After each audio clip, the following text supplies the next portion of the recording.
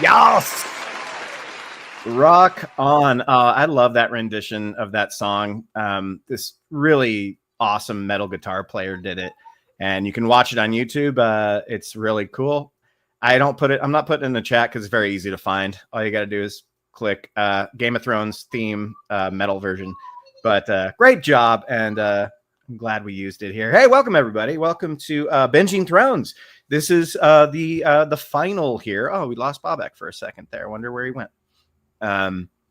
But yes, this is seasons 5 through 8, which would lead us to the end of the series. And I gotta say, I don't understand.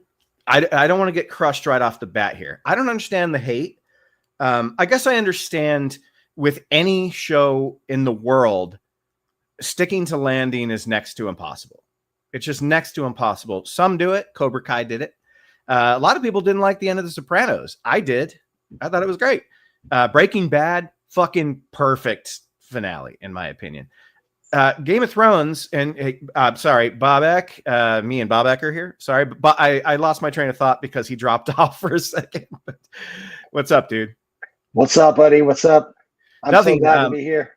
Yeah, this is I love your shirt. Show us your shirt, man. Dude, yes. I got the houses. The Starks and the Targaryens, dude, because that's what it comes down to. I would stick the Lannisters in here somewhere, but this is about the end game. I love the Starks, the wolves, man. The dire so wolves. Cool. Yeah, dude. Yeah. Dire wolves, man. And they're a lot more prominent in this second half of the series, for better or worse. They never really get any like standout moments, but they get a couple here and there. But obviously the Red Wedding makes you want to cry from, the previous half of the season. Obviously you lose a lot of people, but you also lose one of the direwolves, which is very sad. But I'm glad people are here. I know it's Sunday, so if you're here, I appreciate it. If we don't get a lot of viewership live, that's fine, because honestly, the last time we did this, Bobak, I think we had about 17 people watching at one point, and the next day it had legs. It got over 100 views. So people watch it later sometimes. So yeah, cheers to that. Cheers to that. Cheers to that. I got a couple of comments here. I'm going to read these first. Well, that's me and that's you. Oh, Bumpmaster One. Yo, what's up, dude? Hey guys, looking forward to your thoughts on the finale. Oh, okay. I was not a fan. We're definitely gonna dissect. See, that's the thing, man. Like, I'm dying. I hope that there is some people watching that want to chime in, because, and I'm not jumping ahead, but it's not that bad. It's just not. Anyway, I'm gonna wait on that one. I want to do headlines, Bobak, and then we'll get started on season 5. I'm gonna reload my drink. I'll be right here. Okay. Well, in the meantime, how about this? Naturally, you must expect me to attack with Capaferro. Naturally, but I find that Tibble cancels out Capaferro. Don't you? Yes. That's a great fight between Jaime and Brianna. Brianna Tarr. Great character. So many great characters in this second half that I love so much, that some of their fates were fine. We're gonna get into it, but I gotta say right off the bat, I fucking hated the High Sparrow. That was probably the worst subplot, and I believe that was still from the source material from the books. They just kind of in the show come out of nowhere. They don't really have an introduction. They're just there. It's like, were they always there? Did I miss something? I don't know. Maybe I missed something. But yeah, we'll get into that. But the High Sparrow, to me, motherfucker just comes out of nowhere and is somehow above the king, above everybody else. I don't get it. But Bobak, I wanted to wait till you got back to do headlines. They trade in Joffrey for a pussy. Theon is Japan and Ramsay is Godzilla. Sansa grows some balls and finally a personality. Cersei takes tomatoes to the naked booty. Brianna gets Kingslayed, and the imp elects a gimp.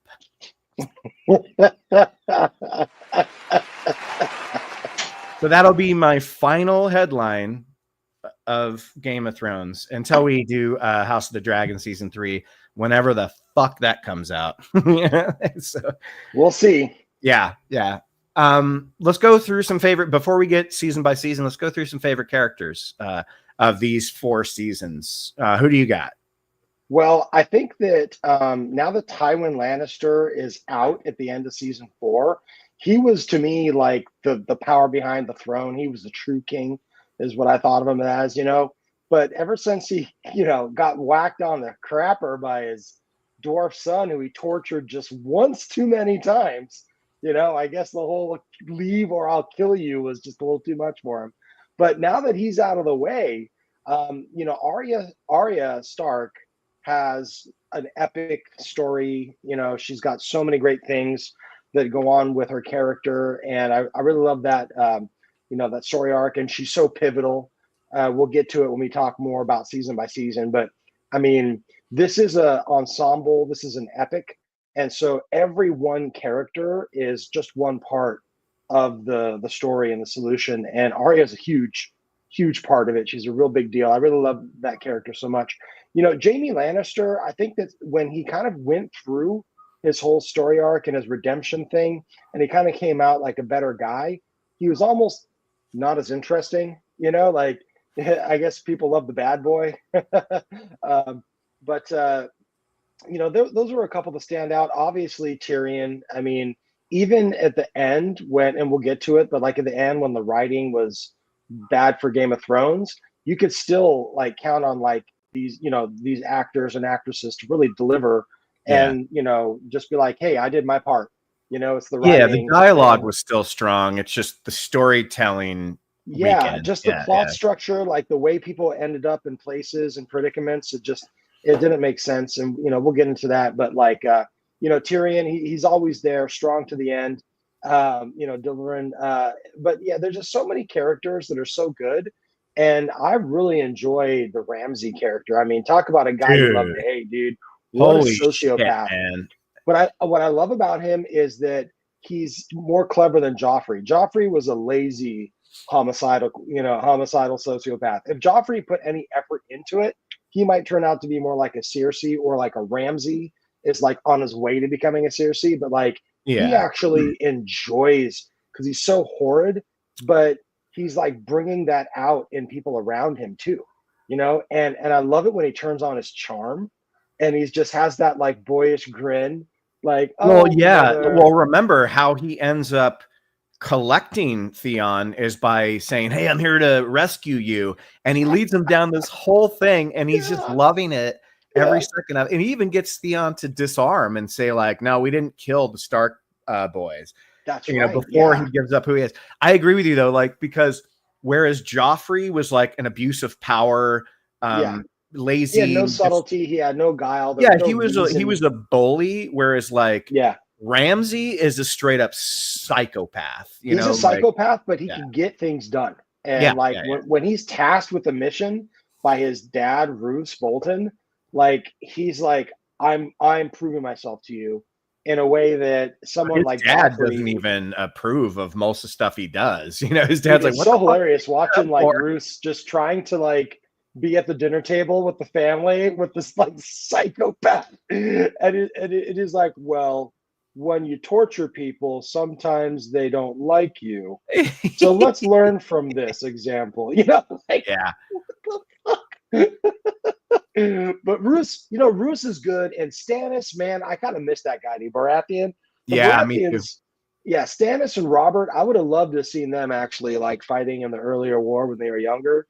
Because you could see Stannis, like, man, that guy's ruthless. He's just sort of like, okay, we're just going forward, no matter what the cost. And I love that he and his wife died at the end, but I wish that his wife and him had a little, what they did to his daughter. It's just so gut wrenching, Yeah, well, incest, I kind of hated him because he let that happen. And he did it, dude. Like he just went hook, line, and sinker with that Red Witch. Well, and then his wife was like on board, and then 1 second later she flipped. Yeah, that was like, I don't quite get how she would just snap out of it right she there. snaps like, out of it because she's like this is what immediately. they want. This is good. And then she goes, "Oh wait, don't do this, don't do it." Yeah, all it takes is her weird. daughter begging for her life as she's burning, you know. But that did turn off scene's like so fucking many brutal, of Stannis' men. He lost like half his men right there, you know. Dude, when Davos finds out, I mean, we're jumping around, but when he finds out, dude, he's like, oh, bitch. dude, oh my god. Davos is such a great character. He's you know, one like of the best. He's one of the all-time MVPs. Yeah, yeah. Well, he reminds me kind of a Sirius from House of Dragons, because he's always trying to calm everyone down. He's like, let's all just survive this. We don't have to fight over everything, you know, to everyone around him. Well, and he's such a, like, from beginning to end. And I almost want to say maybe he doesn't have a ton of character development because he kind of stays good-hearted, doesn't want to fight. He has a couple of moments, so I guess he changes, but he's one of the best characters when he shows up, and he stays one of the best characters till the end. I guess his arc is that he does grow some balls, you know, and I think that he's post arc, like he's already had his personal transformation. Yeah, exactly. That's why. Years before, and you know, like losing his son at Blackwater was like he's already been prepared to deal with that. You know, he's such a great character. But yeah, you know, there are a couple of characters that don't really have that much plot growth, that much growth, and this is really a story about people, you know, good becoming bad, bad becoming good. You know, there's a really big theme of like patriarchy and matriarchy towards the end. It becomes more matriarchal, and you know, but that's kind of the dynamics of just the last one standing at the end. Like all the badasses get killed off, and then it's like all the pretty much like standing at the end. You know, yeah, like once you get past season 3, and you're like, okay, well, they kill Rob, they kill Lady Stark. I always forget her name, like Caitlin or something, or Caitlin. Caitlin. And then you're like, holy shit, like nobody's safe. Like nobody is safe.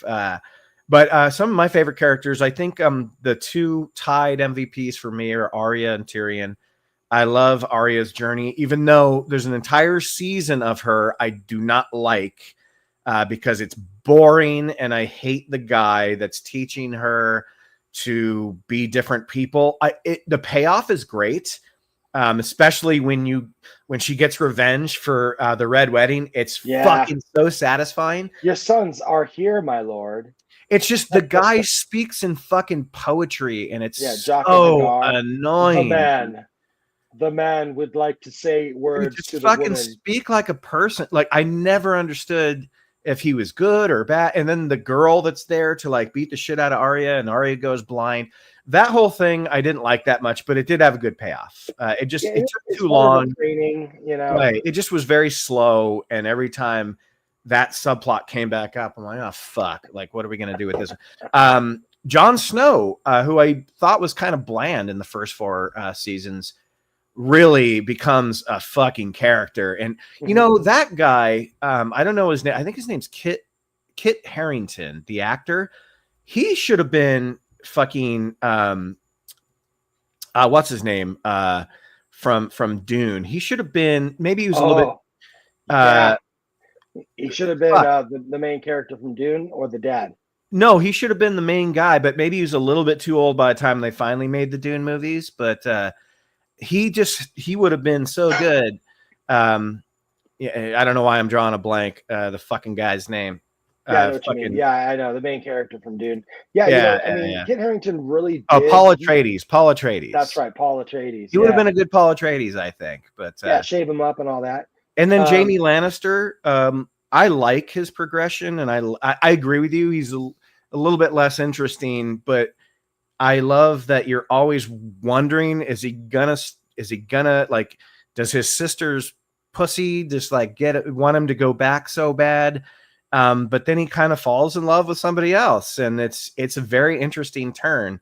And Jorah Mormont, I love him so much. Yeah, Jorah. He goes through some serious shit in these 4 episodes. Wow, those scenes are gross and brutal. Yeah, when they're man, the grayscale. They make sure to close up on that shit. Barrick. I love Barrick. The guy who dies and comes back with the eye patch. He's such a cool character. It's a great character. Yeah, he really is. And then I mean, I love all those guys too. You know, him and the Hound. The Hound is great. The Hound He was has kind of huge arc. he was kind of a bitch in the last 3 seasons. At the end, yeah. After he got healed. And then my last would be Tormund. I love Tormund so much, dude. Giant Spain. Love him. He always wanted Brienne. He's just like, yeah, dude, big girl, is she gonna be there? We're gonna breed a race of giants that will conquer the world. They'll be monsters. I've seen the way she looks at me. But speaking of Ramsay, you hear me talking, hillbilly boy? I ain't through with you by a damn sight. I'm gonna get medieval on your ass. You know, I always want to put it out for Bronn, the badassest, like the most badass soldier who gets the 2 biggest single shots in the whole series. In previously in the first video, we talked about how he was the one who got the arrow that lit the wildfire that blew up like half of Stannis' fleet. Yeah. One shot took out half the fleet, dude. Yeah. And then the second biggest shot for my all-time favorite episode in season, I think 7, it's the wagon train, where he's the first one to put that scorpion, that big old bolt up in the dragon. He gets that shot off on it, you know, and it's like he gets the 2 biggest single shots.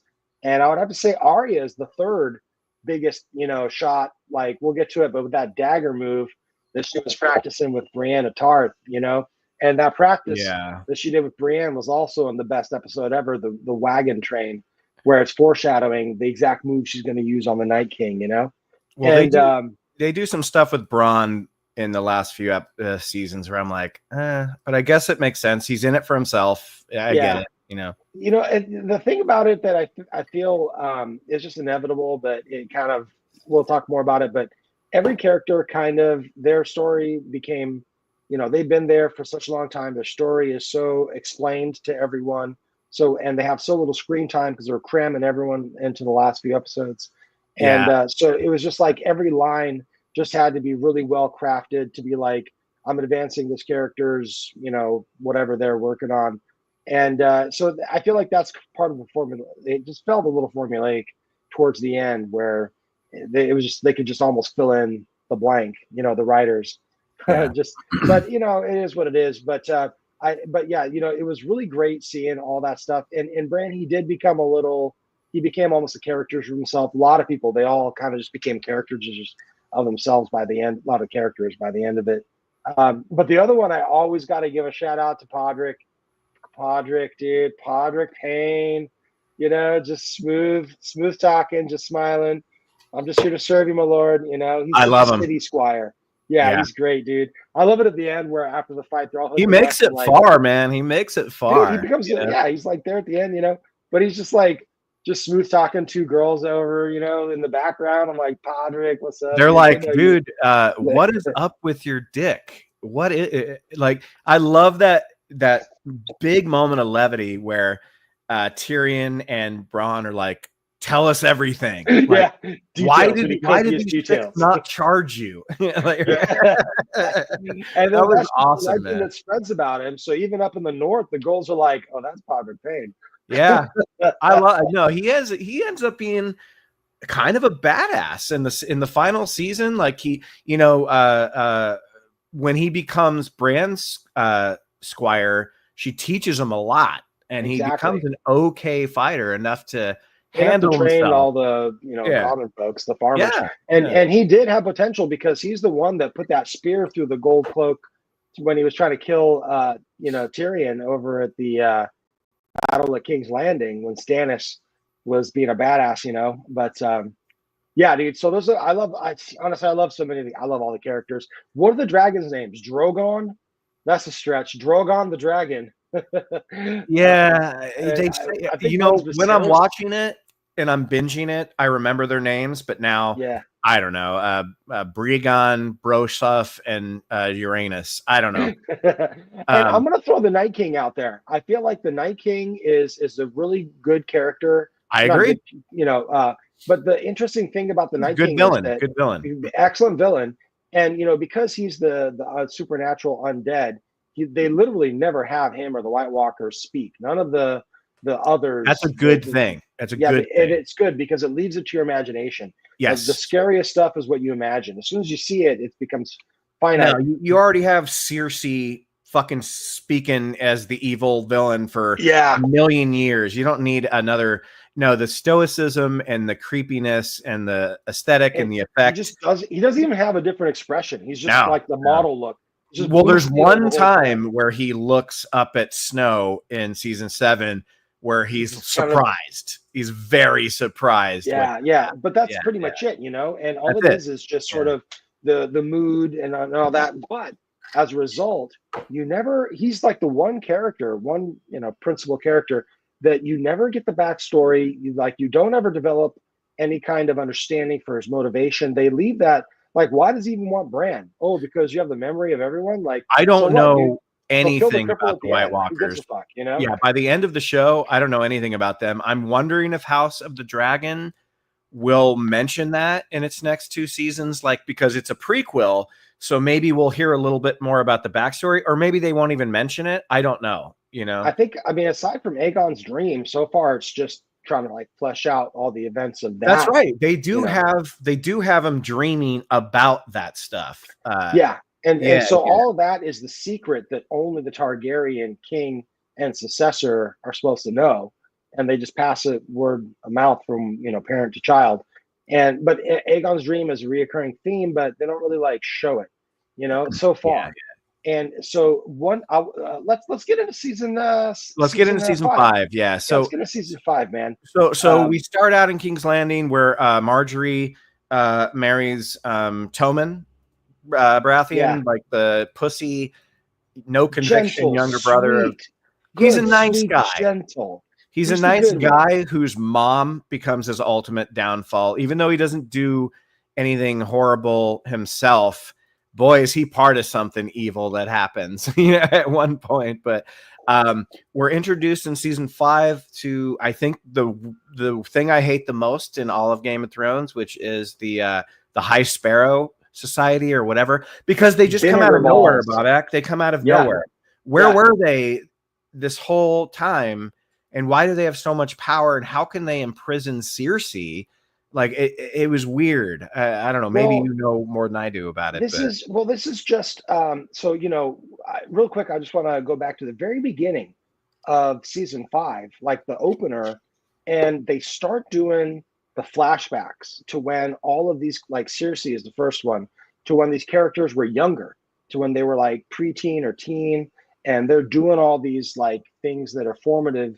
And Cersei, it starts out when she was a girl, and she and her friend, they like snuck to the witch's cabin, and she was like, "Tell me my fortune." And she's like, will be queen, and then you'll be replaced by a younger, more beautiful woman, and you'll have 3 children. Gold will be their crowns, and gold will be their shrouds. And your husband will have 20 kids, but you're not going to have any kids together, And so like she just tells her all this stuff. And then you watch all that happening, and you can understand Cersei's like fear. She's just her whole life, as she sees these different things come true, she's just gets more and more paranoid about they're out to get me, because it's her fate, and something that's in this show that I'm wondering is, it's just predestination. It's like the fate's already been written. There's really no leeway. People make choices because that's the choice they're fated to make, and like you can like decide if you're gonna say bless you or not say bless you, but the person's still going to sneeze. Yeah, and Bran says a lot about that throughout these next few seasons. Yeah, and so what I'm wondering is like, why is it that these characters like the Night King, he's tapped into this omniscient, thing where he knows the past, present, future. Like he can see when other people have like the sight, and they're like teleporting into animals or whatever. The warging, when Bran's doing it, like he can see through that. And like when Bran is doing like his astral projection, the Walker, like the Night King, can touch him, so he is like not only aware, but he can move around within the dreamscape. That was scary when he's like, shit, I not only can I see you, but I can touch you. Yeah. So it's almost like Bran is the Night King, is he just as fatalistic as everyone else? He knows his fate. He knows he's going to be killed by Arya at the end at the tree, and that's why he goes. Like, why, I don't even get why he shows up there. Because like, does he not know everything? I think that they all have little bits of snippets. Like no one, except for maybe the Three-Eyed Raven, actually knew everything. Even Bran doesn't know everything. I think that's where some of the bad writing comes in season 8, where, yeah, why did he just go straight to Bran? Yeah, he's like, he's going to come for me. They were fucking winning that battle easily. Yeah. Like to expose yourself like that. Like, I mean, I'm jumping ahead, but you know what I mean? Pick apart the Battle of Winterfell. Oh my God. No, trust me. Yeah. But I love that starting here in season 5, you're going to start seeing. So like you can, later on, we're going to see young Ned Stark and young, this and that, in whatever dramatic moment. And you can see that it wasn't really the way the story was that people told. No, it was not. Yeah. And that's a big thing about this. Things are word of mouth. No one was there. Like whenever you see the shows, the plays that are being put up, in some random village, those are funny. Yeah, they're all caricatures of real people, and the events aren't really real, so you can really see how just in the verbal storytelling, the oral tradition, the artist, the teller is making up all kinds of stuff. And the way that like the public narrative is totally different from really what was going on. And so I love seeing stuff like that. But Cersei was incredible, just understanding her background and her motivation and her fears, her paranoia, because she knows what's going to happen, but she doesn't know when, or how. So she's always on edge. So you can kind of get that for her. She does a bit of a story arc a little bit, not much change in her. But, this is really where we're seeing Daenerys really come into her own. She's actually conquered different cities in Slaver's Bay, but now she's got to keep the peace. She's got to hold and rule. And that's a big thing, because what you're really watching is this innocent princess who's like just a pawn becoming a sociopath. At the end, she's basically Hitler. Well, she has in this second half of the series, you have to start watching her make these political decisions that she didn't like. She was led by passion in the first part, and then she's led more by, you slowly start to see like, oh wow, it's still about saving the world and getting rid of slaves, still a little bit there, and then all of a sudden it's gone. Yeah. And you do see those progressions of like, she did this thing that's not very good. And it's funny because it just gets into like the hypocrisy at one point where like when the first Unsullied gets assassinated in the brothel, and she's like, okay, we're going to put the guy we caught on trial because we're not sure if he's the specific guy who actually slit the throat or if he's just a gang member, an associate. Right. And he's going to get a fair trial. Then her own guy goes and kills the dude, and then she just kills him publicly without a trial. I'm like, hold on a second, none of that makes any sense. You're just being capricious, and internally, like if I was in that situation, it wouldn't make sense to me that she would give a fuck about a trial for her enemy, but not her loyal supporter. Like why wouldn't she pardon the guy? I don't know. I remember the very first episode of Game of Thrones I ever watched was with you at your house. And it was that episode where she fries the dude and his son. Yeah. And they weren't Boltons. They were that's Samuel Tarly's dad and brother. Yes, that's Tarleys. Right. Yeah. Oh, that's right. That's Sam's bro. Oh, and I remember Sam's when he finds out, he's just, oh, dude, and she's the one that tells him, oh yeah. And he's like, yeah, can I have a moment, please? Yeah, he's like, because he's so happy to meet her, and she's like thinking he's the best because he saved Jorah, and it's like he's just like, okay, so you I'm gonna go tell Jon he's the king now. Well, it was great. He's like, that's okay. Me and my father didn't get along, but now that my brother's in charge, one small thing, I burned him too. Yeah. Oh yeah. Oh, your whole castle, your sister, she was nice. That episode right there, completely out of context for me when I watched it with you at your house, fucking 2017 or whatever it was. I didn't know who it was. I just figured she was the bad guy or whatever. And then watching it in context, that's one of those turning points because you see Tyrion's expression, his reaction to it. And even though he sticks with her for a whole extra season, I think he believes that his intellect and his influence can keep her on the right track. He's dealt with Joffrey He's dealt Yeah, with. well, his he didn't. dad. Yeah, but he didn't deal with Joffrey very well. He can deal with her, you know. Yeah. But like he's dealt with psychopaths and like Yeah. people that are going to do the But ruthless. she's somebody that doesn't think she's a psychopath. She thinks she's right, whereas Joffrey was just evil and loved it. Yeah, he was just a dick. He's just all around, just a little bully. He's the kid that pulls the wings off the flies just for fun, you know. But that was great. I know that the Jagan Hagar isn't for everyone, but Marcella going to Dorne.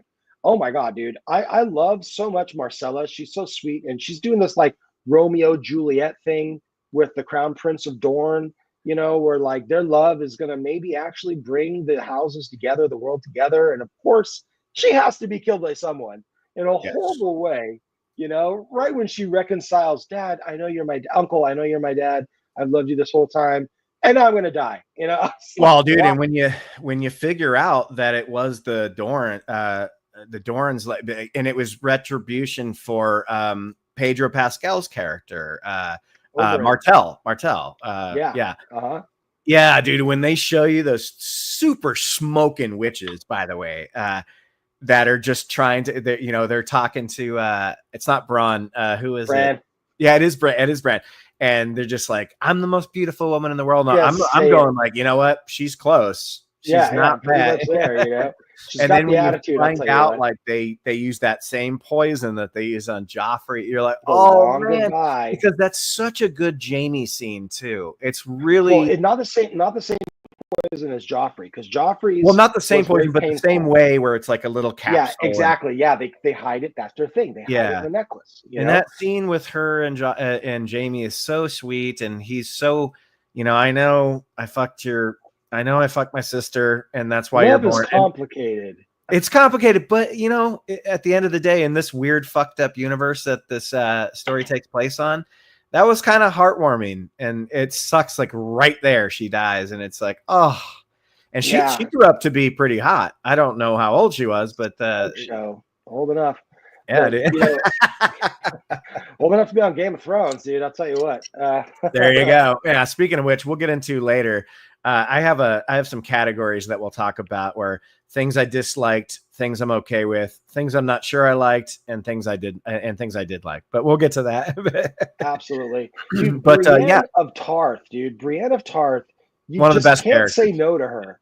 No. You just can't tell her no. How many times do you tell her, fuck off, I don't want your help? He respects the fuck out of her. It's that first fight. Yeah. Yeah. Dude, but she actually paid off because Sansa thought she could outmaneuver the Boltons, and it was a hard no. Like you don't really outmaneuver Ramsay. That's what she learned, and but it was because Brienne was there. That she brought it through, and even Littlefinger, dude, conniving Littlefinger. He's the one that definitely got the Knights of the Vale to go and bail out everyone. Up north. So you can see that even because Peter Baelish, he's so self-serving. He serves everyone, and he always says yes to everyone. But that's how he turns everyone against each other. He never says I was a part of it. He just is like, oh, that's what they're doing. A little bird told me. I have a a reliable source who said so. Well, when Sansa ends up with Ramsay, that's some hard shit to watch. Yeah, and it's really sad. And I gotta say though, like it works though in the story because it finally gave Sansa somewhat of a personality. Like she does become kind of a hard ass, and I'm like, okay, she's not just distress face. Now she's also got anger face. And then obviously when the Starks all get reunited at certain points in the last 4 seasons, you get smiles out of them that you haven't seen before, which is nice. But again, that hasn't happened yet. But so the stuff's going on. So season 5, Ramsay is torturing the living fuck out of Theon. And Theon gets his dick cut off. That's season 5, right? Not season 6. Yeah, Theon, he's pretty much done at this point. He's what do they call him again? Reek. Yeah. Reek, and he gets completely brainwashed where he thinks, it's really sad what happens to him. Obviously he gets a really good full circle by the end of it. But but yeah, then you have Jon Snow still trying to tell everybody about the White Walkers, so he wants to form an allegiance with the wildlings because he's obviously fucked one and he knows them. Excuse me. And a couple of them have gained his respect and vice versa and stuff. And that's an interesting thing because sometimes I get confused, Bobek. Is he at Castle Black or at Winterfell? When it's at Winterfell, right? Where he gets people to go out, find wildlings, bring them back, and you get that really. Or am I jumping seasons? I can't remember. Well, he goes beyond the wall a few times. The first time he was just this one. He goes, this is season 5 is the one where they see the reanimated corpses all stand up. Yeah. Well, that's when they go on the rescue mission. Yes, to try to get as many free folk out of the north. Yeah. Dude, it's crazy when you see people who were just on screen as human come back a minute later as undead. You know, it's really great to watch, and they get you so invested in these characters. You know, like even just like random characters that have a couple minutes of screen time.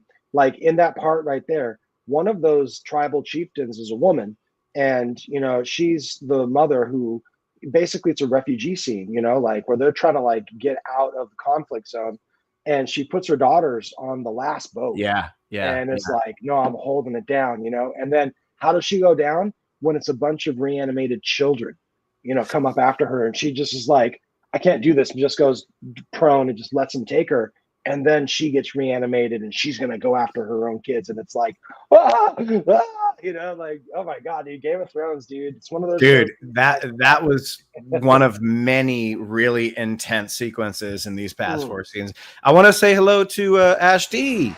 What's up, Ash D? You remember, Bob, actually was kind of our most consistent viewer on the House of the Dragon. Here's Ash.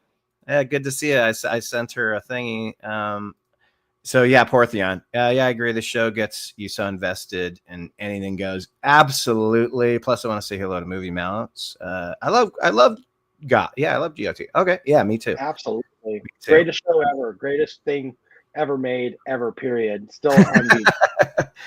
But yeah, like so that's Jon Snow's big purpose in season 5 is like trying to convince the wildlings to join the North and to join Winterfell, and he doesn't really know how he's going to do it. He's in over his head, and then when they get there, and the White Walkers start like turning people, and then every casualty that they get on their side just immediately stand up, and I love it. I love the, you know, he's just the Night King just raises his hands, and luckily for them, they're all kind of already on boats where I guess the White Walkers can't go. I guess they got a thing about salt water. Oh no, any water, even fresh water. Yeah, I guess so. Yeah. Because that's the thing is that the fresh water, when they're up in the glaciers in the mountains, and later on when in a later season when they're trying to capture one of the others, the zombies, it's just regular fresh water that these guys can't take a bath. I don't know. It's magic, Valyrian steel, dragon's glass, and a bath are the only things these things fear. So let's talk about how this season takes Tyrion completely out of his element. You find him with Jorah, and he's got him kind of captive or whatever. And I think he's trying to sail back to Daenerys, but he's not talking anymore really, and he feels that he failed because, you know, as we got out of season 4, he was not really a turncoat. He was already kind of set to do that, and then he was a spy, and he was a turncoat because he was a spy that once he saw that she wasn't burned when she burnt Khal Drogo's funeral thing, and that's what started the fires.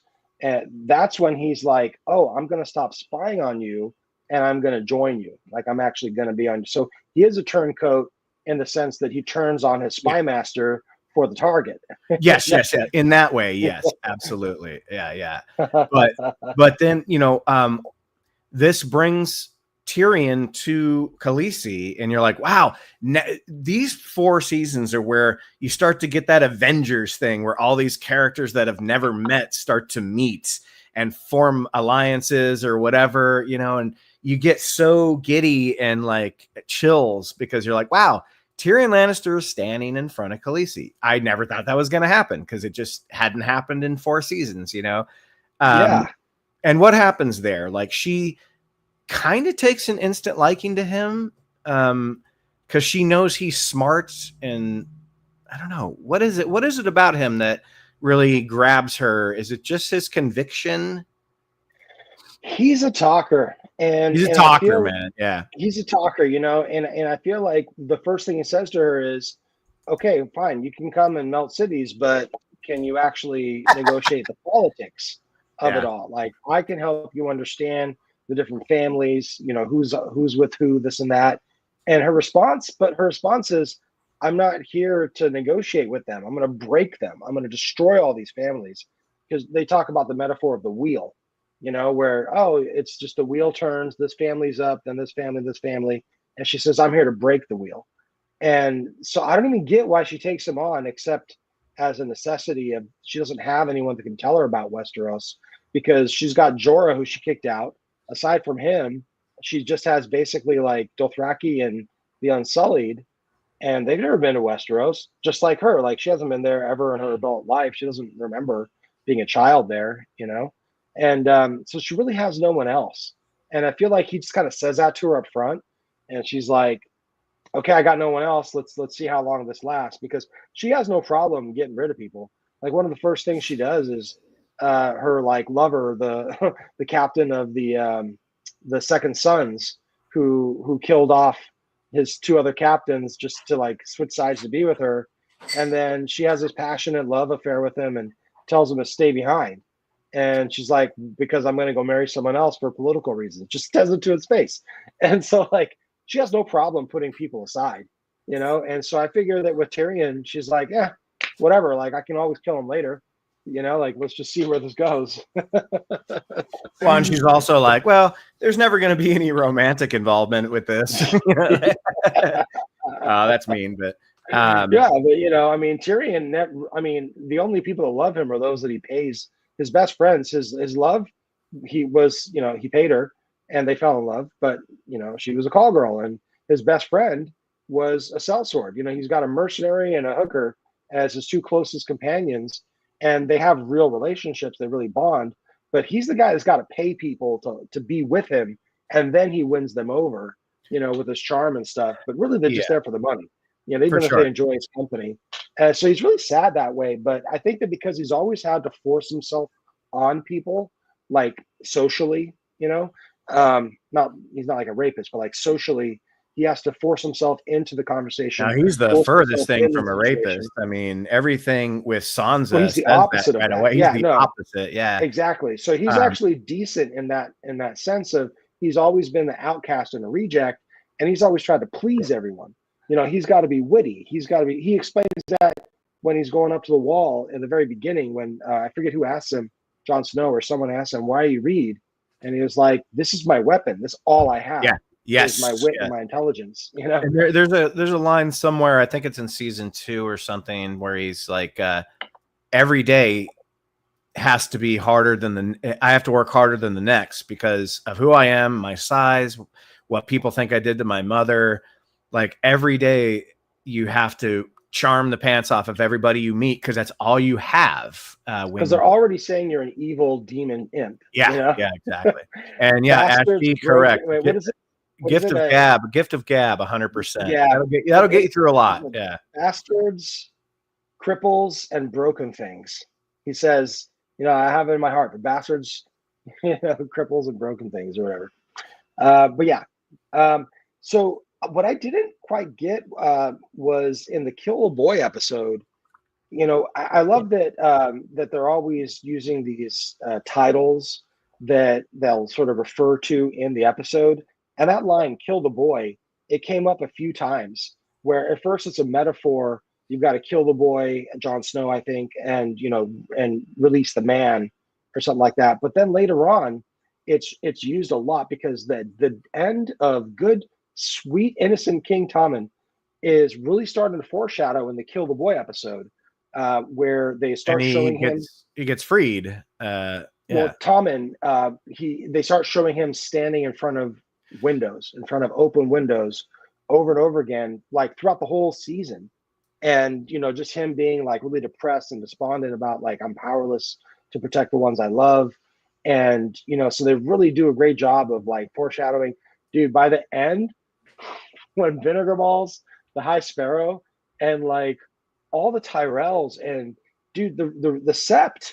That's basically like, if you remember before in House of the Dragon, there was the scene where there's the wedding and the coronation or whatever, and you've got the ant that breaks her dragon out of the dragon cell and like roasts everybody, kills a bunch of innocent people. Yeah. Wasn't that in the Sept? Oh, you mean where they were? No, you know what? No, I take it back, because the dragon pit was under it, and the dragon pit is a ruin. It wasn't the same place. Are you talking about the place where they like hold court with the High Sparrow? Yeah. I don't know if it was like that. It might have been that. It's like St. Peter's Cathedral or something. Or it did look big like that, but obviously, but it wasn't the same building. No, it must not have been, because obviously in season 6 it gets or first or second episode of season 7 it gets completely destroyed. Yeah, seriously, dude. Cersei knows how to fuck people up. She doesn't fuck around, man. She does not fuck around, dude. Yeah, she's like, oh, they did store wildfire under everything. Yeah, why don't we blow up that section? And we haven't gotten there yet. We will, but before I forget, like the score of that entire long sequence, it's fucking haunting, dude. It's so, because something's going down, and it's so eerie, and you're like, what is violins? Yeah, it was all, and these single piano keys, just it was fucking creepy, dude. So good. And Lancel, I mean, talk about a character that's been like, Lancel starts out as the squire of Baratheon, who's basically just there to be abused and emotionally and psychologically tormented by Robert Baratheon, as he's just feeding the guy more wine, until he gets himself gored to death, which is his purpose. And then he just starts getting abused by everyone else. Everybody just loves abusing this guy. And it's not just like for a reason. They just enjoy being mean to him. He's just like the victim. And then he leaves and he joins the Sparrows, and he becomes cruel. He becomes this, like, he's the one that gets that star, the Starhead guy is like, I don't know, man. I was not super duper into that. But that storyline, because each season they'll have like a different theme, and like, for example, first season, Ned Stark, it's a detective story. It's a whodunit type of drama. It was that type of story. I wrote that down. You're right. It was. Yeah. But every season they'll have like a different theme, and so once you get up into this season, it's a religious thing. It's all about church and state. And it's really where you start getting into politics a little bit, because there's going to be a whole other thing about politics. And, so with the whole Sparrow, it's because there's no more Lannister, Tywin Lannister to hold this shit down. Suddenly everybody knows the vultures are out, And so that's why Jaime, it's like daddy's not there to save them anymore. Jaime and Cersei and Tyrion, and they're feeling it like, oh my God, now we got to run this show on our own. And we've had our dad telling us what to do this whole time. Like, and so they're weak. And that's when Cersei tries to empower the High Sparrows, as they were in the past, with weapons and the ability to arrest and have trial in court, as they did in the past, before they were subdued by the taking crown. Her and Marjorie. Exactly. And there's so much foreshadowing on that too, but this is where they start talking about equality, like it's not trial by combat, it's trial according to evidence, and it's going to apply to everybody, and the High Sparrow, he just had that smirk the whole time, old vinegar balls, you know. I love Vincent Price. Dirty shirt. Not Vincent Price. Not Vincent Price, but yeah, that sorry, actor. Jonathan Price. He's a great actor, great British actor. Any relation to Vincent Price? I don't know. Yeah, that's age difference is huge. You'd have to be like father and son. but he's always great. It's great to see him. You fucking hate those people. yeah. Oh, absolutely. Yeah. They're just like, it's like, well, hold on. But like you're saying, because now they're just introducing new characters, just like there'll be a season opener and, oh, I'm a new character. Everyone knows me. You know? Yeah. This one more so than anything else, because you're like, where the fuck were they? Where'd they come from? Did I miss something? Like it was just that they weren't important. And I think it's because this is such a large world. You could only really tell personal stories about a few people. And they just weren't important. They, like especially with a lot of these events and stuff, they'll just show you that one critical moment. Like, for example, there's the point where Samwell is helping Gilly learn how to read, and they're in the Citadel, and Gilly is like, "Oh, what's an annulment?" Like says here that Rhaegar, got an annulment from so and so, and like that payoff took like a few episodes across seasons of her slowly learning how to read. And then Sam doesn't even get why it's important when he says it to her. He's just like, let's get out of here, but like it's telling you, the audience. And so I love that where it's expecting the audience to be smart. And you really don't have that later on in like at the end of the season. We'll get more to it, but it was still just so good to see all those little clues where we start to know the backstory about Jon Snow before anyone in it does. And it's not really spoon-fed to us. And so that's the great thing, about this Game of Thrones. But anyway, I don't even know where I was going with that. No. I no, it makes perfect sense. And Ash D says Cersei thought she was untouchable. And by empowering the Sparrows to punish Marjorie, I loved how it turned back on her. It did. And then obviously she gets her, the walk of shame. She gets that scene was very long. It would not end. That actress, I hope she got paid $1 million to do that she had walk. A body double. The really? Okay. They just CGI'd her face on a body double, and like she did her parts where it's just shoulders up, But yeah, okay, I remember I saw it. I hope the body double got paid $1 million. But yeah, that scene just did not stop. And it did not stop, dude. Yeah, and that's what's so good about Game of Thrones and HBO is that like lots of times when you get to that dramatic moment where another show will cut away, be like, I'm your brother. And then they'll cut away. But Game of Thrones is like, I'm your brother. And then it's reaction, lead up to the next thing, and they just really get you so invested emotionally. Like, for example, in that Walk of Shame scene, the Atonement, I guess it's called, Walk of Atonement. But dude, that's oh boy, whose bed did I wake up in again? And I got to walk home before everyone goes to the grocery store, But yeah, they just keep you there. And you see the transformation in Cersei. That's when she becomes the Iron Queen, where you see, especially after the Battle of King's Landing, she starts wearing metal armor for jewelry and stuff. But then after the Walk of Shame with her close cropped hair, she keeps her hair short the whole time too. Like it's they keep it short, dude. Yeah, and she goes straight black leather, and she does her friggin' like she basically gets the mountain, Clegane, the older Clegane brother, like he's her Darth Vader / Frankenstein, and she becomes sort of like the Empress or whatever, costuming wise and stuff. Whereas before she was sort of like, Rapunzel type outfits.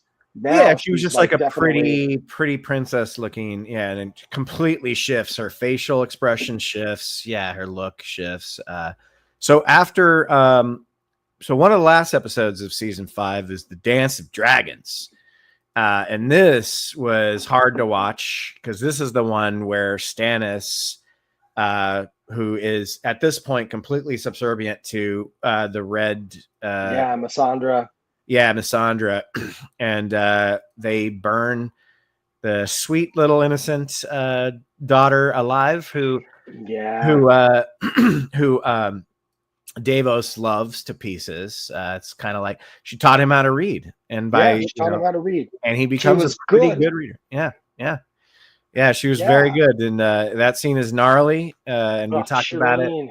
Yeah, dude, and talk about not moving the camera away. Like, dude, I'm surprised on it, and you're gonna take this in, and you're gonna feel it. You're gonna understand what it is to be in that moment, and that's what makes it so authentic. Because in reality, oh yeah, so hard to watch. Like actually, yeah, so hard to watch. But in reality, it's just an actor with some stage makeup, and they might be like sprinkling some like props with a green screen, and they're just screaming, but like the way that they put it together with the post effects and the editing and all that, and of course the acting and costuming and everything. The ADR, and they just keep the camera there, and you're just like, wow, this is real. And you feel it, and you forget that this is fake. And that's what just makes it so good, It's the ADR that really sells it.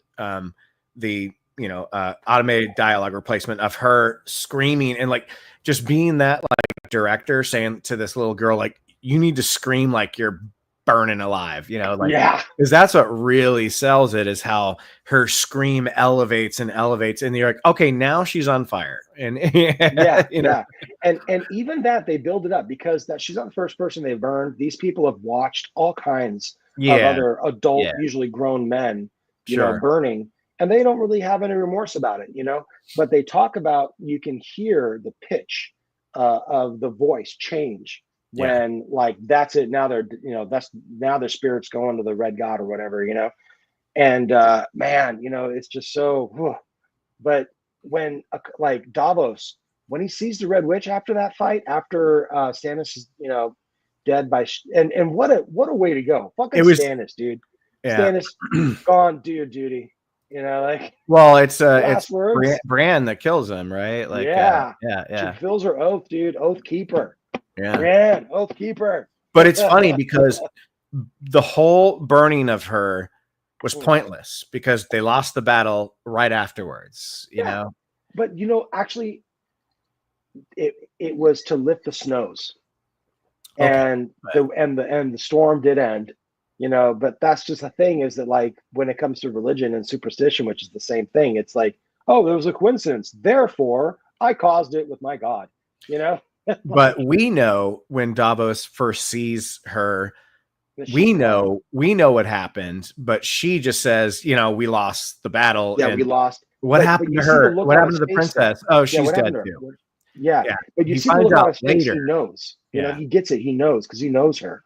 But he finds out later for sure what he does. Find out later for sure, dude. Oh my God, so heartbreaking. What a great actor. I've seen that guy somewhere. I don't know where, but Davos. I've seen him in a bunch of shit. Acting. Yeah, he's good.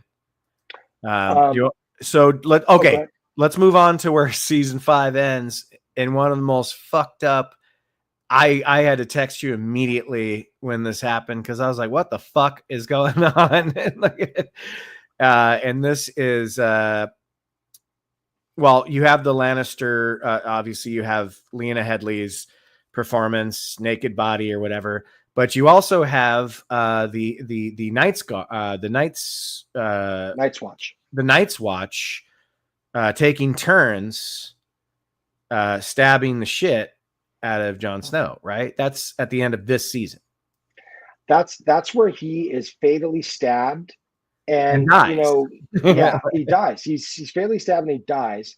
And the great thing, I just want to throw it out here now because it's very relevant. The great thing about J.R.R. Martin and all these books and stuff is that he's taking real events and real stories and real people that we know, that we're familiar with, and repackaging them. Like everything. So like, this is Caesar. This is Caesar, and he has his et tu Brute moment with Ollie. And Ollie, wow, what a great character. Like, he was that little boy whose village was overrun. His family was slaughtered in front of him by the wildlings on a raid and eaten. I think it was the Fens that did it.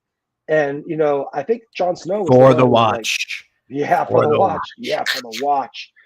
And so Ollie is like, he was left alive by the Fens to go spread terror to the watch, because they were trying to bait the watch to come out into the field from their castle so they could be killed and eaten by these, cannibals. And so Ollie, that's his backstory. And then he, becomes the steward to the new Lord Commander Jon Snow and tells him, like, you can't do this to the people that did this to me, and then Ollie does what is right and succeeds. Yeah. And then he gets hung for it, Yeah, It's because the witch brought back Jon Snow. You know what it is? Like, there's this crazy, like, I don't want to call it racism, but there's this, Game of Thrones, it's so rooted in like the unknown, who we don't know, who we've heard about. We're never going to accept them here. Like the Seven Kingdoms. That's why, like, by the end of this series, like, one of them's like, fuck you, I don't even want to be part of this anymore. I'm just going to be independent. I think that the Wildlings are specifically something that, Westeros, Winterfell, everyone's like, no, like, they're the barbarian bad guys. And like, even though what Jon did kind of was successful, even though there's a lot of casualties and stuff, they just couldn't get over the fact that they're like, well, he saved all these wildlings at the expense of us. It's like, no, that's not what he's doing.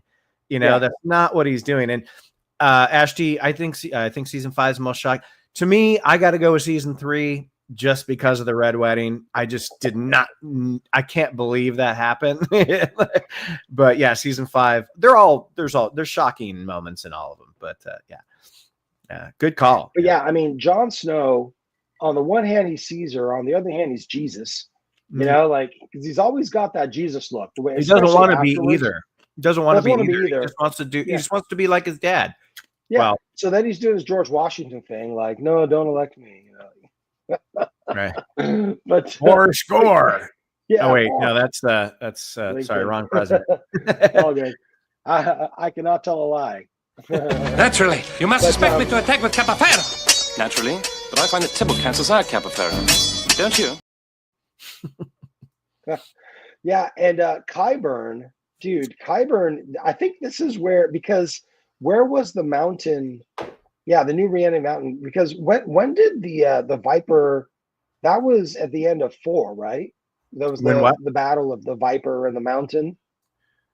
I think that was in season 4, where Oberyn gets crushed, the skull crushed in by the mountain when he was fighting. Oh yeah, that was season 4. Yeah, that was the end of season 4. Where he fucking won the fight, but he couldn't stop like gloating, so he ended up getting killed pretty. Yeah, he won that fight. He won that fight, and he should have just offed him, but he was there for his personal motivation. He was there for revenge. Yeah. But his sister, because this is all going back to a joust. This is all going back to a joust where Rhaegar, the pretty boy heir to the throne, was supposed to be married to Oberyn's sister, Elia Martell. And he was like, he goes right past her and asks for the favor of Ned Stark's sister, Catherine Tully, or I guess Caitlin Tully. At that time, she wasn't. I'm mixing up, but she was a Tully at that point, right? Because this was before her sister Caitlin. Wait, Ashty, help us out here. Help us out here. No, it was actually Ned Stark's sister. And okay. Anyway, so he goes past his intended and goes and asks the favor of Ned Stark's sister, and then everyone is like, and then everyone's like, what the fuck? And so that's when he runs away with her, and he gets his own marriage to Elia Martell annulled. And that's at the same time that he marries Ned's sister and gets her pregnant. But then the cover story for starting the war is he kidnapped and raped her. But in fact, he's not that kind of guy. He's the one who sings to his people. He's the lover. He hated killing. He loved singing, And so it was Oberyn was still trying to get revenge because that whole war was about this moment in the joust and then the aftermath of it all. And then during the war, that's when Elia, she and her children are slaughtered by the mountain, probably on the Lannister orders because he was their bannerman. And so Oberyn, he's there as the Viper, not because he gives a fuck about Tyrion Lannister, but because he wants Tywin. He wants everyone to know that Tywin is the one that gave the order to kill his sister during the war, after his sister had been slighted. And so, she's really almost like, Henry VIII's first wife, Isabella of Spain, who was put aside, and then you get the Protestant, Church in England and all that. But yeah, so he should have just walked away. He should have just killed the Mountain and just walked away. But he was there for the confession, so he could take down Tywin Lannister himself. Right. And it's that hubris, that Dornish, that Spanish, that Dornish bravado. They're almost more bravado than the Bravosi or whatever. Yeah. But yeah, so you're seeing now at the end of season 5, that's when you start seeing Qyburn basically doing his Frankenstein moment of reanimating the Mountain and making him into whatever friggin' corpse creature he is, But that's one of the nice things I like about them, because that character, the Mountain, he was kind of cool before, but once you look through his helmet, all they do is they show through. So the Mountain was the Hound's brother. Yeah, older brother. Yeah. Yeah, and yeah, he looked a lot different at the end of season 5 with the red eyes or whatever. Yeah, exactly. Well, because one of the things we haven't said to the viewing audience, but we've talked about in text messages, is that season 5 moving forward, it gets way more fantasy than the first 4 seasons were. Oh, absolutely. Way more. Where you get the supernatural. There's like the supernatural part, but then there's also the gladiator part. Because when they're over there in Pentos or wherever, Slaver's Bay, that's when you get the whole gladiator thing, where Jorgen or whatever, Jorah of the Andals and Tyrion, they both get like sold into slavery, and then it's basically the whole gladiator story in a nutshell of, I have to be seen by the queen fighting and winning, and so I'm going to slaughter everyone on my way. And but it's great because with this show, it's like not only just actual historical stuff, but just popular fiction. Like they're showing you the Gladiator, story better than the Gladiator. They show you the Braveheart story better than Braveheart. They're doing all kinds of these things. And then later on, when they get into like, they get really deep at the end, like with the refugees and like with the totalitarianism and like Nazis and stuff. We'll get to that with the last couple of seasons, but it's like a microcosm of all these other stories all mashed up. And I love seeing everything over in Essos. Anyway, yeah, I love the whole Qyburn bringing back the Mountain, and they're gonna, he's gonna come back later on. And I didn't even make that connection at first when they show him at the end when Sansa, or no, I'm sorry, not Sansa. When Cersei walks, she finishes the walk of shame, and then she goes into that cathedral or whatever, and there he is. I didn't even really make the connection at first. Qyburn's been working on him ever since the end of season 4, when he's basically killed. He was basically killed by the Viper, because you have to remember he's called the Viper because those Dornish, they poison their weapons. So all they got to do is get a scratch on you, and then the poison's going to take its effect. Well, yeah, he definitely won that fight and killed him, but he fucked around for so long that he got the upper hand and got a skull. And from what I understand, that's way more gnarly than the source material. I hear it doesn't go down that way in the books. I haven't read the books, but I've heard that it's not quite that gnarly. But God bless the show for making it that gnarly. and you really do start seeing at the end of season 5. That's when they're leaving the source material, and starting with season 6 and 7, it is based off of the books. I was really wondering when, right when I got into season 6, that's when I inquired about when, because I knew that what are their names? Benioff and Benioff and Weiss. Yeah, like when they stopped having source material, everyone's like, this is where it starts to go downhill. I didn't notice that personally. Actually, no. It actually, so I'm looking at this little spreadsheet in front of me. Season 1 is the book A Game of Thrones. Mm-hmm. Season 2, so the Game of Thrones is part of a series of supposed to be 7 books, and the whole series of 7 is called The Song of Ice and Fire. Yeah, not finished yet. So the first book of A Song of Ice and Fire is A Game of Thrones. That's season 1. The second book, A Clash of Kings, is season 2. They take A Storm of Swords and make that into 2 seasons, 3 and 4. Then season 5 is based off of 2 books, A Feast for Crows and A Dance with Dragons. Plus they add in original content. Then once you get to season 6 and 7 and 8, they're just based on outlines that have not been finalized yet. So the source material is not really refined yet. And that's when you really start getting a lot of original content. But in my opinion, season 6 is just about my favorite, so far as the ending is concerned.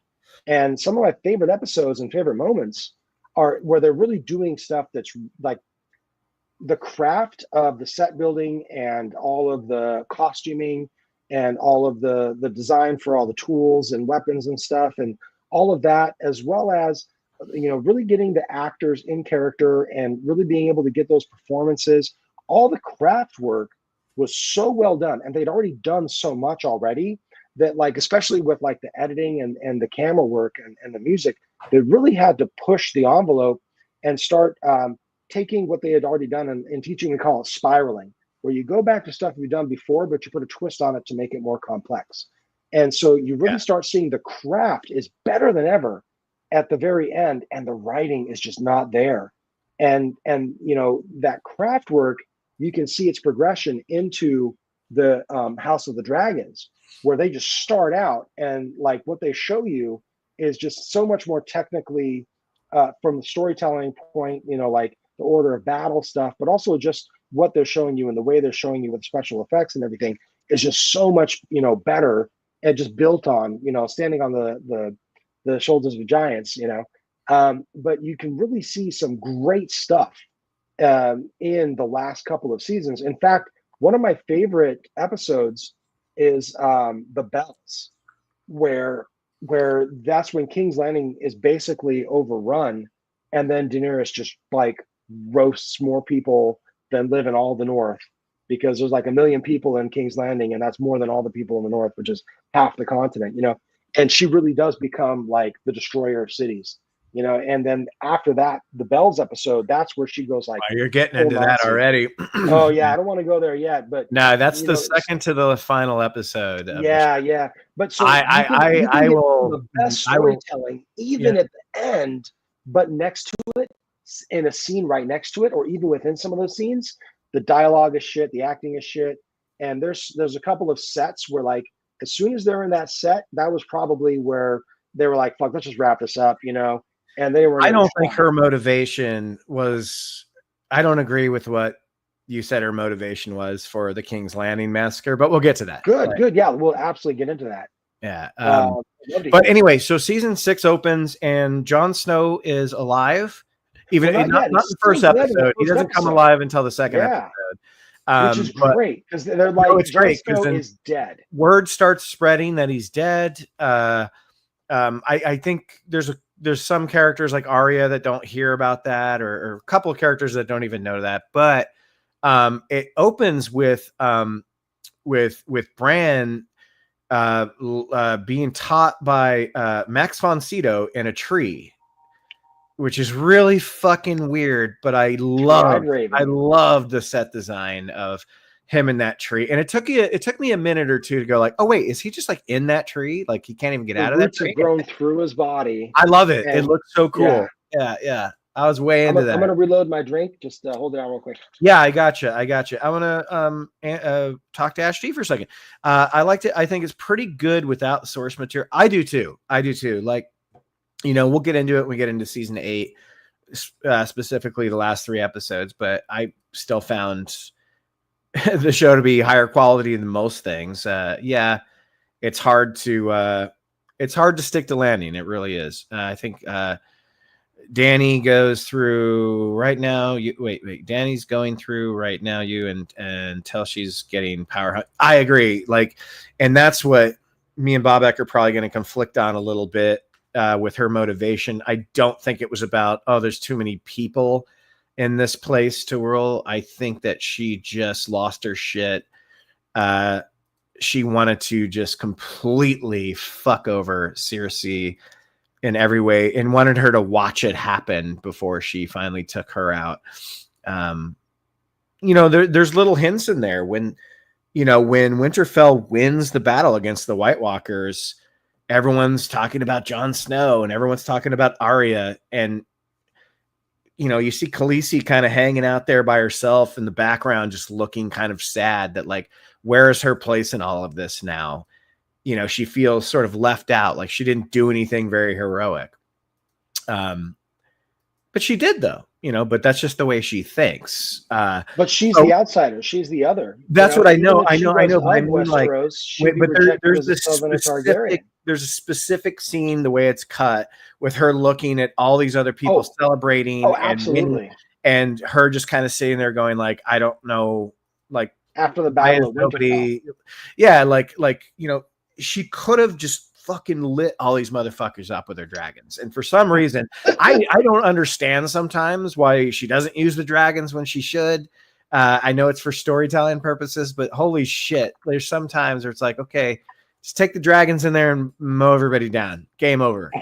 Maybe the dragons get tired. I don't know. It's everybody's holding her back, dude. Everybody's like, no, you don't want to be like your dad. You don't want to be like your dad. You don't want to be like your dad. He got stabbed in the back by his top bodyguard. Like the tyrant always has to fear their bodyguards more than anyone else.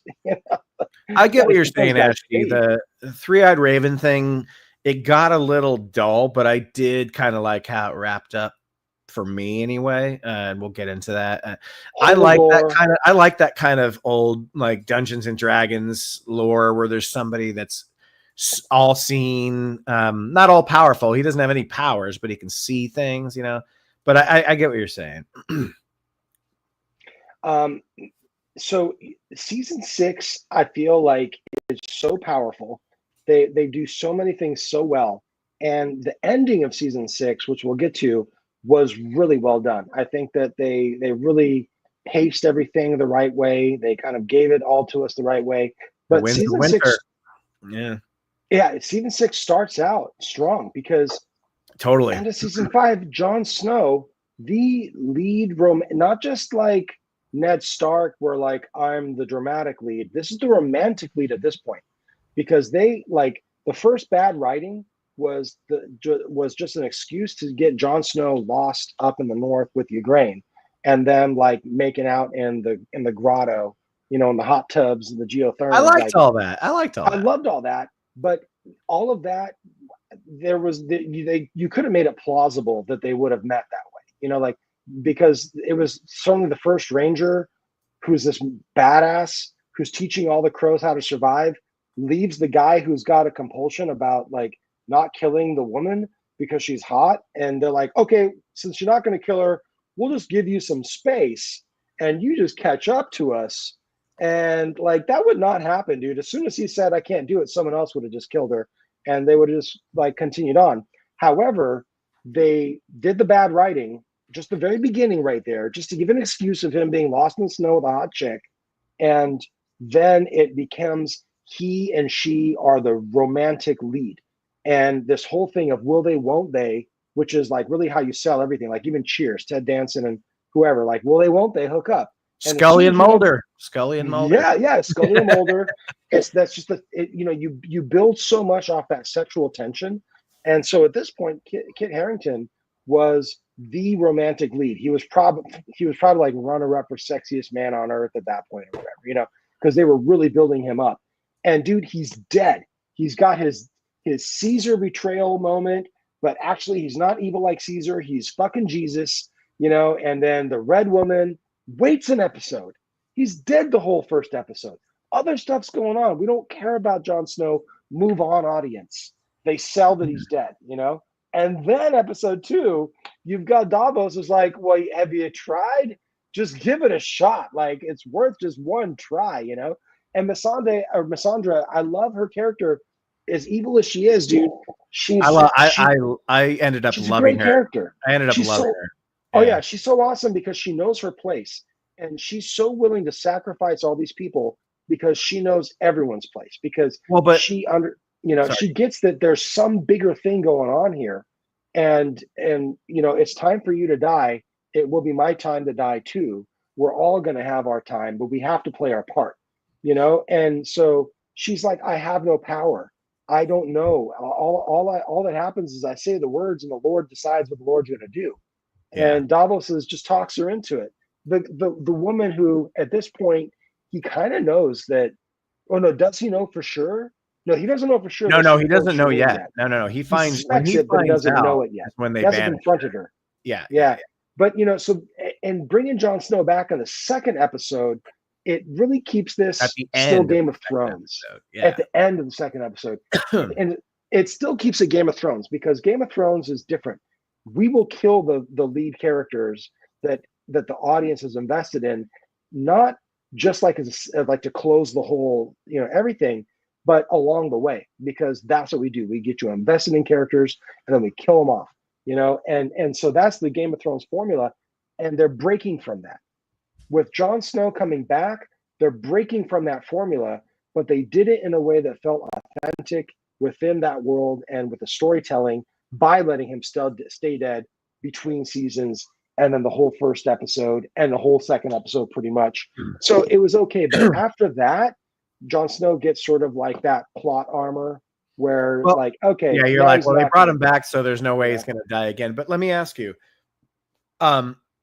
so if season 5 was the last part of the books, so was them bringing him back not part of the books, or was well season 5 was based off of books that I think are written, and I don't know. I haven't Googled that, but I'm assuming so because actually I don't know.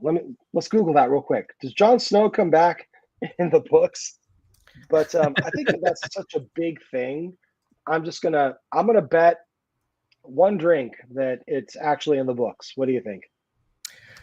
I don't know. I want to say I have no idea. If I were to take a guess, I would say it was Benioff and Weiss doing it because they're like, shit, we don't know where to go with the story, and now Jon Snow's dead, so let's just fucking bring him back. Oh, hold on. AI Google says yes, Jon Snow is resurrected in the books. Okay. He is killed by members of Night's Watch, betrayed for his perceived betrayal of the Night's Watch. Melisandre then uses a spell to resurrect him. So that's okay. I didn't know. I was just shooting. I don't know either. Yeah, I was just guessing. Yeah. But yeah, Melisandre, she's fucking. When she comes back into the story, she's shooting threes, fucking hitting home runs like left and right. And the way this episode leaves you where it doesn't work, they don't think it works. And then obviously me as a viewer, I was like, well, they wouldn't be fucking with this storyline for so long if something wasn't going to happen. Yeah. So then when his eyes opened, I wasn't surprised when his eyes opened, but yeah. But what a dramatic thing within the Game of Thrones world where when you're dead, you're dead. Yeah. And I love that they ask him, what was it like to be dead? Like, what was it? What did you experience? And he's just like, nothing. It was just nothing. And you see the fear in him. Yeah. And the fear in him when he's resurrected, the last thing he remembered, he's being stabbed and then he wakes up and there's nothing. It's like he blacked out, Yeah. He doesn't. Yeah. They're like, what were you doing all this time? For him, it was no time. Yeah. There's no time at all. Yeah. For him, he was just done. And that's what's so great because his story is to unite the living against the dead. And that's what the Brotherhood Without Banners, who follow the red god, the fire god, just like Melisandre and the red priests and priestesses. And even the sorcerer who castrated Viserys, he was a part of this. And as evil as they are, they're like basically devil worshippers, that's the way we understand it in our culture. They are devil worshippers, they worship Satan. And everything about it is fire and shadow and assassination and all this stuff. But it's the Lord of Light. It's the Lord of Light, the Lord of Life. And you need light to cast a shadow. And, there's this twisted goodness within it somehow. Those priests and priestesses, they do have a moral compass in a way, where they all wear that necklace that I think that you're right. I think they all have facial expressions like they do feel sorry for what they're doing, but a higher power is telling them they have to. Yeah, they all have consciousnesses for sure. They do. Yeah, but they're just kind of like, this is what's happening and I'm just trying to interpret it. I didn't know beforehand. And Bran gets that way too. Bran, when he becomes a three-eyed raven, there's a point where, dude, I gotta talk about Hodor. Oh my God, Hodor. Holdor. Like if you remember when I forget it was where the All right, children, where you see the creator, the Cookie creation said, of you the. said Holdor. Cookie's like, I'm in. But what great writing! Holdor has been there the whole time. He's always called himself Hodor. Hodor. The only word he can ever say. I love. Oh my god, So the good. finality of his of him calling himself that, and Hodor. what Hodor. is it? Hold her. Hold the door. Hold the Hold the door. door. Hold I the was door. like, holy shit, dude! Like Dude, that bawling. is so I'm just good. sitting up, dude, so many times in the show. I'm sitting on the couch, just like drinking and just crying. I'm like, yeah. That blew my mind because he's just like this kind of simpleton guy, like through the whole thing, and then you're like, his destiny was to hold the fucking door, and like, Hold the door. don't ask me how that chick was able to run with Bran like as far as she had to run, but it doesn't matter. Adrenaline. Yeah, adrenaline. Yeah. Talk about running like friggin' Robert Baratheon's bastard with the hammer. What's his name again? Podrick. No, Oh, Podrick. I love him, dude. I love him, But man. dude, remember when he was like running from the north down to the wall? Well, yeah, like it looked like they were traveling for days. Yeah, and then suddenly he's there in like 20 minutes. Yeah, they're like, hey, leave your awesome fucking badass hammer behind because you'll run without it. And he gets there like while they're battling. You're like, what? How fast? Yeah, because they're like, he's the fastest. How fucking fast was that guy? Well, he drank his flash juice. Is that guy related to Christian Bale? Because the very first time they look similar, don't they? They even talk in a Welsh accent. They look almost exactly the same. I'd like to know, actually. Yeah, I don't think he is because we probably would have known about it if he was. But Gendry. His name is Joe Dempsey. Yeah, he looks and sounds a lot like Christian Bale, but he's an English actor. It says here, so he's not Welsh. Okay, well, he does the same thing with his tongue that Christian Bale does to hide his Welsh accent. He kind of has that Bale-ish smile and look. Dude, he looks exactly like Christian Bale when Christian Bale is a little bit younger. But let's move on. We have to talk about episode 2 of season 6 because this is fucking insane. Home. So home. Okay. So in this episode, in King's Landing, Cersei demolishes the Sept. A lot of people die, including Marjorie, which is unfortunate. You never really know where her allegiance lies, but you know she's not a bad person. With her family, yeah. She's not a bad guy. Like the worst that can be said about her is that she gives to charity too much. Like fucking Vinegar Balls, High Sparrow makes her think it's bad. Like, come on. Yeah, but that whole scene, as we were talking about the music, I mean, it's about 20 minutes long of buildup at the very and this is another thing I love about this show. It didn't wait to do this at the end. It does it at the beginning of an episode, and it does it the second episode of the season, and it's building and building and building, and you kind of know like something's up, but I didn't know what was going to happen. No. And then as soon as Marjorie says like, well, Cersei, she knows she's guilty, and if she doesn't show up, she knows what's going to happen. Care about the consequences. She doesn't care about the consequences. Here. Why do you think that is? And they're all just so hell bent on their like religious stuff. And she's like, we all need to leave, and like they wouldn't let anybody leave. And dude, does the Sparrow have the doors closed? Does he have they just have like a bunch of guards not letting anybody out. I don't know if the doors are closed or not, but that motherfucker. The doors were closing at the end. I'm like, was that on orders or like what the fuck is going on here? That way that it blows up with that cool green smoke is so fucking badass. Dude, that wildfire. Yeah, based on. And then it cuts back to Cersei just relishing in it, man. The only thing that makes her happy is mass murder. It's like I hate everyone who just happened to show up for the trial. Like fuck them, She didn't care about anybody, man. Does not care about, and they own it. She and Jaime own it, and like on their death scene, it's still like you feel it for them. They're like, listen to me. We are the only two people on Earth. We are the only people in the world. Nothing else. And that's just their way of always trying to be the calm at the center of the storm, Yeah. But I mean, I do feel a little bit for Cersei here and there, but I just love that she's always evil. Like no, it's great. You want to make everyone good. you know? Yeah, her story arc is that she's a horrible person, but then gets completely fucked up and like tortured and tormented to where you're like, okay, is this going to humble her? No, it doesn't. It does the opposite. It does the opposite, you know, and that's great. That's great. Which is great because you can't have everyone respond the same way to their crucible. You know, I like just love it some when people, she has the woman that tormented her in the oh room yeah, or whatever, and sister, she's like, whoever it is, just kill me, I'm ready. And she goes, oh, today? You're not dying today. You're not dying today. Yeah. Oh, dude. Oh, you're the mountain's butt toy. Yeah, let's see what man. he does to keep you alive. This guy's gonna slowly pull your fingers and toes off or something. Oh my god! Do you want to be strapped down in front of the mountain? Because like the luckiest people in front of the mountain are the ones that he just is like just squishes their brains on the wall. Like you don't even see that coming. You know, like you're done. Exactly. Yeah. Dude, don't let her die. Imagine that's what Cersei's orders the mountain are. Don't let her die. God. Oh, you do not want to be on the wrong end of Cersei. Oh my god. She you know who she is? She's from that Disney. She's Malevolent. She's like Malevolent from that Disney yeah. From Sword of the Sword of the Sorcerer or whatever. No. The one with the Sleeping Beauty. Sleeping Beauty. Yeah. She's the evil queen from Sleeping Beauty with the friggin' she's even got that big old collar pretty much at the end. Like whew. So vibes from the mountain.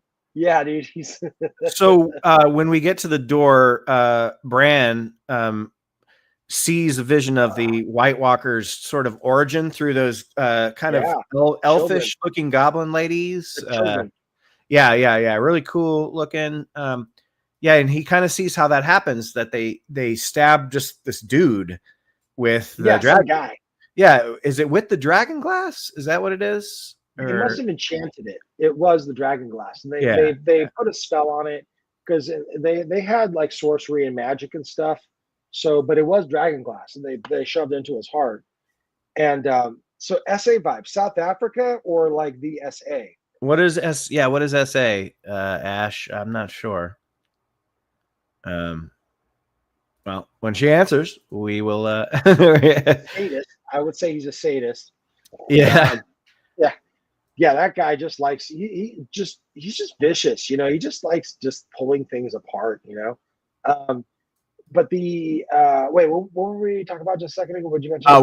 Well, we were talking about the origin of the White Walkers. Right.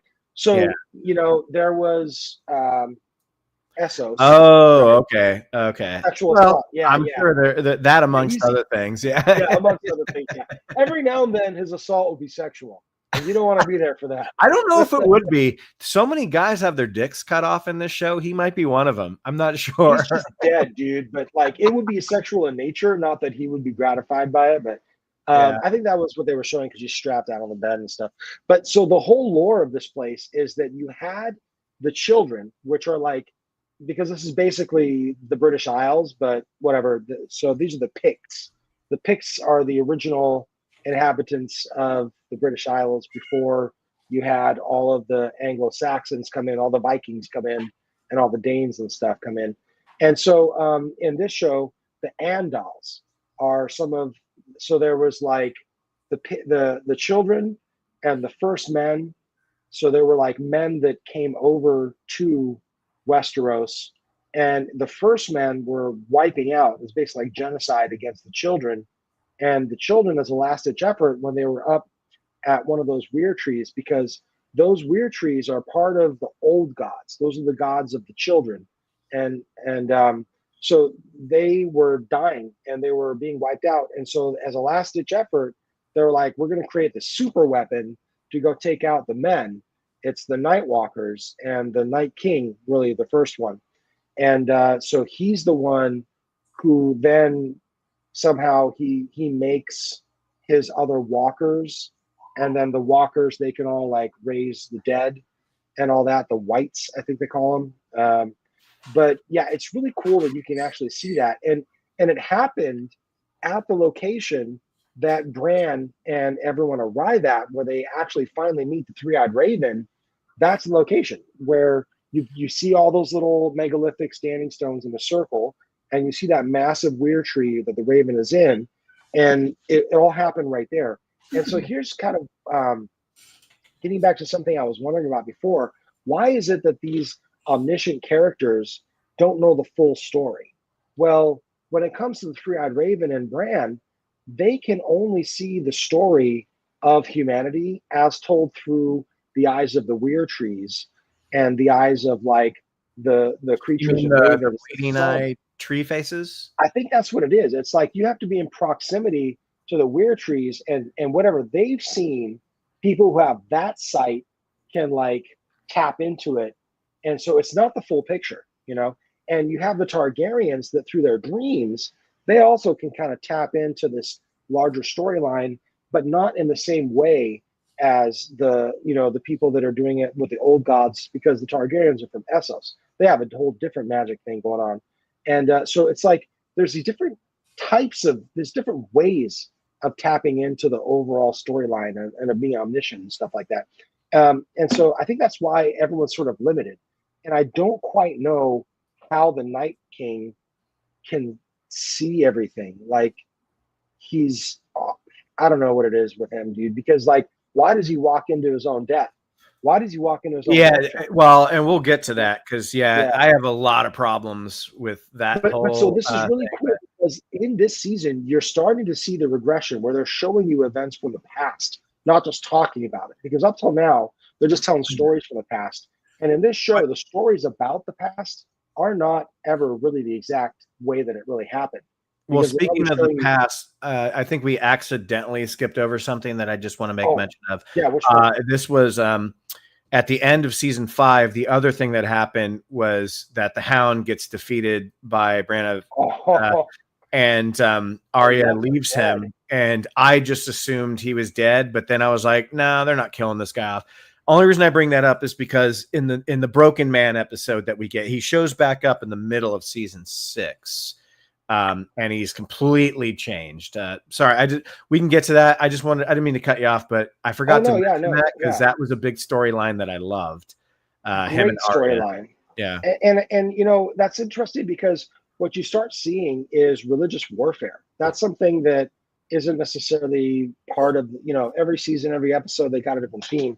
And so you do see that because it's a lot more present in these final 4 seasons. It is. And when Clegane, when the Hound, when you see that he no longer has his leg bones sticking out of his muscles, and you know he's actually been healed, it's the first time he's not wearing armor. It's the first time he's wearing cloth, like fabric clothes, civilian clothes. Yeah. And he's among a religious community, and they worship the Seven. And who is it? Those brigands that come in and slaughter them all just for fun?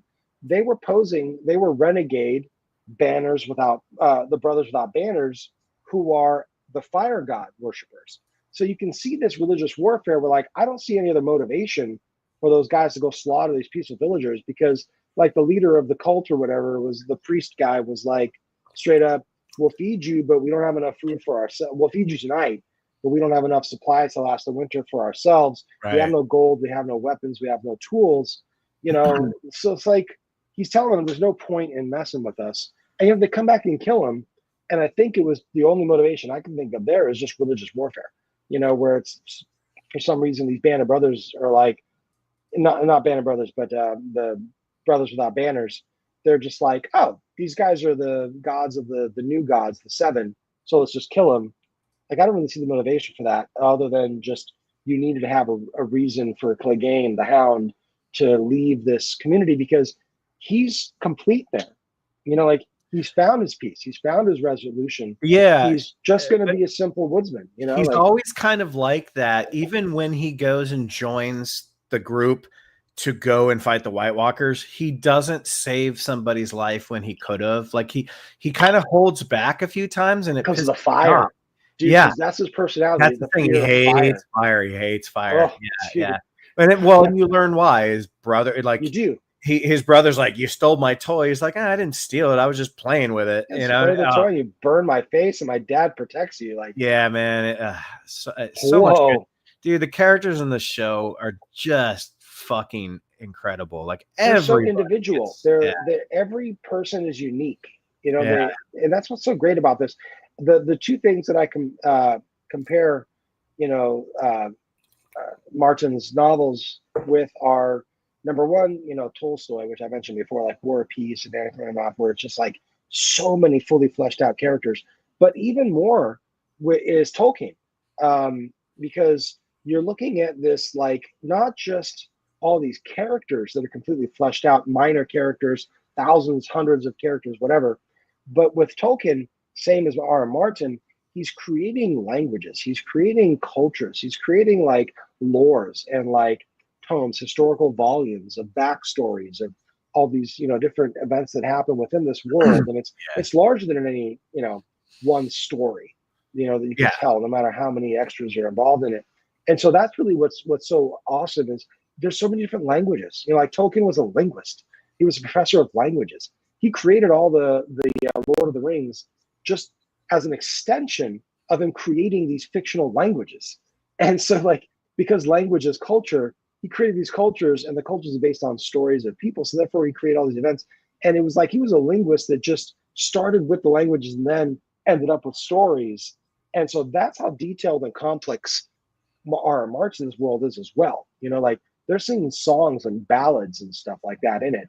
And it's like another level of like just complexity of writing, which is just, it's just amazing. I just love it, you know? But Home, season 6, Home. Yeah. Episode 2 of season 6, Home. That's when you start. Well, that's the one we were talking about with. That's when you really start seeing that this is a story about the Stark family. This whole thing starts and ends as a story about the Starks and them trying to be a happy family and all the trials and tribulations this family goes through just to survive. And they are the ultimate winners. And so Home is the first time that these long-suffering travelers are starting to trickle back home after it's been, they've retaken it. And it's not even really secure because you still have the threat from the dead, you know, but like Home is such a good episode of really bringing these people together. And before, you always had protagonists and antagonists in every conflict. Starting here in season 6, there's no real antagonists anymore. Even though there's conflict, you're deeply invested in protagonists on both sides of the conflict. And you know, you're really rooting for them to actually just make peace and get along somehow as they're fighting with each other. And I think that just adds so much more to the drama. And that's how House of the Dragon starts. Everyone is a good guy. You're rooting for everyone. And it's a fight between people that you want to win. So it makes you, the audience, torn and conflicted. And that's really what draws you into it. And you really start seeing that here in season 6. Ash D, yeah. Well, he saved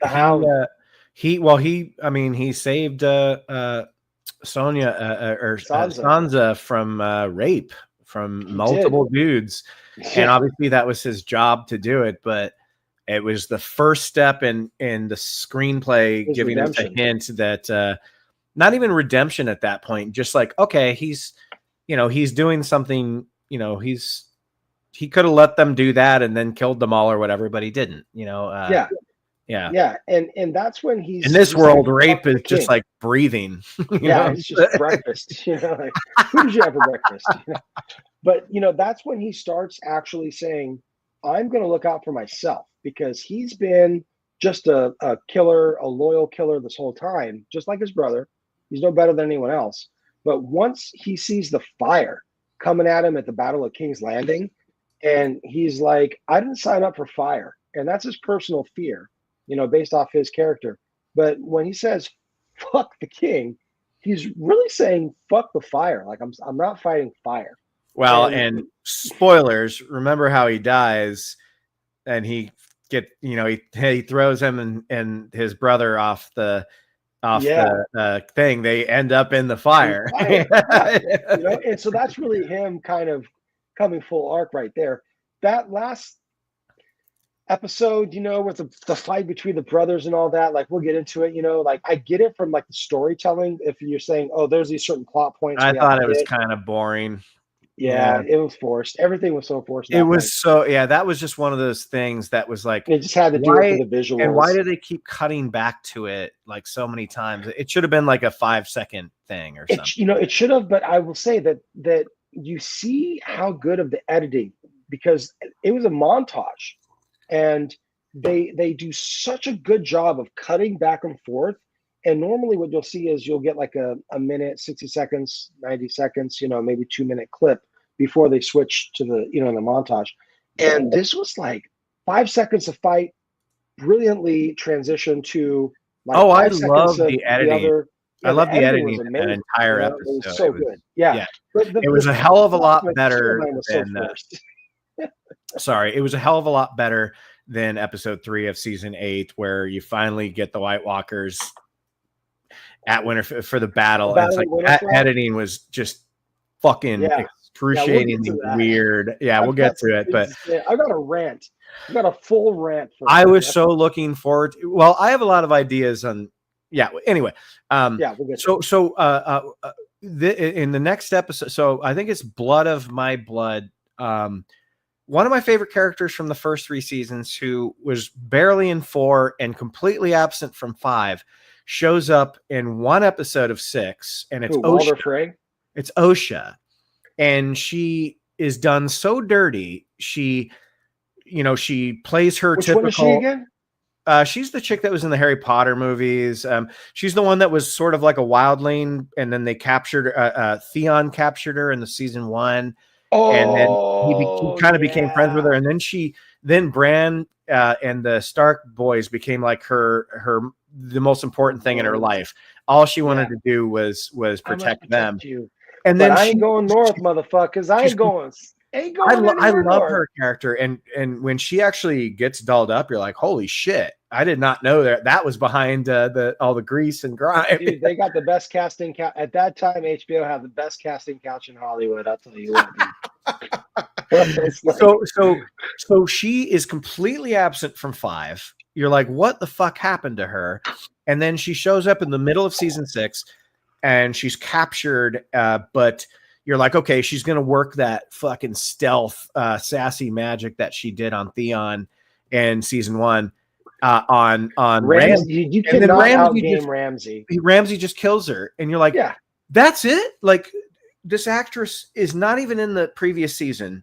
She shows up in this one for 1-2 minutes and then dies, and then it's never made mention of again, because all the characters that she was involved with are no longer with her. I don't know, it just felt kind of dirty. It felt like they did her dirty. She got done dirty. She did, but she's just a wildling. No, I know she wasn't that important, but she was a good character in the first 4 seasons. She was a great character. So. But I think really what she served the role that she served, I think, in the writing was. It's like, why even bring her back? I don't know. I think it was just for Ramsay's character development, just to show that. No, it was because nobody Ramsay's can. Outro is the Battle of the Bastards. And hey, Dennis.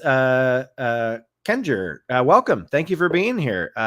What is that, Bobak? At least Missandei. Yeah, Missandei. Yeah, she was annoying. Yeah, but yeah, I'm going to get back to Missandei's death, because that was really why.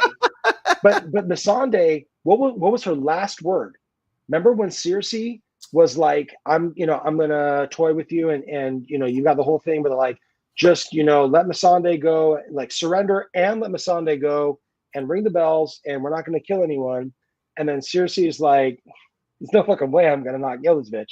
And what's Missandei's last word? Dracarys. Okay, now I remember who she was. She was the one that was in the relationship with Grey Worm, dude. Yeah, with Grey Worm. I didn't find her annoying. I liked her. Speaking of good hearts, Missandei of North. She's fine.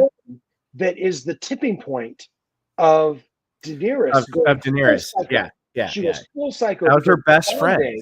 Her best friend, and someone who suffered the way she has. They've both been on the receiving end of all this brutality and stuff. Like as women, as subjected people, as enslaved people. Yeah. And when Missandei, she's just like, don't do anything to save me. burn this place. Just Yeah. Dracarys. That's her only I word. remember when Missandei went to Winterfell and she tried to talk to kids. She said, "Oh, hello," and they just like ran from her. Oh and, yeah. Dude, I felt so bad for her. like, you're the darkest person I've ever seen, and she's so like, that actress she's one of the main characters in the Fast and Furious movies. Good for her. She's got continued work. Well, the great thing about Game of Thrones is that it's a place for actors to show their range and their depth. Oh, no worries, Dennis. No worries. We are all spoilers here, brother. Oh yeah. This is a few years old, but appreciate it. But so season 6 is so fucking good. Like you were saying, I think you were talking about Blood of My Blood. Yeah, I love that episode, man. So good. Benjen Stark. Benjen Stark, who I didn't even know where the fuck he came from. He's like their uncle. He's their uncle, and he was there. He was always there. He was one of those side characters. Was he in season 1? I guess he was in season 1. He's there from like back in the probably in season 1. And he was if not the first Ranger, he was basically like special forces of the Rangers. And the last that you saw of him as a living human was when he went north of the Wall for a mission. They were like, "Benjen, stay here with us, or Winterfell or the Wall or whatever." And he's like, "No, I got to go ranging. My place is north of the Wall." And I love he saves his nieces and nephews a bunch of times. It's really great. He does, and it's like, how does he know where to show up? Because, dude, if there's 1 million people in all the North, and the North is half the continent, the friggin' other side of the Wall. Oh yeah, he was definitely a convenient. Like he just jumped in, especially saving Jon when Jon was in the water fighting. Like he was about to get. I don't know how he just popped up there, but whatever. I don't know. He's got plot armor. Okay, he's got a majority of the viewing audience rooting for him, and they're not going to kill him again. But Benjen, the thing that makes it logical within the Game of Thrones world, he tells a character, like when not at the very end where he saves Jon and then like dies again, but like he says, like the walkers, they stab me. And so like when the walker like is stabbing you with their ice blade or whatever, that kind of turns you, I think. Like he wasn't just going to become one of, correct me if I'm wrong, I don't think he was going to become a regular undead. I think he was going to become one of the walkers. Yeah, there's 3 levels. The Night King, the undead zombies are just the Night King raising you from the dead. Yeah, they're just extensions. They have no mind. And I'm going to get into the whole political thing of totalitarianism versus democracy, which is really the ultimate like battle here in this. But he is resurrected by the children. The children find him, and he's almost dead, which I guess the children were there when he got stabbed, and they like gave him aid within seconds or something, because that turns like, dude, the white, like the Night King like touches you and you become a walker like immediately, So I don't know how fast it happened. It was all off camera, and he relates in dialogue, and he's just like, they stopped the process. And so he's somewhere between being alive and dead. So I guess he kind of has some of that omniscience where he understands where people are going to be at what time, and that's why he keeps showing up. Or maybe he's just following the Night King. I think the other theory is he's just always in the perimeter. He's always just in the periphery stalking the Night King, and just that's why he's always there. I don't know. I don't know either, but yes, Ash D, Battle of the Bastards is the second to the last episode of season 6, and we're going to talk about that. Let's talk. So much. Let's talk about Battle of the Bastards. Why not? Because Bobak fucking loves this shit, and I finally saw it, and I'm like, it's fine. Well, let me hear. There's some epic shots, but like, there's been better battles on this. Tell me your take on it. I thought it was good. I mean, it sucks because the youngest Stark son, gets arrowed, and that was obviously Ramsay's doing. So there was a ton of stakes in it. There's a lot of great shots in it, but I just thought there was a couple of better battles throughout 8 seasons than this one. That people were just talking about this one so much. What's one better battle before we talk more about the Bastards? I like the Battle of the Wall where the wildlings have the giants and they're trying to break in.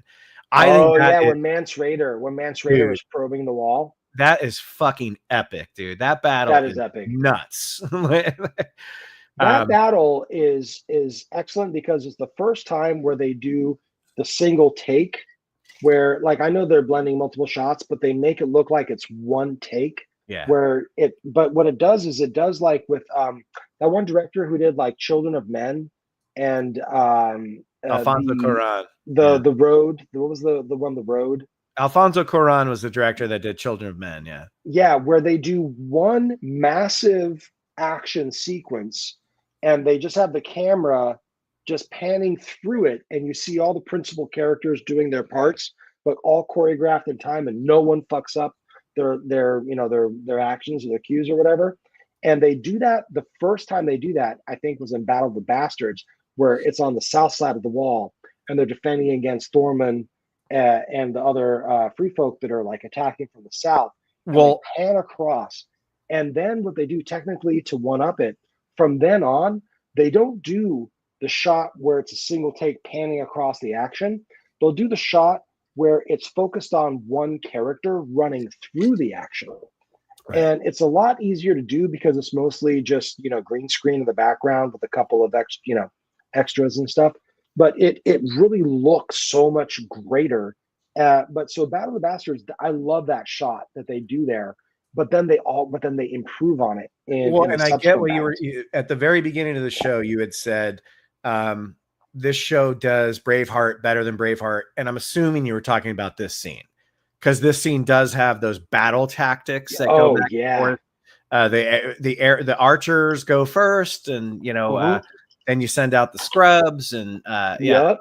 No, and then you got the evil guy saying shoot our own men, and the good guy saying don't shoot, we're going to hit our own guys, and I loved the battle. I was expecting to have my mind blown. And I was like, maybe people just talk this up a little bit too much. Cause it's good. It's good. It was, but the other thing, just in favor of the battle is that this is one of the times when Jon Snow was in actual real jeopardy.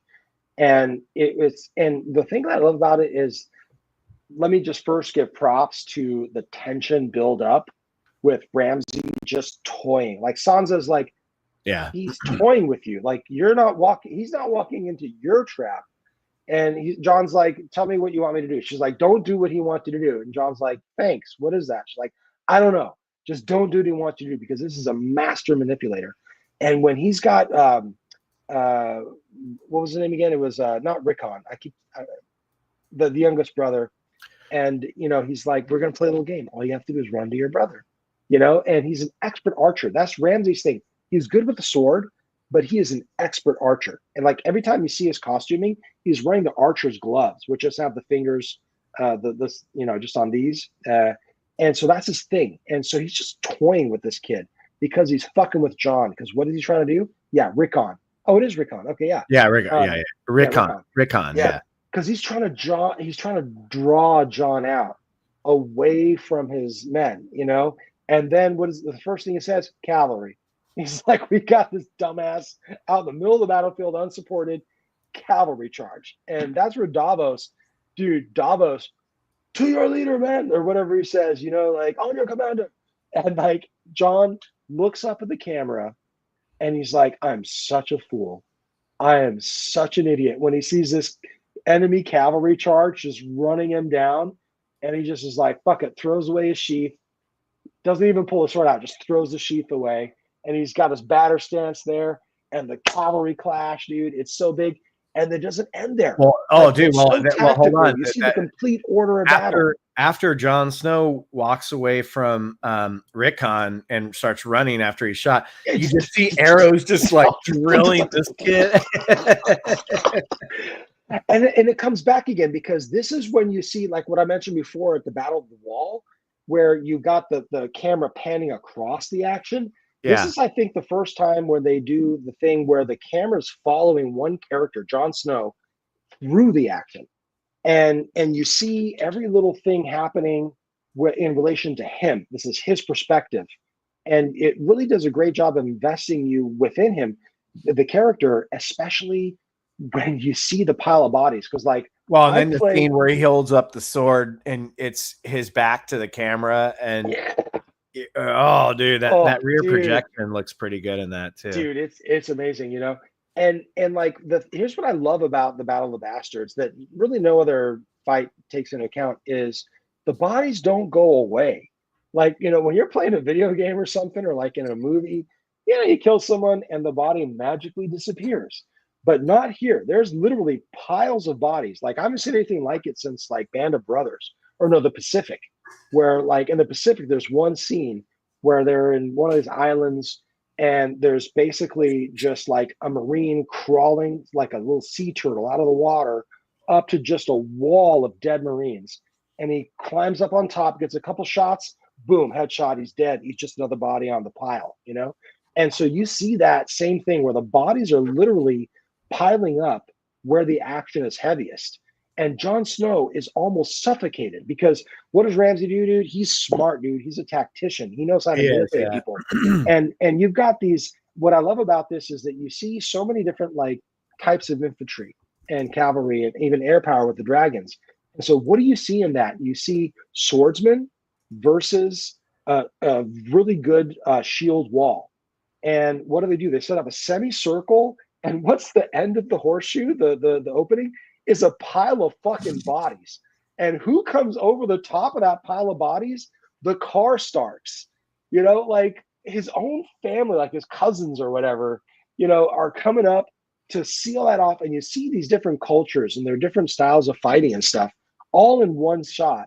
And like they're literally being suffocated. It's not even, it's just slaughter at this point. And you're going to see Tormund Giantsbane. He is the guy that's got to be pulled back from the action. At least three different battles that I could think of. And what happens when Ramsay's shield wall, they put down their spears and they're just doing the 1, 2, 3 step stab, 1, 2, 3 step stab. Like that's methodical, dude. That is scary. And so what does friggin' Giantsbane do? He just charges the spears, starts slashing the spears, pulling the shields out of the way, stabbing these fuckers, and he's got to get pulled back, dude. Like there's at least 3 times where his buddies pull him back from sudden death, you know, because he's just this like berserker, like he's just going nuts. And what saves the day? The fucking cavalry, because Ramsay, he already committed his cavalry at the beginning, you know, they're already dismounted at this point. And it was Sansa, right? Sansa and Littlefinger. They're bringing the Knights of the fucking Vale, you know, and save the day at the very end. So it's got because they basically had lost until they had lost, dude. And Jon Snow was about to like not even get a hero's death. He was just about to just suffocate at the center of this mass of people, you know. And this type of battle tactic, it's straight out of the history, you know. Like there was this one time in the Middle Ages where this boy king of France and the peasants revolted. And they were like, the nobles are abusing us. The king will save us. And they demanded an audience with the king. And the king was like, yes, I will come and speak with you. And the king promised the peasants all these things. I'm going to hold the nobles in. We're going to respect your rights, this and that. He leaves. And what do? The nobles just literally surrounded the peasants, just like what you're seeing here, with a shield wall and just stabbed them all to death and just like crushed them all to the center, you know? So this is the type of thing that people actually have done. And just to see the reality of it, whereas mostly when you get, oh yeah, this moment right here, dude. Oh, but you know, like to see what it's like to be in these not like made for TV heroic types of sword fights, but like this is kind of how it is. You're gonna end up at the bottom of a pile of fucking cut up body parts, you know. But anyway, I could go on for days about the Battle of the Bastards, but it wasn't the best. It wasn't the best. Well, no, and you know, I don't like to discredit it. It's amazing. There's ones that hit me harder, I guess, you know. But. Absolutely. Yeah. It was really about the tension of the beginning. And then again, when Jon Snow's suffocating and the dramatic relief. But at this point, you're almost expecting the main character to get the last moment, you know, relief or whatever. Which they've done before, like when the battle at King's Landing, when Stannis was beat back by the Tyrells. Yeah, dude, this shot right here, this was so good. Oh, okay, hold on. I'm gonna full screen this and just watch.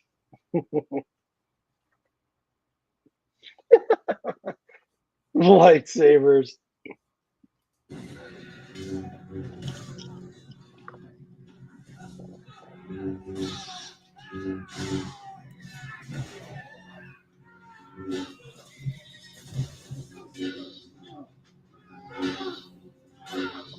So for most of this, it was probably like a whole battle that they like filmed for the background, and they just had Kit Harington in front of a green screen with a couple extras charging him every Yeah. now and then. Oh, for sure, You for know? sure. You could. So it was you so could much see it. You easier to could see make.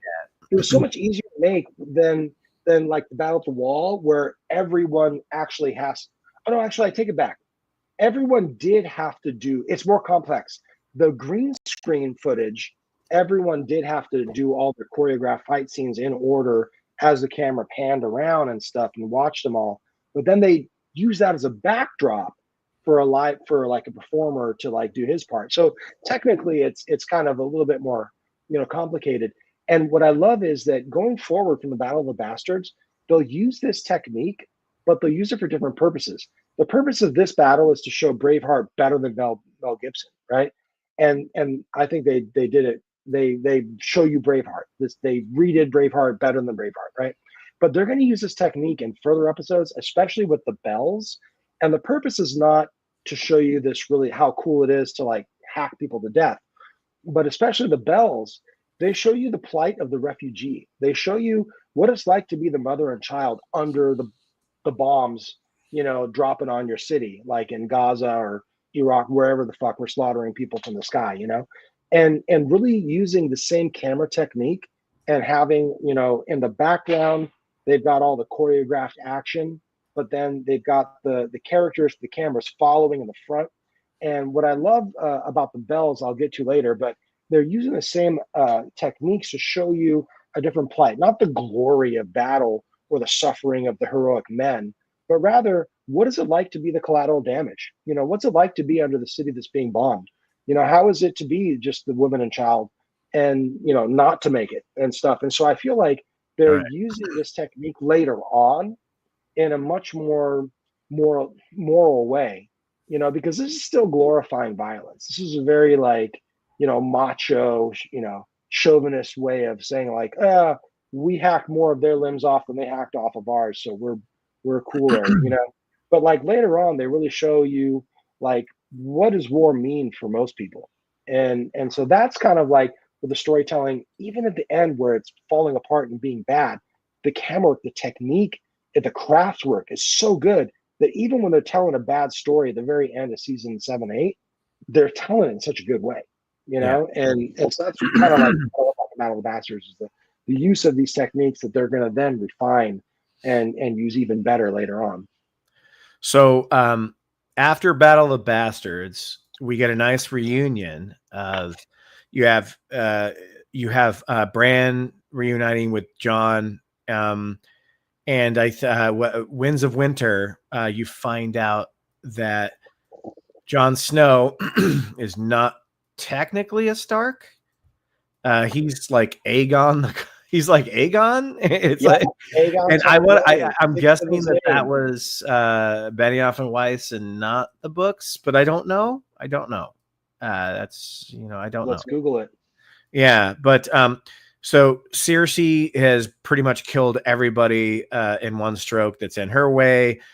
Snow becomes king of the North, and that's when Bran tells him, like, you're fucking whatever the fuck, the heir to the throne.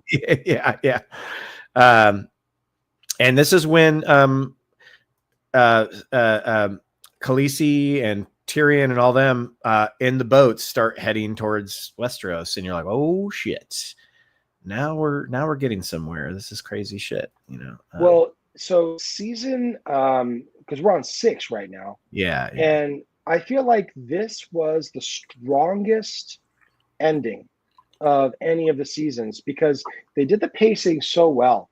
They had the major battle, the climactic battle where like the episode before the last episode. Exactly. Yeah. But then what did they do with the final episode? The final episode, they wrapped up the storylines for a bunch of characters, killed off a bunch of main characters, and introduced new main characters. So they had like the epic fight in the previous one, and they really did a good job of like wrapping up and starting up new, storylines and characters. and they did the balance so well because it was like a slow montage. You know, he's the child of that sister. That's exactly it. Yeah, Yeah. yeah. But in the books, I'm not sure if they've gone to that reveal yet or not. The way that they did in the movies, I still want to know. I got to Google that. But they really did it so well. At the end of 6, like how many characters fucking buy it, and it's not rushed. You know, like they're kind of slowly doing them from the beginning through the end of the episode. Throughout 6, you had a lot of death, but I think by the end, you finally got the end of Ramsay. Yeah. From he died at the end of Battle of the Bastards. Yeah, no, I'm just saying towards the end of the season. Oh, right, yeah. Who died in who died? Cersei destroys the Sept of Baelor by wildfire. But that's in the first beginning of the season. But that's the end of 6. Okay. That's episode 10. Season 6, episode 10. Winds of Winter. Winter. That happens. Winds of Winter. Winter. So exactly, yeah. So that's where you get the end, except for the grandmother, the end of House Tyrell. The grandmother. Yeah. Yeah, she's such a badass, dude. I fucking love her, dude. She awesome. Looks like she belongs in Dune. Yeah. But yeah, this is also where Gregor Clegane starts torturing Septa Unella until she dies. You know, Tommen finally jumps out of the window because he's watching, like he sees, his wife dying there. Sad, yeah. Like, well, because he knew his mom was doing that, right? And he just didn't say anything. I guess want to be in that world anymore. Yeah, I mean, I don't know if he knew it or not. He wasn't part of it, but he didn't stop it. I don't know. I don't think he was weak. He was a good weak person that didn't want bloodshed. And it shows you that you don't have to be Joffrey, but you can't be a pussy if you're going to be king. You know? Yeah, you don't want to be Joffrey, but you can't be a Tommen. Yeah, I mean, the Tommens of that world don't last very long. Like you have to be completely monarchy is what they need. Dead face, deadpan, no personality like Bran. Yeah, I'm a bird. Yeah. But dude, hold on. The opening of this episode, when Arya gets her revenge on the Frey, is one of the best, one of the most satisfying scenes. Okay, so you already know he's dead. Well, no, it starts out or I think it's the end of this previous season where they had shown giving him the earlier episode where he's gloating and he's giving orders and all. Yeah, and she's got the face on and she gives him the pie or whatever or the whatever it is. Your sons are here, my lord. Yeah, they're here. And he's eating them. Oh, it's so great. And then she kills him. But then the next episode or whatever, she poisons everyone. It opens up and he's alive, and you're like, "What the fuck's going on?" Yeah, like what the fuck? He's supposed to be gone. Because I didn't know her ability stretched that far, where she could talk like this man, and See, that's the one thing. It's like, okay, so you're wearing someone else's face over yours. That is probably an obvious tell. Like, I think I've seen this in like Silence Mission Impossible, where they're like, yeah, you're like Mission Impossible. But you're not going to change your body size or your body shape. You're not going to change your voice, that convincingly. Like, she is played by a different actress until she does the face reveal. Yeah. And then suddenly her body changes, and I'm like, that part doesn't make sense. My thought on it was that he was teaching her to use illusion, I guess. I think you can wear the If mask. there was any kind of magic.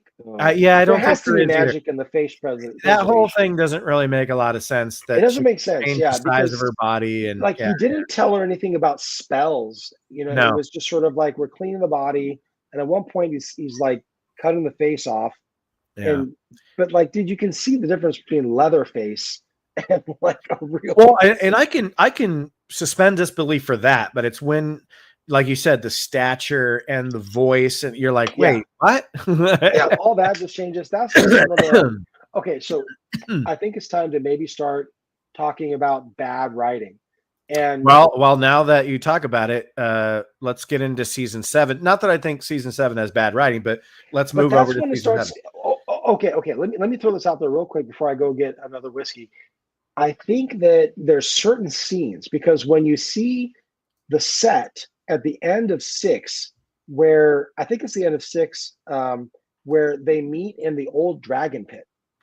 And the dragon pit at this point is ruins where they're trying to show the undead to Cersei. It's after Jon Snow and all them. They go north. No, that's season 7. That's the end of season 7. Oh, that okay. So I won't get to that just yet. Yeah. I'm gonna. No, but it's funny. Season 6 is where, Tyrion goes and stands in front of a fucking dragon, just balls to the wall, total boss, pets it, holds it, lets it out, and you're like, God damn, dude. But Tyrion, what was the point? He just unchained him, and then they left him to let him out. Yeah, because they were like, the door was still closed. But they were like dying or whatever because they couldn't fly. He was just trying to keep them from wasting away. But I love it when he does that boss move, and then when he's heading up the stairs, he's like, "Why the fuck did you let? Don't ever let me do that again. Next time I do this, just slap me and give me some wine." Yeah, that's pretty much. He loves his wine. Oh, he loves his wine. But but how does how does it end? There's a cliffhanger in there. It's when the ships show up to Westeros. Yeah, where the ships are setting sail, and you see the dragons flying over. So, the end of season 6 is the pivotal point for Daenerys, because now she has tamed Slaver's Bay. She's got the Dothraki, who she makes all of them, like, apparently there's only 3 blood riders to each call, and she's like, all of you are my blood riders. So all the Dothraki misfits who are now like bosses, they're her fucking blood riders, and they've never gone across the Salt Sea before. But she's got the boats from the slavers or whatever, or whoever gave her the boats, and she's got the Unsullied. And so it's a great shot of, and I love not just the costuming, but also the body language of the way that all these different groups comport themselves. Like the Unsullied, you can already see these are the mindless, goose-stepping, totalitarianist, like, I have no personality. I am just a weapon to be deployed by. They're the closest thing to the Whites and the White Walkers and the Night King. And you really find that out in season 7, specifically season 8. Yeah. Oh yeah, dude. They become the goose steppers. They don't give a fuck what's right or wrong. They're just following the person. Yeah, they're just following orders. Hey, really quickly, I want to say hello to my good friend. Represent this. Hello, Ben. Nice to see you and Aria. He just hit 8,000 subs. Oh yeah, dude. Rock on, buddy. Rock on. Anyway, yeah. Thanks for being here. Final shot, you can see just in the formation, like the Unsullied, they're always in that little square formation, always in formation, standing at attention. Then you see the Dothraki, they're probably yakking their fucking brains out, drinking fermented goat milk or some horse milk or some shit, just puking over the sides. And this is really where you start getting the dragons, because this whole thing, the dragons are never there. The dragons are never there. It's all about the dragons. They never have the technology. They're always promising dragons. Oh, they're babies. Oh, they're out on their own. Oh, they're chained in the dungeons. Oh, no. Now they are unleashed, and they are flying along with all the infantry, the spearmen, the cavalry, on the transport, the naval transport, and you got the air power. And you got this woman, Daenerys, who's leading by charisma. And of course, the music and just the visuals and the dragons flying, because the tech finally got good enough to show the dragons in a real way. And it was like, on to season 7. I can't wait. And I think that's when they have like a 2-year hiatus or something. Like, between season 6 and 7. I've heard that it was annoying, but for me, I got to binge the whole fucking thing in a month. Yeah. It's so much better when you binge it, dude. Like, oh my God. The cliffhanger for a whole year is Jon Snow really dead? Well, and obviously, I know between 7 and 8, it was a long time. And then in 8, you only get 6 episodes. And I guess people are super pissed about that. But to me, it was just all the same. I was just fucking binging it one after another. Yeah, exactly. Yeah. I was like, oh, it's just an extra 15 minutes that I'm going to watch, per episode. Yeah, I'm gonna load up for these last 2 seasons. Okay, I'm going to bring up season 7. So season 7, Daenerys arrives in Westeros, and we get Dragonstone, which was awesome for me because I watched House of the Dragon first, which compelled me to want to watch this show. So it was nice to see Dragonstone. It was weird because in House of the Dragon, it's, you know, it's up, it's running, it's full of people. It's, well, not that many people, but and you see Dragonstone here, and it's like it's abandoned, and it's really cool. But this is where she plans to overthrow Cersei. She meets Jon Snow, convinces her to, you know, save Westeros from the White Walkers instead. And they kind of, Jon Snow and Daenerys Targaryen start to kind of like each other. It's pretty obvious from the get-go. It takes a long time before, you know, the will they, won't they thing actually comes through, but it does come through. Ashley says, I do agree. I think season 8 was rushed, but I still think the character development in the season, or I still like the character. Yeah, me too. We're almost there. I know we're going kind of slow, but we're really trying to, you know, this is the final episode of this series. So I want to talk a lot about what we think of all the seasons of the last 4. But yeah, I thought season 7, and I guess I'm in the minority here, but I thought it was a fucking banger season. I mean, when you get the group, all these guys in this Avengers level team up that haven't met each other before, and they go out, you know, looking for the White Walkers and having their battles, and Daenerys flying down with the dragon and saving them. I was like, holy shit, dude. Like, this is better than most movies. You know, I thought it was fucking amazing. But yeah, Jon and Daenerys, they tried to persuade Cersei to join the cause because, you know, as it stands, everyone's going to die if they don't all come together.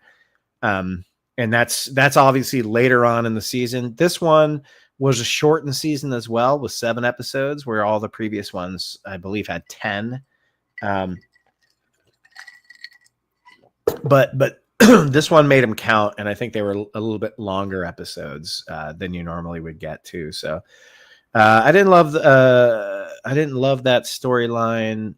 Felt a little forced romance. Yeah.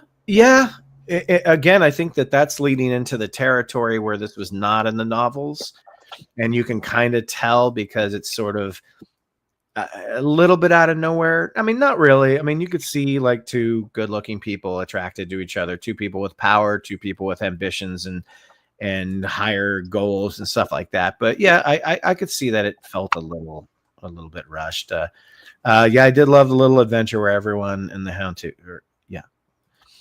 Daenerys was always the female romantic lead, and Jon Snow, after Robb Stark died, Jon Snow was the male romantic lead, and so yeah, but nobody was going to give it to her like Draga or whatever. He's just like, get on your knees, turn around, Robb.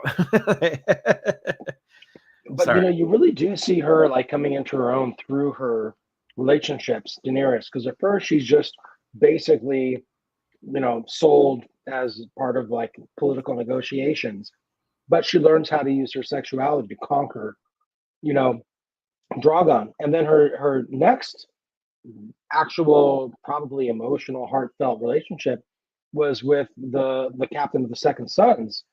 And you know, he's a sellsword, and she's like, dude, you're so romantic, I'm gonna definitely enjoy myself with you. But the tables have turned. Now she's the power player. And you know, before she was the pawn being sold, but she started using her sexuality. That was her first power. And then, you know, from after that, she was able to attract people to her, and not just through her sexuality, but also just her charisma among the women and stuff, you know, and freeing the slaves and everything. And so her second lover, you know, he's definitely second fiddle. He's just her mistress, and whatever you call the male mistress, I don't know. And then of course you got Jorah of the Andals. He's doing the classic chivalric mode of love from a distance, courtly love, you know, like the straight up medieval, you know, knight. And finally, at the end with Jon Snow, the power dynamic is almost equal. And so in this relationship, you're not sure who's going to come out on top. Whereas before she was, you know, under someone's power. Later she was the powerful one. But with Jon Snow, you're not sure who's going to come out on top. And they do such a good job of showing that these 2 people are actually attracted to each other. And then when it turns out that they're related, she, the Targaryen, is like, I'm down to bang my brother, whatever. You're a half brother, that's fine. And he, the Stark, is not really a Stark, but raised as a Stark, is like, no, this is wrong. He's got that moral compass, and he's the good. He's really the vehicle for the audience.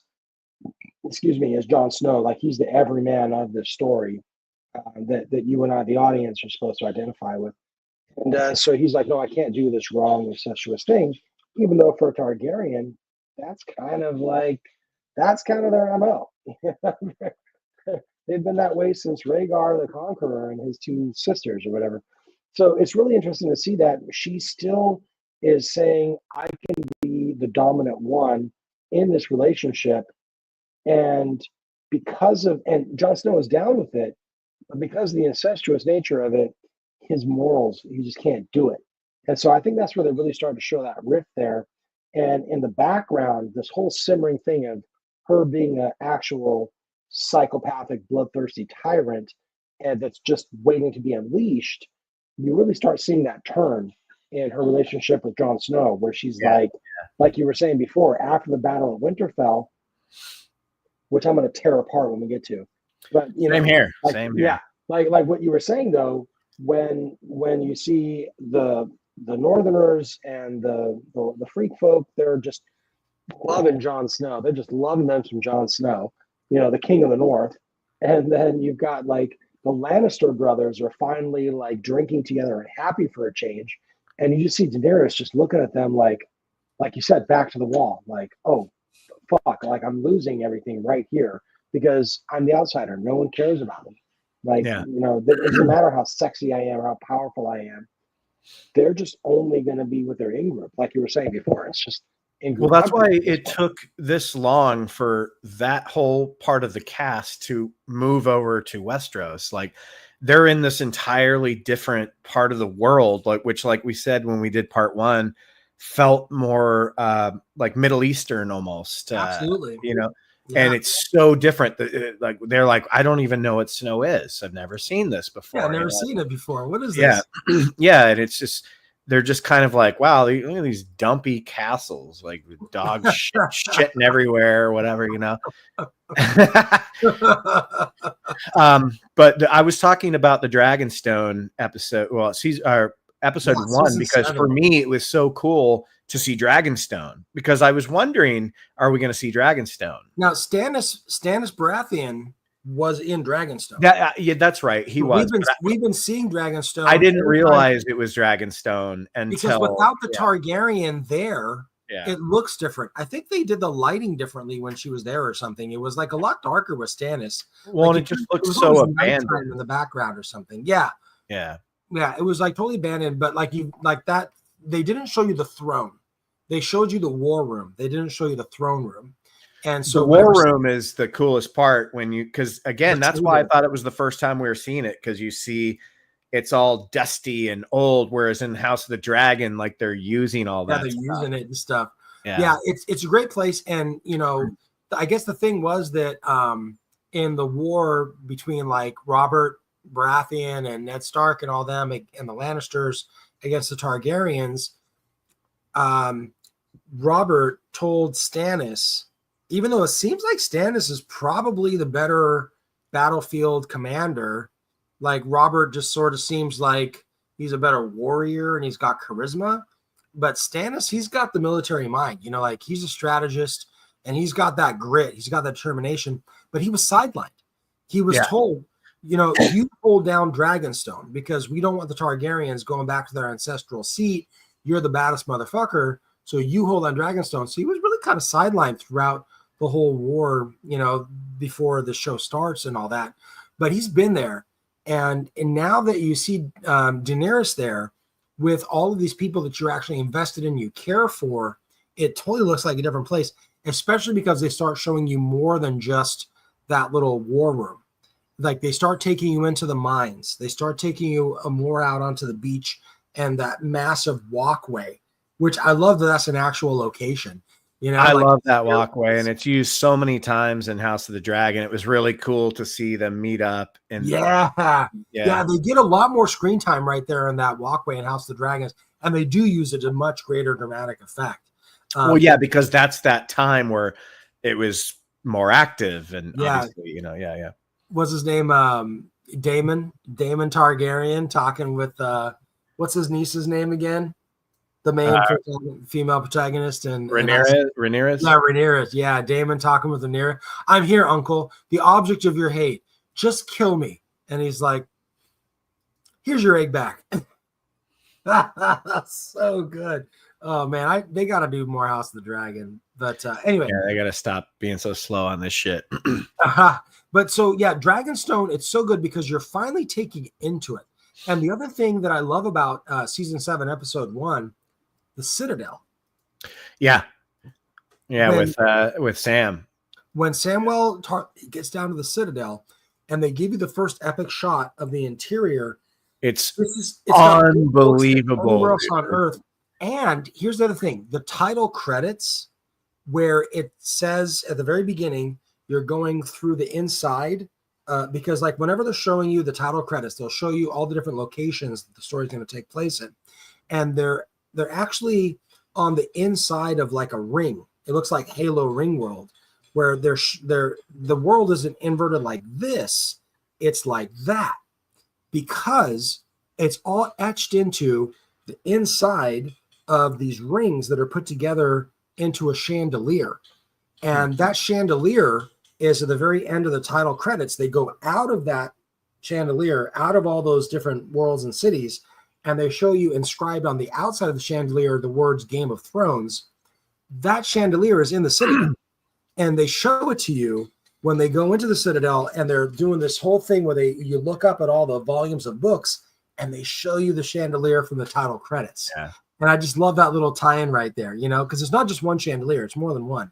That place looks incredible, man. There's a library in, I think it's Romania, that I'm just addicted to looking at this picture because it's just this really weird spirally library. And I was like, is that where it was filmed? Was that a real? No, it wasn't the same thing. It was very different, but it reminded me of it. No, that thing is probably a CGI rendering, but it looked really cool. Absolutely. Yeah. And, one of the great things about this show is that it's really based on a lot of real things. And the 7 wonders of the ancient world are kind of put into this, where they've got, for example, the Colossus of Rhodes is that massive statue that's overlooking the harbor of, I think, like Bravos or something like that. And the Citadel is another one of those things where it's a combination of the Great Lighthouse of Alexandria and the Library of Alexandria rolled into one, where the function is a library, but it looks kind of like a lighthouse. And so this is like a reference to those 2 wonders of the ancient world down there in Alexandria, which is it's a lot of fun for me, just when I'm looking at history and stuff. But they don't spend much time there. They don't. Yeah, they really don't. And it's just enough time for both Samwell's storyline to like really develop, and of course, his surrogate family.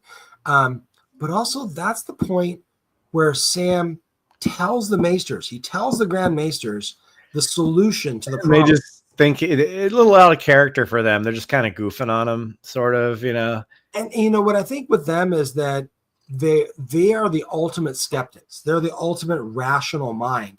Like we have a lot more of the supernatural and the religious and the political, but this is the only place where it's like you actually have educated people in this entire world, And so this is the only place where they have a skeptical, rational mind, and they always try to think through every logical option, then find evidence. So it's a very slow thinking. Right, but it's funny that like Sam read enough to learn certain things that they didn't. It's like, did they not read? And that's the thing about sort of the it's an institution, and like everything is sort of just getting solidified. That's not dynamic anymore. They're not taking any risks. They've sort of lost their edge just because they're a bunch of nerds in a tower who only want to read. That's all they ever want to do. Just kind of like ask questions and then Never quite get the answer because it's about the pursuit of knowledge. But it's wonderful to be in that world, and they're just there long enough for Gilly to really advance. Like I feel like she has some of the two parts of the Gilly, the wildling who's got the baby, and Sam, like she's great. She's great. She cleans up nice too. She does clean up nice. And so you really see that character because part of this, like I think John or Snow or someone says it, the wildlings are no different from us. Yeah. They just happen to be on the wrong side of the wall when it was built. And we've been killing each other ever since. He didn't say that part, but we've just been killing each other since. And there's so much bad blood, but they're basically the same as us, and like you can call them savages, like Sam's dad, fucking old man Tarly, dude. What a hard ass that guy is, Yeah, he's a dickhead. He's a dickhead, but like he wasn't gonna side with that foreign bitch over his homeboys, No. At the end of the day, yeah. Like you can see his honor, but like he was a total dickhead the whole time, especially the way he treats Sam and Gilly, who's a decent. The way he treats Gilly, well, he makes fun of Sam's weight a lot, but he treats Gilly like shit. But whatever. I mean, there's worse people in this world. There are worse people in this world, and at the end of the day, like he's got redeeming qualities, he just never shows them. Yeah. But like I didn't get why Sam stole the sword in the first place. Like he was like, this is my family's sword, and Sam has never ever wanted to have anything to do with fighting. He has always been the first one to say, I'm a coward, I'd rather be with my books. I think why does he care about the sword? I think I took it as like they might need it, and he's like, it's a powerful, like respected sword or whatever, because he ends up giving it to what's his name, Thora. Yeah, which is great. Nice heartfelt moment there. But yeah, I guess I didn't really second guess it. I just was like, he's got to, they're leaving there, he's got to take something, and I don't know. I think at that point, really, like he's looking out for himself, and he's looking out for the mission of life against death. And, he's there at the Citadel because he loves books, loves personal development, loves learning and growth. But he'll do anything to protect the kid and Gilly. Save Gilly and little Sam. And, he's doing all that for them. And when he goes to the Citadel and he learns all he can, and he sees that they're not going to help, like they're too petrified, and not petrified as in scared, but like they're petrified as in they've been made immobile by age, like they're not going to do anything. And they could, like when he says to them, people will believe it if you tell them.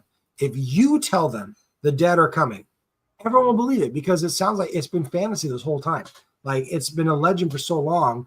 It's just, child's stories to scare the children at this point in this world. Like even when Tarly's Sam's brother, when they're sitting with old man Tarly and the girls and Sam and Dickon at the dinner table, and Sam's like, oh, is this the venison from today's hunt? They're like, no, this is from last week. We haven't cured today's yet. Like Sam's like, oh, I'm stupid, and like Tarly's just like laying into him, like, haven't you had enough bread? You're fat enough already.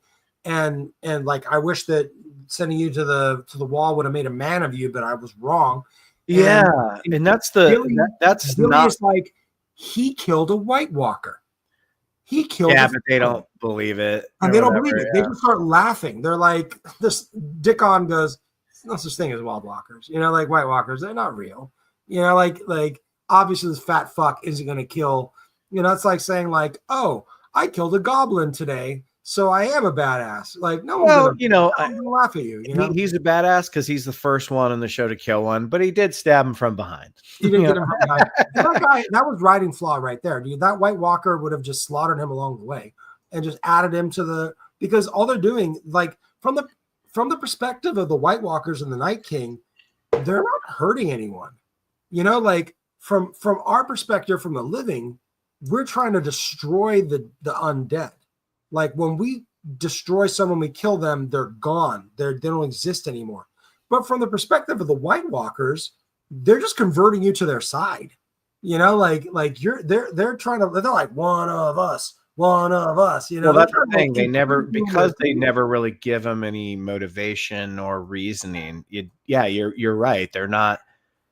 maybe they're the good guys. Who knows? From their perspective, Everyone else is killing each other. Yeah. Team, whereas all the living are eliminating people. That's what I mean. Everyone else is killing each other. Yeah. White Walkers are just walking. Yeah, they're just walking. We're just walking and bringing back people because we love you and we want you to be with us. I think life after death. I think it's in season 3 where they show that the wildlings are giving their babies up to. Well, that was just Craster. Yeah, just that one guy. Yeah, but he's giving his babies up to them. So you're like, okay, these guys are clearly evil or whatever because whatever reason. I don't even know if we ever find out what happens to those babies or not. I can't remember. Babies become the new White Walkers. I think that they grow up because you've got the Night King, and then he'll like take the human babies that are still alive because that's the crucial difference. Craster is offering a living, not a dead body. And so the living that's right. The living people, they change them into White Walkers. Yeah. So I think that the White Walkers might even have their own lifespan because we see them as babies, and then we also see them as like old guys. We never see them growing, but I'm assuming that their lifespan lasts thousands of years. Dude, the one with long hair looks like Willie Nelson. Yeah, he does, dude. He looks like Willie Nelson if he was wrinkled, frozen. Without a headband. Without the headband, yeah. But he's got a joint in there. Woo! Yeah. Headcase, what do you think about that? Well, I just might lose my head. Yeah, I know. I hear you, buddy. I hear you. Okay, thanks for joining us. I'm sorry. He's been busy. Why is it that bashing in the brain or the heart of one of these undead things temporarily kills them?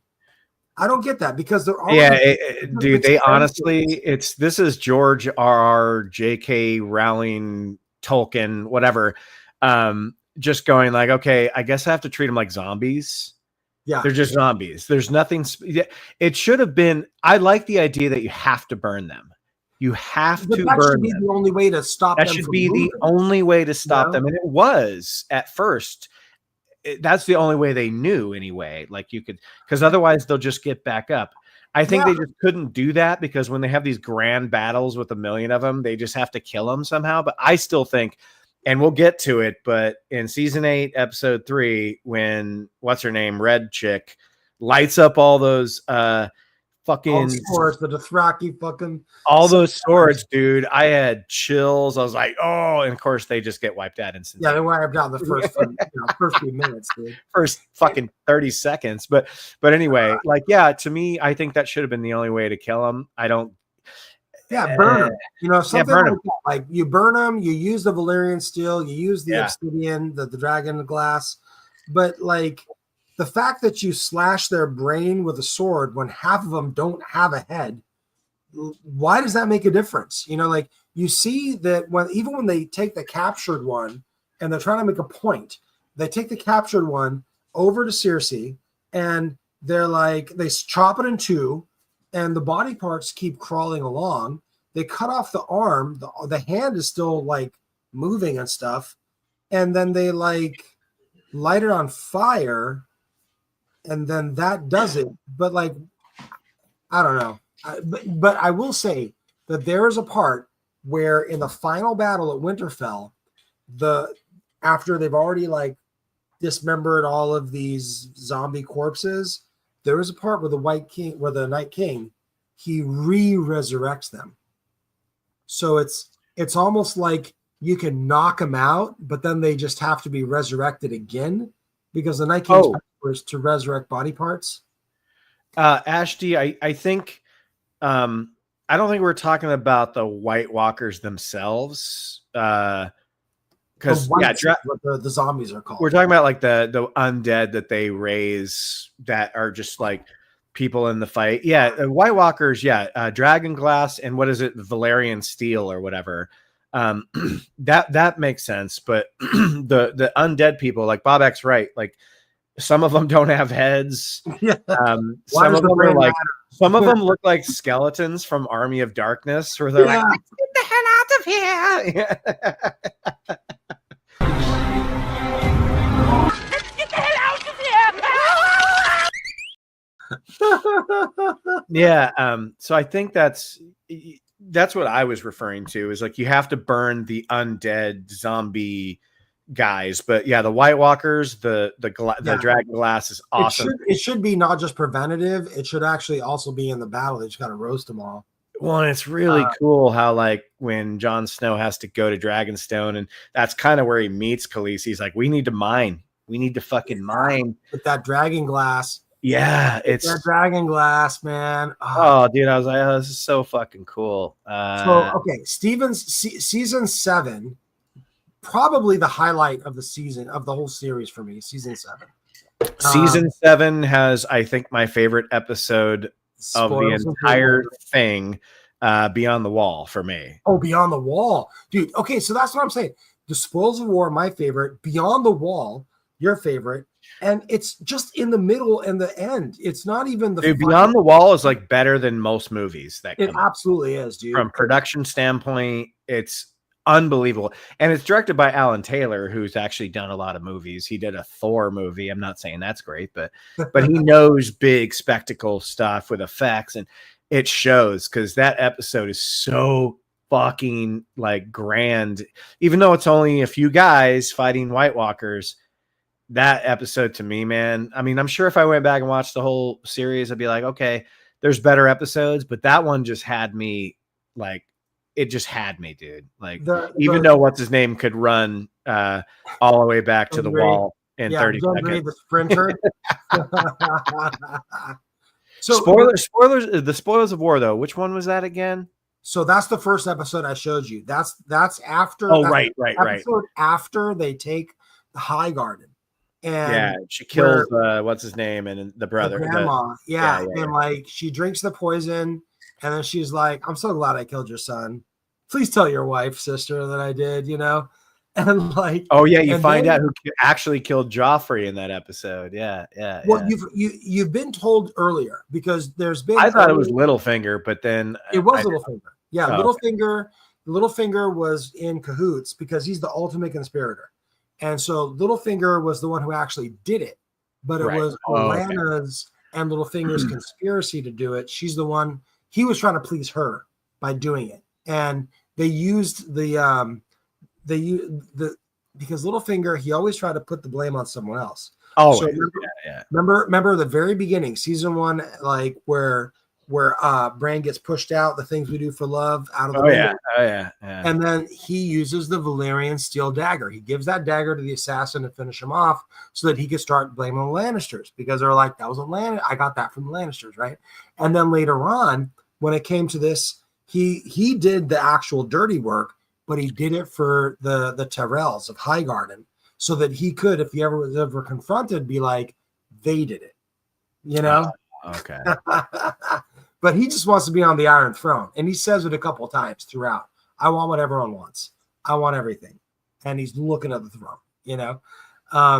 But it's so good in this because you've got, starting in the Spoils of War, and then again in Beyond the Wall, this is where you have all of the protagonists that you're invested in and you want them to win, you want them to survive and do well. They're on the same side. In the battle in the Beyond the Wall, but they're against each other for the first time in the Spoils of War. And so when you're putting all these main characters these protagonists into real danger, number one, when they're fighting against each other and you're like, oh my God, the bad guy, who's the bad guy? There is no bad guy here, like that's going to lose. And your actual favorite people are in jeopardy. And then again, Beyond the Wall, this is the first time you have all the fucking badasses, dude. Yeah, I know. So you've got friggin' Giant's Bane. You've got Jorgen, like the guys from the Brotherhood Without Banners. And of course, they're like cannon fodder that have their epic scenes as well. Yeah, but you have Jon Snow, Jorah, Beric, Tormund, the Hound, Gendry. Yeah. Gendry. Oh, dude, it's just like, that's what I'm saying. It's like an Avengers level like team up because none of these people have really known each other. Exactly. Well, and then you have what's his name, the Christian Bale looking guy who Gendry. Gendry, sorry. Yeah. Who runs at the speed of sound. The Flash.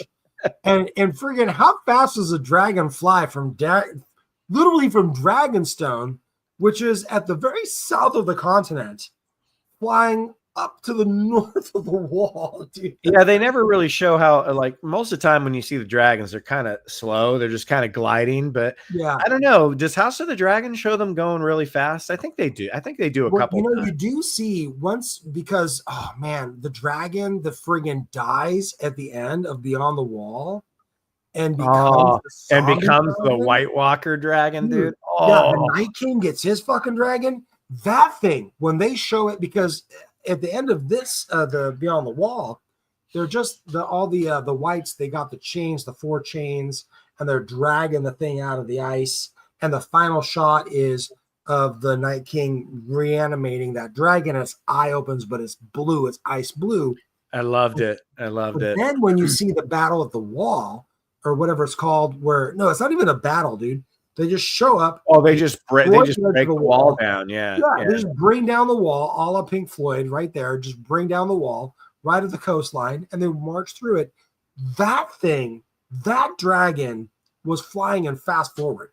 Yeah, When you watch that, it's like a blur across the screen. No, they can go fast. Yeah, but that's the undead one, and the undead one. Okay, maybe it's faster. Like the living ones don't go that fast. I've never seen any of the living ones go that fast. Well, I just don't. Yeah, I don't think they showed it. I guess, but yeah, I don't know. It's the beginning of where they're like, okay, we established the plot points by showing them within scenes. Therefore, you have to believe us that it actually did happen. And it's like, you're the fastest runner. Get to Winterfell, send a Raven and Daenerys, and come save us. And then he goes and does it. And so you're like, okay, I guess they showed us everything happening, so I believe that it happened. But that's kind of where the writing gets a little shaky, where you're like, I don't know if you could actually get there that fast, even if the Raven would take a day or two to get there. Yeah. Well, I having said that, I do love that scene where Daenerys has her like hero moment. Get on, and they're all just like saved from just. And Jon Snow is out there just swinging a sword. Yeah, like, bro, get in the fucking chopper. Okay, we're taking enemy fire here. The LZ is hot, dude. We got the package. Let's go. Yeah, he's like, just one more fucking zombie. Yeah. But Jon Snow, he gets that bloodlust. He gives the bloodlust the same way, and it's a reoccurring thing. There's so many times where he just gets that 1,000-yard stare where he's looking through the target, and he just kind of just becomes almost like a zombie. Like when he sees Euron at the beginning of this episode, the spoils. The one we're talking about with Beyond the Wall. Yeah. No, where Daenerys goes and it's the one from the Spoils of War. That's where Euron and Jon Snow see each other for the first time since like the very beginning. And Euron is like, Jon, I didn't know you'd be here. And he's like, how's Sansa? And Jon has this fucking bloodlust in his eye where he's just lost it. He's about to just pull a Ramsay on this guy and beat the fucker to death. And he just grabs him and he's like, what you did for Sansa is the reason I'm not killing you. But he gets that bloodlust, and you see it in the Beyond the Wall, where everyone is loaded up on the dragon, and he's just like, I'm just going to kill a couple more of these zombies. Well, he's looking at the Night King. Like, that's true. King. Yeah, he did want to end it right there, dude. He wanted. That's what makes him very different from Robb. Is like Robb was very tactical. He didn't have that strategic vision. No, and he was very like, okay, we've won this little piece, so let's go, and then we'll, it was more like the stratego, instead of just like, fuck it, I'm gonna stay here and, let's bleed this one out. Yeah. Hey, to Jon and Robb, the stars. So yeah. I love that. I love Beyond the Wall so much. I think it's brilliantly made. Necessary pivotal point, because that is where they get the proof. Because up until now, well, everything is about containing that one in the bag that they're going to bring back. Yeah, exactly. And if they can just prove to Cersei it's a fight of the living against the dead, because what is Jon trying to do? What is everyone trying to do? Unite the living against the dead. And they're Jon's the one who sees it. Obviously, the Red Witch, like they know what's up. The Brotherhood without banners, they know because they follow the Fire God or whatever it's called. But most people don't.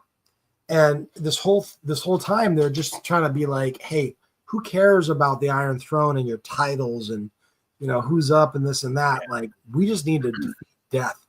And so, like, that's such a pivotal moment where they can actually get that proof and take it to Cersei, because that'll change her nature. Wow, little did they know that about humanity still doesn't really give a fuck. Yeah, but she's like, good. I'm glad they're going to kill you for me. Let's finish up season 7 by talking about the dragon and the wolf, and this is what leads to them all. This is where you get a whole lot of people that either haven't seen each other in a while or have never met each other at all.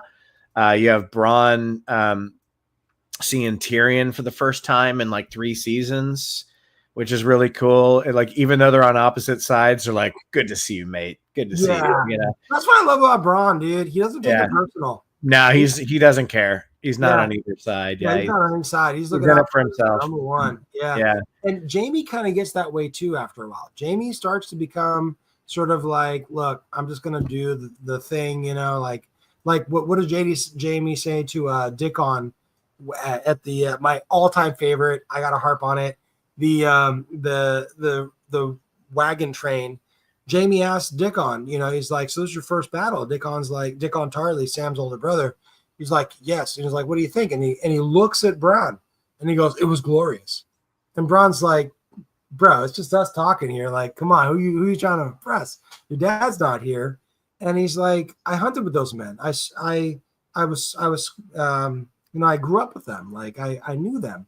And, like that's the complexities of it. And Jaime's like, they didn't deserve to die. It's just that their leader pledged for our leader's enemy and we had to kill him, but they didn't deserve to die. Like they were good men. They didn't deserve to die. And in that moment, you kind of see Jaime's like the Bronn influence on Jaime, I would say. Plus Jaime's whole storyline, of him becoming humbled and all that. Yeah. But like you can kind of see that, and Bronn, he's the fuck dude. He's awesome, dude. I love that guy so much. He's funny. He's hilarious. He loves his whores. He does, yeah. And his singing and just good times. Like he'd rather drink with you than kill you. Oh, for sure. Kill you. But to pinpoint where it all went wrong, I think that at season 7, episode 7, the dragon and the wolf, the place that they're meeting, where Cersei and everyone's meeting. This is the place you were talking about. Yeah, exactly. Yeah.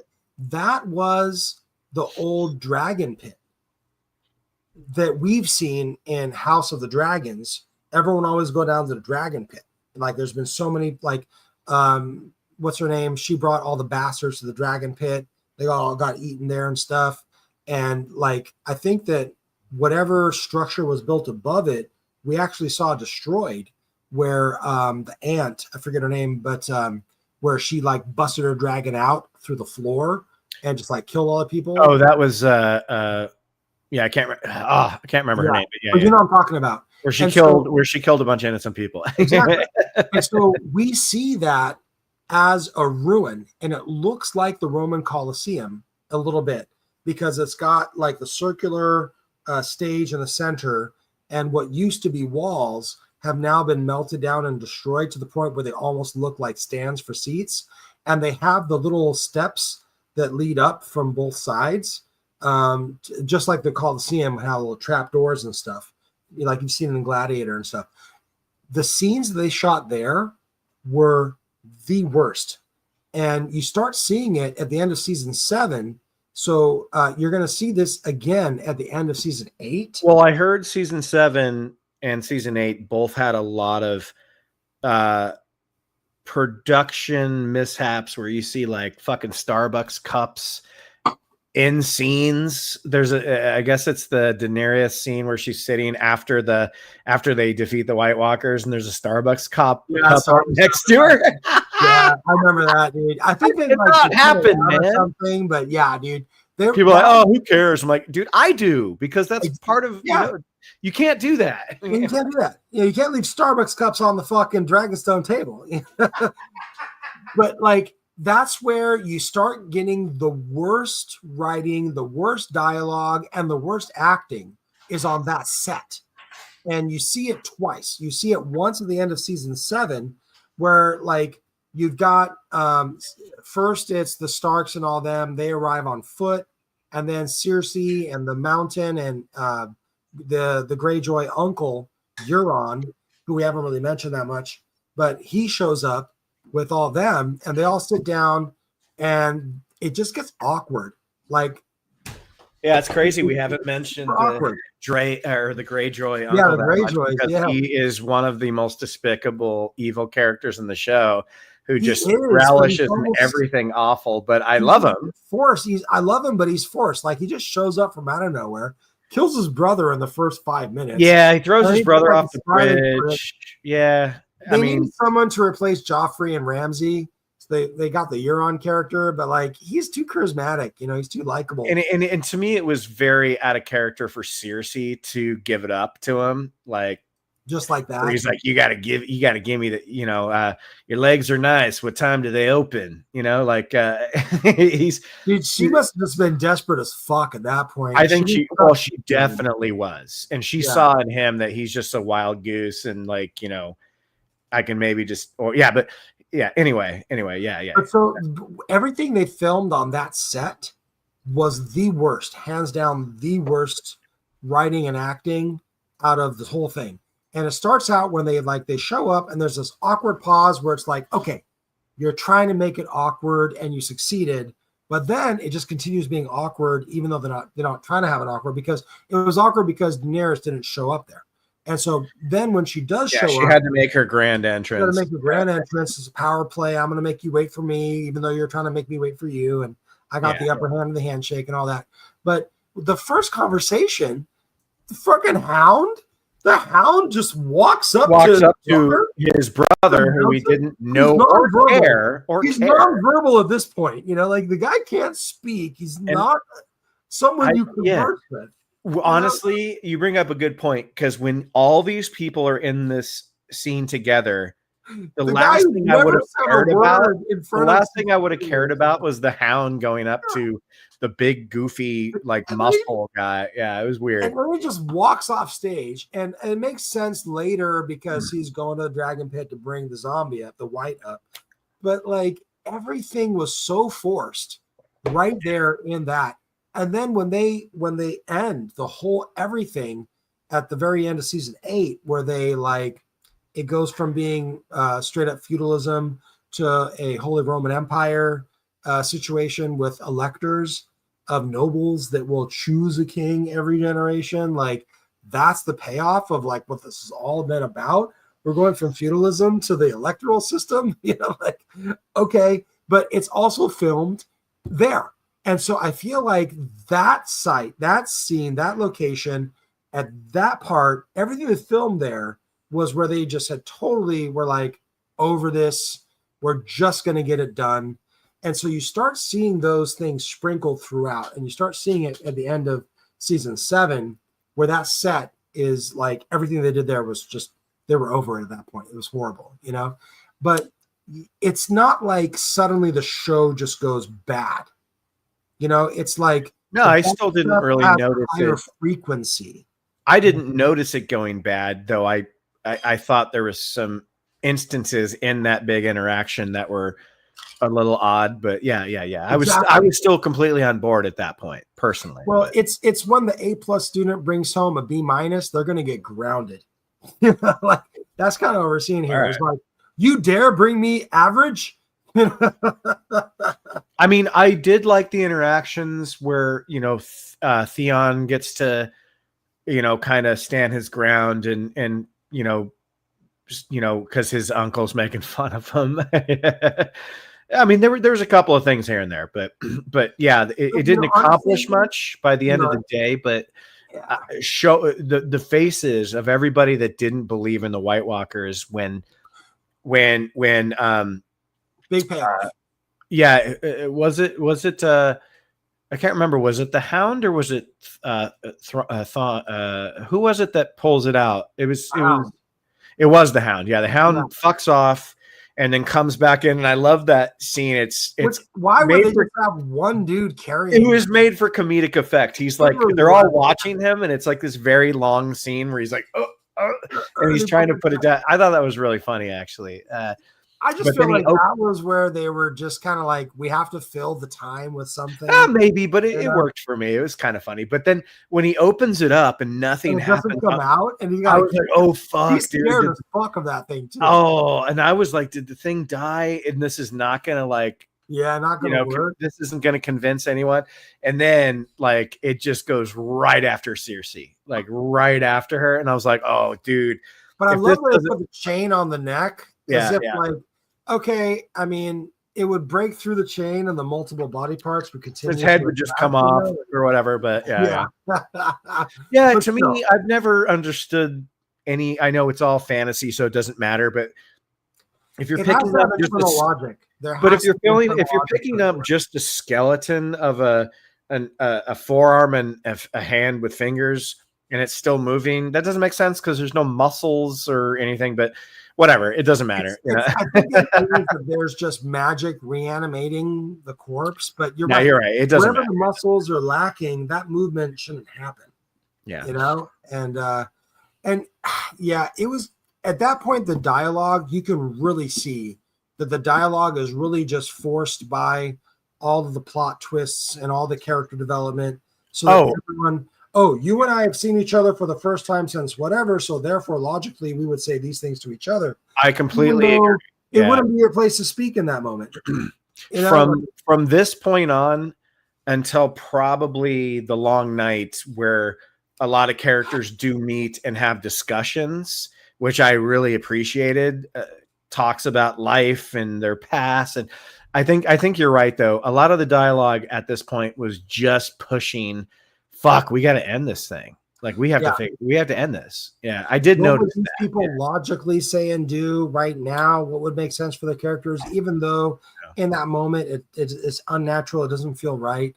It felt so forced, and we just got to wrap it up. And part of it is that wasn't this finally released in 2019? I think there was some kind of delay. You mean COVID season 8? Yeah. It was all wrapped up before COVID even started. I think the filming probably got wrapped up, but they were probably doing the after effects and the editing and no. It came out in 2019. It came out in the spring of 2019. COVID didn't happen until winter or whatever of 2020. Yeah. No, it happened before all that. Yeah. Okay. So that really had nothing to do with it then. Nothing. No excuse there. So what have you heard about the whole Star Wars deal? I've heard that's funny that you mentioned that. I was going to bring that up. I'm going to load up real quick, but keep it live. Yeah, I've heard that Benioff and Weiss in 2017, I think it was, were offered. I don't know if it was a 3-picture deal or a single picture, but they were offered to write and produce and pick a director to do a Star Wars film that may or may not turn into some kind of trilogy, because Disney was just, handing out fucking Star Wars trilogies like fucking muffins, and what I've heard, and this is old news, I think people have already talked about this a lot, but Benioff and Weiss were like, fuck, let's finish Game of Thrones so we can start working on Star Wars. So, there was this big not time gap in the narrative, but a time gap in real life between 7 and 8. And then it was announced that season 8 was only going to be 6 episodes. Even though I want to say 2 or 3 of them were pretty long, hour and a half, hour and 45. So, there was still a lot of content in there. I hate that word. But yeah, I do think that a lot of people speculate that their minds were shifting towards doing a Star Wars thing where they're going to get paid a lot of money. But nothing ever came of that, and they never signed a Star Wars deal. So it's not all speculation. There was talks and negotiations, but it never ended up happening. But I think a lot of people are right when they say that Game of Thrones season 8 suffered drastically from them wanting to just end it and fuck off and do Star Wars, which is lame, because if I was helming Game of Thrones, I would have told Star Wars to go fuck itself, you know. But that's just me. Oh, dude. But even though they had all that going on, I think they really executed a lot really well. I do too. You know? Like season 6. I don't think they shit the bed by any means, personally. Yeah, no, not really, no. And season 7 had a lot of good stuff. A lot of good stuff, dude. I loved some stuff in season 7, man. Season 8, not so much. I still enjoyed it. Well, you know, we've been going for over 3 hours. Let's get into season 8. You know, yeah. I want to change our format a little bit here. So I have things I disliked, things I'm not sure I liked, and things I thought were cool. Well, right off the bat, the finale is not what I wanted, but I'm not going to sit here and shit on it because, you know, in hindsight, any of us could write something better. I just don't know where their heads were at as far as the direction they took the last 2 episodes. Well, 3 episodes. Actually, the whole season. I would have personally had the White Walker battle be the final battle, and maybe the second to last episode. Maybe in that battle, Cersei is planning to turn against them, and then you have similar things happen, but it would be in the White Walker battle instead of what we got. It should have been that they lose in Winterfell. They fall back, they go to King's Landing, and then the White Walkers show there. That's what I think people wanted. People wanted to see the White Walkers in a place like King's Landing. We've already seen them in the snow and Winterfell type settings. I wanted something like that. Why does winter end when the fucking walkers are dead? Because they don't bring the winter. They're brought by the winter. It's the other way around. I never understood that whole winter is coming thing. Like, I don't know. I didn't get it. So there's a thing about this world. Hey, thank you for being here, Ash D. We love you. We love you. I really appreciate you coming on. You're awesome. You're awesome. Talk to you soon, darling. Have a good night. 420. Yeah. So there's a thing in Westeros, not just Westeros, but the whole, I think it's called Planetos, which is kind of a throwaway name. But their Earth is called Planetos, I think. Sounds about as creative as Unobtainium Avatar. So there's the thing is like, why is it that the seasons are not annual? And there's different theories about it. None of them make sense. The only thing that really it doesn't make sense because if you're in fucking Winterfell, when is it not winter? it's like it's always colder up there. You know? But I always thought that the seasons. What I thought at first was that the seasons last a few years because this planet is in a very large orbit around its huge sun. And it's in a small orbit. I don't know if Game of Thrones is even supposed to take place on Earth. It's not Earth. It's like a Middle Earth type thing, you know. It's a fantasy world, you know. It is. But there's different theories about the seasons because apparently they're non-sequential. They're completely random, not only in the order, but also in the duration. And so like I read some theories, maybe it's a binary star. And you know, like a binary star system, and so therefore the planet has, but there would still be a pattern, you know, or for example, maybe it doesn't. Maybe it's a non-binary star. Easy now, I don't get canceled just yet. Sorry, but I think the most plausible explanation is just magic. It's just magic. Yeah, that's all it is. Yeah. You just gotta throw it. Apparently in the books it wasn't even explained. It was just like they don't. Well, the books never even finished. Maybe it would have been explained. But even this, the Song of Fire and Ice, is just a volume within volumes and volumes, right? And within the whole Obra, whatever you call it, they just don't explain why the seasons are the way they are. But the idea is that the winter brings the walkers. And there's a point where down at King's Landing, the snow starts falling. And then suddenly after the Battle of Winterfell, it's summer again. I'm just like, I don't get that part. I don't know. Yeah, I don't get the seasons at all. I tried, I'm not as brainy as you when it comes to stuff like this. Like you absorb stuff in the show where I'm like, where the fuck did he get that? Like, did they say that in the show or did he read something? I don't know. There's a lot of YouTube videos on this. No, I know. And I've been watching them now because I love the show so much, and I'm fucking so glad. I do want to take a moment to say I'm so glad I watched it. Yes. Because I was so dead set against it for years because people were like, it's great, and then it sucks. And no, it's great, and then it's not as good. But it's not like there's the good and then the bad. Like you said, it's good, and then there's bad stuff that's interspersed with the good. Valiant, you know what? The ending, I'm not sour about the ending. Valiant effort. Not what I would have done, but at least it was directed good. It's not what I would have actually. Fuck that. The ending, it's not very good. But you know what? People were like, "Don't watch the show because the ending's terrible." To me, it doesn't ruin like 6.5 great seasons of absolutely. And it's not like bangers. the last 2 seasons were all crap anyway. I love season 7. So I love season 7. I think season 7 might be in the top 3. 7 was incredible. Now let's talk about Winterfell, season 8, episode 1. Okay. Can I start my rant, or do you want to do your rant first? No. This is all you, brother. Okay.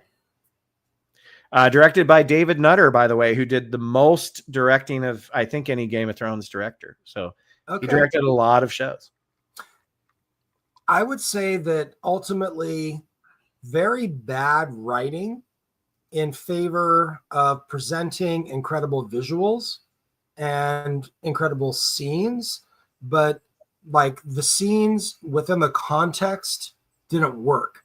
If you had just set up within the writing structurally a more plausible scenario, you could have still got the same payoff in all of the visuals and all of the personal conflicts and all, you could still have given all the main characters and supporting characters their screen time and stuff.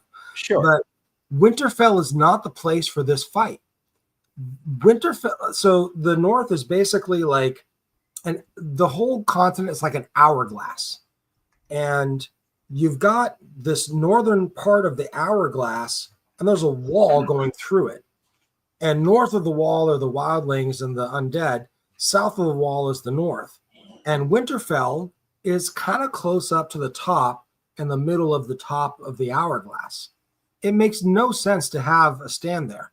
It only makes sense from 2 perspectives. Number one, from the writing for the viewer audience, Winterfell is the location that they started and they will end this entire series with. And in the House of Dragons, Winterfell is the first location they show.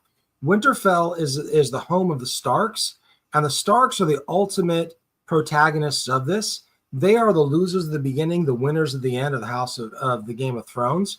So there's a lot of like, for the writing for the viewers and just to keep us engaged, Winterfell is the place for this dramatic climactic fight.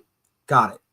Another thing, which is more realistic, the undead are very fast. Even though they're just like hobbling along, they don't stop. Everyone else, they'll like run somewhere and then they got to recover and they got to have their conversations and all that. Then they'll go somewhere else a week later. The undead, they don't stop. And by the time we see the Battle of Winterfell is going to happen, the last time we've seen the undead was when they were just beyond the wall. They just broke through the wall. They're just marching uncontested through the Northland. Winterfell's there. And Thurman, what's his name? Giantsbane or whatever. Like him and the guys, they go to Holdfast, which is the last castle before the wall. And it's already been overrun. The young. Oh, yeah. That's where they go and they see the kid's body on the wall and the exactly the swirl of the fire. Yeah, that was crazy, dude. That was crazy. Yeah. And of course comes back to life. And they hightail it out of there They got the last remaining horses. They got to Winterfell as fast as they could, and they tell Jon Snow there are days march away. So like, okay, I understand there's the immediacy of like they're almost here, and Jon and all the Starks, they're finally home, and they want to make their stand there. We, the audience, are invested in this family in this location, but it makes absolutely no sense strategically. And what do you mean? You mean the Starks all coming back together? No, just having having a battle there in the first place. Because I do love when Arya and Jon see each other for the first time since the fucking first episode of the show. and so that's what I mean by like, for the audience that's invested in this family, invested in this location, we're emotionally there. Like that makes sense from a storytelling point of view, but. And I get that if within the world they're like the dead are like a day away, and like, but you can outrun them, dude. They kind of hobble. They hobble slowly. You can outrun them. The smart thing would be that any strategist would say, we are not going to hold this place where we're going to be swamped. At the worst, we're going to be besieged. And these things don't care about a siege, so they're just going to overrun us. We're all dead.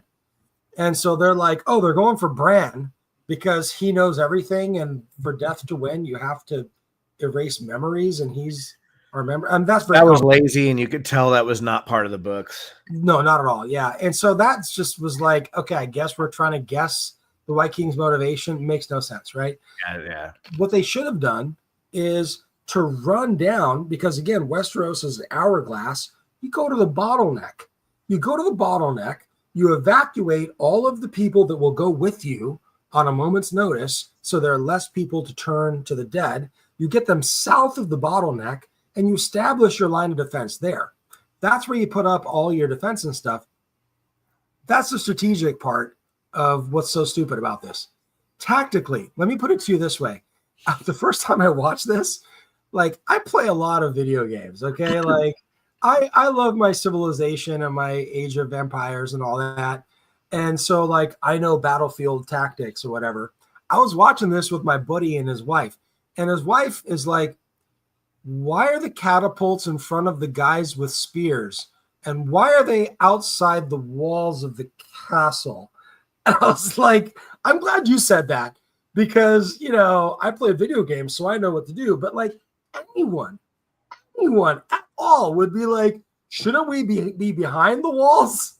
And yeah, that's true. We're gonna set up fucking, dude. They like prep the battlefield with all these ditches and flammable stuff, and then they put their people in reverse order of battle in front of the defenses. Like they're like cavalry up front, then the artillery, and then we're gonna put our infantry outside the defensive. None of it makes sense. Do you remember the game Crossbows and Catapults from the 80s? No. Oh, dude, you've never played that, Bobek? But I played a million games like it, I'm sure. But this was a board game where you kind of build things up and then you try to take your opponent down with crossbows and catapults. And yeah, like you're saying, the strategy is you have the larger stuff sort of in the back, not in the front. It's not rocket science. It's not rocket science. Well, and when they do get to the battle with the White Walkers, they do have a better plan in place, even though you can barely see it because it's edited and shot completely dark and you can't see what the fuck's happening. Well, let me just throw this last little technical flaw. No, go ahead. Sorry. Just the whole time when they're leading up to this like epic battle, like in the episode before where everyone's having, oh, we're all going to have our last drink and last conversation and character building conversation together before the fight, so you care about us when we die or don't. All that. All they're doing is they're saying, we have to take all the women and children to the safest part of the castle when we're fighting the guy who resurrects corpses, which is the crypt. So, like, nobody, not a single person in this entire situation where they're fighting the guy who resurrects the dead said, maybe we shouldn't put our most vulnerable people who we're trying to protect in the crypt with the undead, with the dead that are easily going to be like that was just, oh my God. And they keep coming back to it. It wasn't like no one knew about this. They were all like, we'll be safe in the crypt. We'll be safe in the crypt. There's no way they'll get us down in the crypt. You know, I was like, this is the end of the writing. And you know, having thought about it again in my head, I take back what I said about the battle against the White Walkers. They made some really fucking stupid decisions, especially at the beginning, but we'll get there. Yeah. But yeah, you know, and so it's just this whole thing where, like, number one, Later, RP or RT, you're the best. hell yeah, I represent. We drink your cinema, buddy. But so the whole battle plan doesn't make sense. Strategically, it makes no sense because you can outwalk the fucking walkers because they're just Well, that's been my entire main issue with the entire series as a series, like built upon this threat that they have that's so far away, moving so fucking slowly. Would have moved a lot slower had they not gone and fucked with them. You know? No, that whole thing, it's like, I don't even know, like, maybe the reason they never have the White Walkers show up in a place like King's Landing is because would they just melt? Could they even be there when we never see them where there's not snow? Like, how would they? So what I think is that the snow, the winter sets the conditions, and they're trapped in their cold, dry environment. Yeah, but what would they be like in like the sun? You know, like King's Landing's like California or Florida. Exactly. Yeah, they just wouldn't be there. Like, well, that's the thing. Like, then, but the season is turned. So now the season is turned. The winter is coming to the south. The south will now, like, this is the Night King's opportunity. He's been waiting for a long winter. So you're saying that the walkers could bring snow to? You don't bring the snow. Then why would anybody? No wonder Cersei didn't give a shit because they can't go there anyway. The snow should go all the way across the continent. That's the thing. But it doesn't, because it's just magical writing. Suddenly you kill the walkers and the snow disappears. Well, that's follow the snow, not the other way around. Well, that's my question. Like, why would Cersei care about joining this battle if they could never even get to King's Landing anyway? They could get to King's Landing. They could, because winter. But would they melt or die? No. Because that's the thing, is that suddenly the season is halted for no reason. Well, I just might lose my head. I'm so confused. There's a shot where Jaime is finally like leaving Cersei, and like she basically tells the mountain to kill him, but the mountain doesn't do it because he senses that she doesn't mean it. And Jaime's like, I don't believe you. And he like walks away from her. And as he's riding out of Winterfell, you see the first snows falling. And not Winterfell, King's Landing. That's right. Winter is coming to the south. That's why the south is now in danger. Yes, you're right. You're right. Well, that was my question. Bad writing. They just end winter suddenly for no reason. It's a plot hole. It's a plot hole. Huge plot hole. But that was my main question, is like, why would anyone at King's Landing care about joining this fight if the White Walkers can't even travel there anyway? But they can, because the winter is going to be cold. Yeah. So, you know, that's how it works. But like Cersei, she's a cold fucking bitch, dude. She'll bring the winter to King's Landing. It doesn't matter how hot it is over there, dude. She's going to freeze it up with her personality. I love her, though, man. I love her. No, she's a great character. No, dude. Lena Headey is such an underrated, wonderful actress. If people don't know, she's played Sarah Connor in the Sarah Connor Chronicles, which is the best thing that's Terminator's done since Terminator 2. And she also played Mama, one of the best villains in any comic book movie, in Dread 2012, which is fantastic. She's incredible. She's an incredible actress. HBO has an amazing stable of actors, including her, the guy who played Peter Baelish, the guy who played Mance Rayder. Peter Baelish that guy was in so many things. He was in The Dark Knight Rises. No, he was in The Wire. He was in The Wire. Isn't he also? Yeah, he's in so many different things.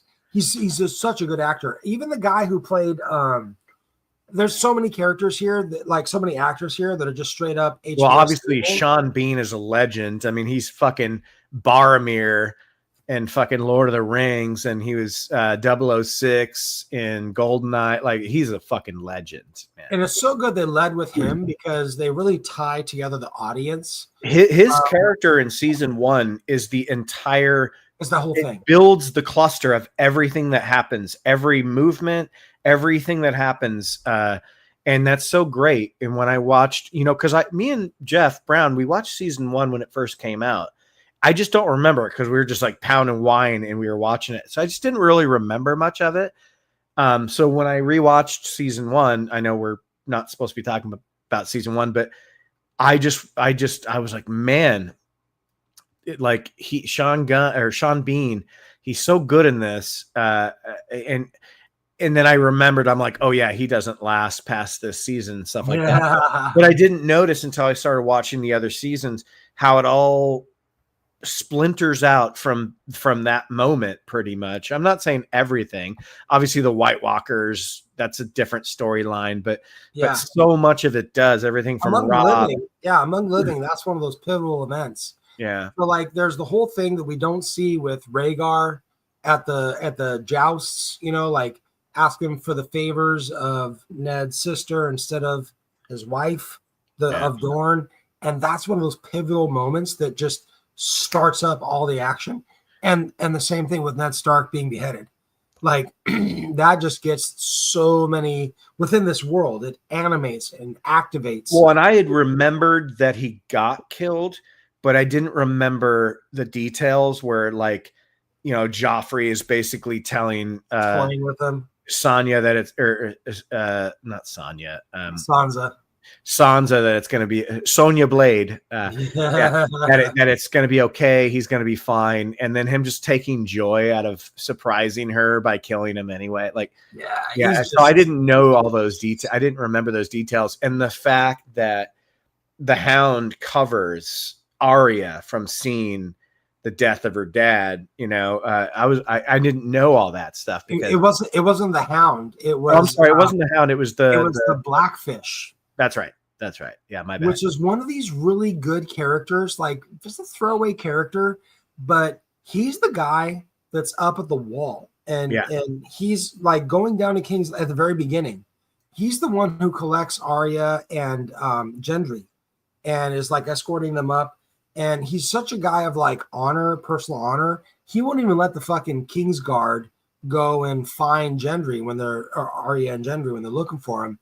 And he's the one who eventually he's trying to take his ancestral home where he was born, even though it wasn't actually his castle. And he's basically like betrayed, outmaneuvered. Well, Gendry turns out to be a very important guy who, again, doesn't want it. He wants to be a blacksmith. He loves that. He loves like living down there and doing his thing.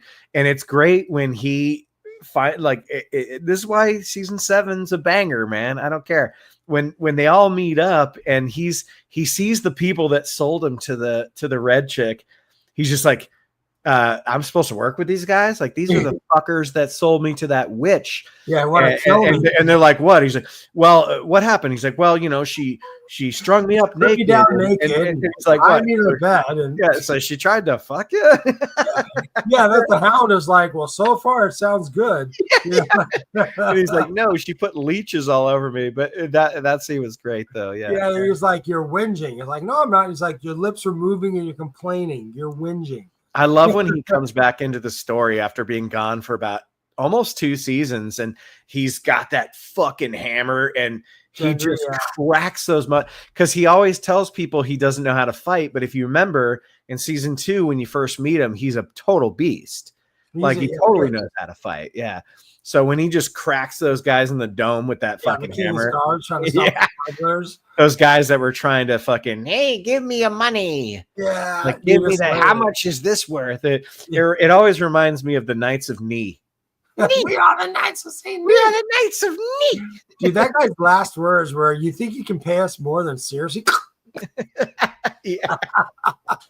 And dude, Gendry, he's hilarious, but notice his weapon is a hammer, just like his dad, Robert Baratheon, the king, the early king. His weapon was a hammer. So they kind of have that, like, little. Well, he was a good sword fighter, but he just, when he made himself that hammer as a blacksmith, it's like, dude, that thing was legit. And you could see the weight of it, which is why like the Hound's like, leave it with me. Yeah. Because I'm gonna like you slow got you down. yeah, you got to. Well, you're not gonna. You're only gonna run at the speed of sound if you haven't. You'll run at the speed of light if you don't. Yeah. But that brings me to. I know we're gonna jump around here a little bit because we're trying to wrap up. But like, I'm having a good time. I hope you are. Yeah, I love this, man. This is But awesome. I have a couple of things I'm not sure I liked, and one of them involves Jandry, and it's so. Arya having sex. I mean, okay, listen to me real quickly. Dude, nothing good about that. I see her as a little girl, so it was weird for me. But I get it though. I get it because if you're watching this show in real time, you've been watching her grow up for years, and maybe it's different. Coming of age thing. No. Yeah, maybe it's different. But for me, I saw her as a little girl like a month ago. And now, like, I mean, thank God they didn't give her like a sex scene where she's like getting pounded or something like that. No, she just had a little side boob and a little ass crack. A little side boob. I was surprised. And you know, she works out pretty good. You could tell, you know. And I want to say the actress was like 18 or 19 at that point, but I still was like, fairly legal, but not worth it, dude. Not worth it. Not worth it. But especially because that dude was like a man like when he met her as a girl, and then I've been watching you grow up for you know what though, in that world, you know, you take what you can get. I guess, absolutely. You know? Especially her. You're gonna say no to Arya? Like she will fucking kill you. And yeah, exactly. And, like, and I don't want to put you on my list.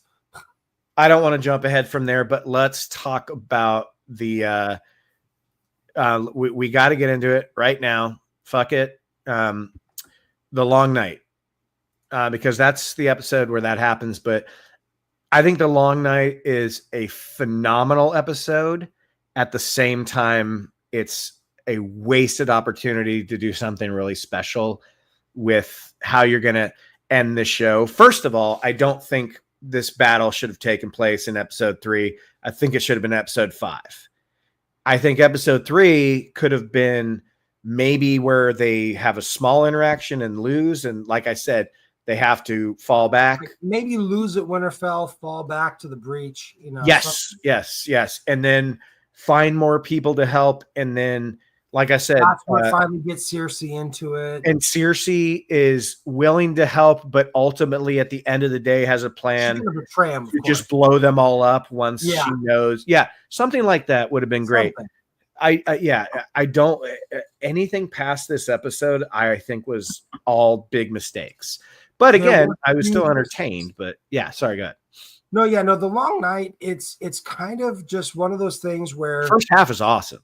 They just needed to get these visuals. They have these scenes, they filmed them, and then it's down to like the editors to make it coherent. And the writers didn't give the editors enough to work with, you know. But like taken individually, like you said, with A Long Night, where Melisandre, whatever her name is, she's like, I want the Dothraki to raise their scimitars, and they do. And then she grabs the one, and they all light on fire, and you can see you can trace the cavalry's movement and their destruction. You know, from that was incredible. You know, like there's so many good scenes, and they did a great use of montage. In this battle, you know, a couple good montages. The montages were the best part of the battles. When the battle was focusing on something, it was kind of a mess because, and here's the thing. So I just looked it up. The director of this episode, Miguel Sapochnik, he was okay. So he was a storyboard artist for Trainspotting. Okay, whatever. But he directed a movie called Repo Man, some episodes of Fringe, which was pretty good. Here's the thing, though. When you have a budget like Game of Thrones, why do you shy away from showing us anything that's happening in this battle you've been building up for 8 seasons? Like, okay, fine. You want to show us the aesthetic of the first band that go out with the swords on the fiery swords, and then you just slightly see the swords disappear. Makes no sense practically. No, it doesn't. No. This is where I said I had to rethink what I said, and I retracted. because why are they shooting off those fireballs while those guys are riding out there? That would have never happened. Well, they do. You got the artillery hitting them, and then they cut off the artillery when the cavalry gets there. But like, dude, you pull behind the defenses. You go behind the walls. If the only thing that because they don't know the fire can't stop them, because the fire and the water will stop the average white. Obviously, now we see it won't stop the Night King, because you've already seen before. I think it was in maybe Battle Beyond the Wall or whatever, where like he can walk through the fire. It's been established that the Night King can walk through the fire, right? But the people at Winterfell don't get that. Their main defense is, we're going to use fire. We're going to hide behind these trenches. And their last thing is, we have to light the trenches on fire. That's what you start with. You keep everyone inside the walls. You light the trenches on fire. You let your artillery do the work. And if their whole plan is, supposedly the Night King has a weakness for Bran because he's got to kill Bran first. Like, if I was him, I would kill Bran last. Who cares when you kill Bran? Yeah, he's in a fucking wheelchair. Yeah, he's not going to do anything. Like, who cares if he remembers? Whatever. You'll get him eventually. But like, they make that the whole weakness of the White King or the Night King. And Yeah. I don't get any of that. So I was kind of looking it up a little bit, and the whole thing with a crypt. Supposedly, there's been, and I've never read any of the books. Supposedly, there's been like different hints dropped that the crypt, those Valyrian swords that they put over some, like the male members of the family, stop them from the magic in them, prevents them from being turned into zombies. And so that's one thing. But also, supposedly, there's a Night Queen who's buried in the bottom level of the crypts at Winterfell. Like, none of that was brought up in the TV show. Maybe it was hinted at in the books or something. That could plausibly be a reason for the Night King. Like let's say he has a love interest or something, but like, why is he going after Bran? But let's just say he wants to kill Bran. Okay, great. Put a third of your defenses around the tree with Bran there, keep everyone else in the rest of the Citadel, have your flaming trenches, and just have your, flaming artillery, and like, you hunker down, dude. Like, why would you sacrifice all those people if the whole point of Jon Snow rallying everyone and betraying every oath he's taken is because I want to save the people. I care about the average people's lives. So why the fuck are you putting them in front of the trenches? Yeah. Like, keep them behind the walls, like, none of it makes sense at all. And if this Night King can see the past, present, and future, why would he walk into a friggin' trap, Like, oh my God, it's just so bad all around that way, logically, from the storytelling, from the internal logic, but it created an incredible montage, awesome, scenes. Like, I feel like it was necessary to see all these now main characters get their epic death or epic struggle. Well, you know what? Let's go over over that, Bobek. Let's go over that. Yeah, let's do that. So I have a list here of the people that we lost during this battle. So obviously the Night King. Yeah. And that should be the end of this. Night King's dead. It's over. But whatever. Melisandre. Suicide. Suicide. Well, she takes the necklace off after being a boss, kind of a total boss, like using the fire to light the swords, but also using the fire to light the trench, right? Like that, or not the trench. Yeah. Which was great until the undead were like, well, let's just pile up on each other. And so neither one of her efforts did much, but it was cool that she tried. And she kind of felt like that was my place, she had to be there. I liked her arc at the end. Like she knew that everything she believed was not 100% truth. And she did some awful things. And when you find out when you find out she's an old bat with these saggy fucking banana tits, you kind of feel bad for her. And then when she takes the necklace off at the end and just dies because I guess she's really old, I kind of was like, you know what, this character was kind of awesome. You know, I kind of she's kind of like that vampire that longs for death.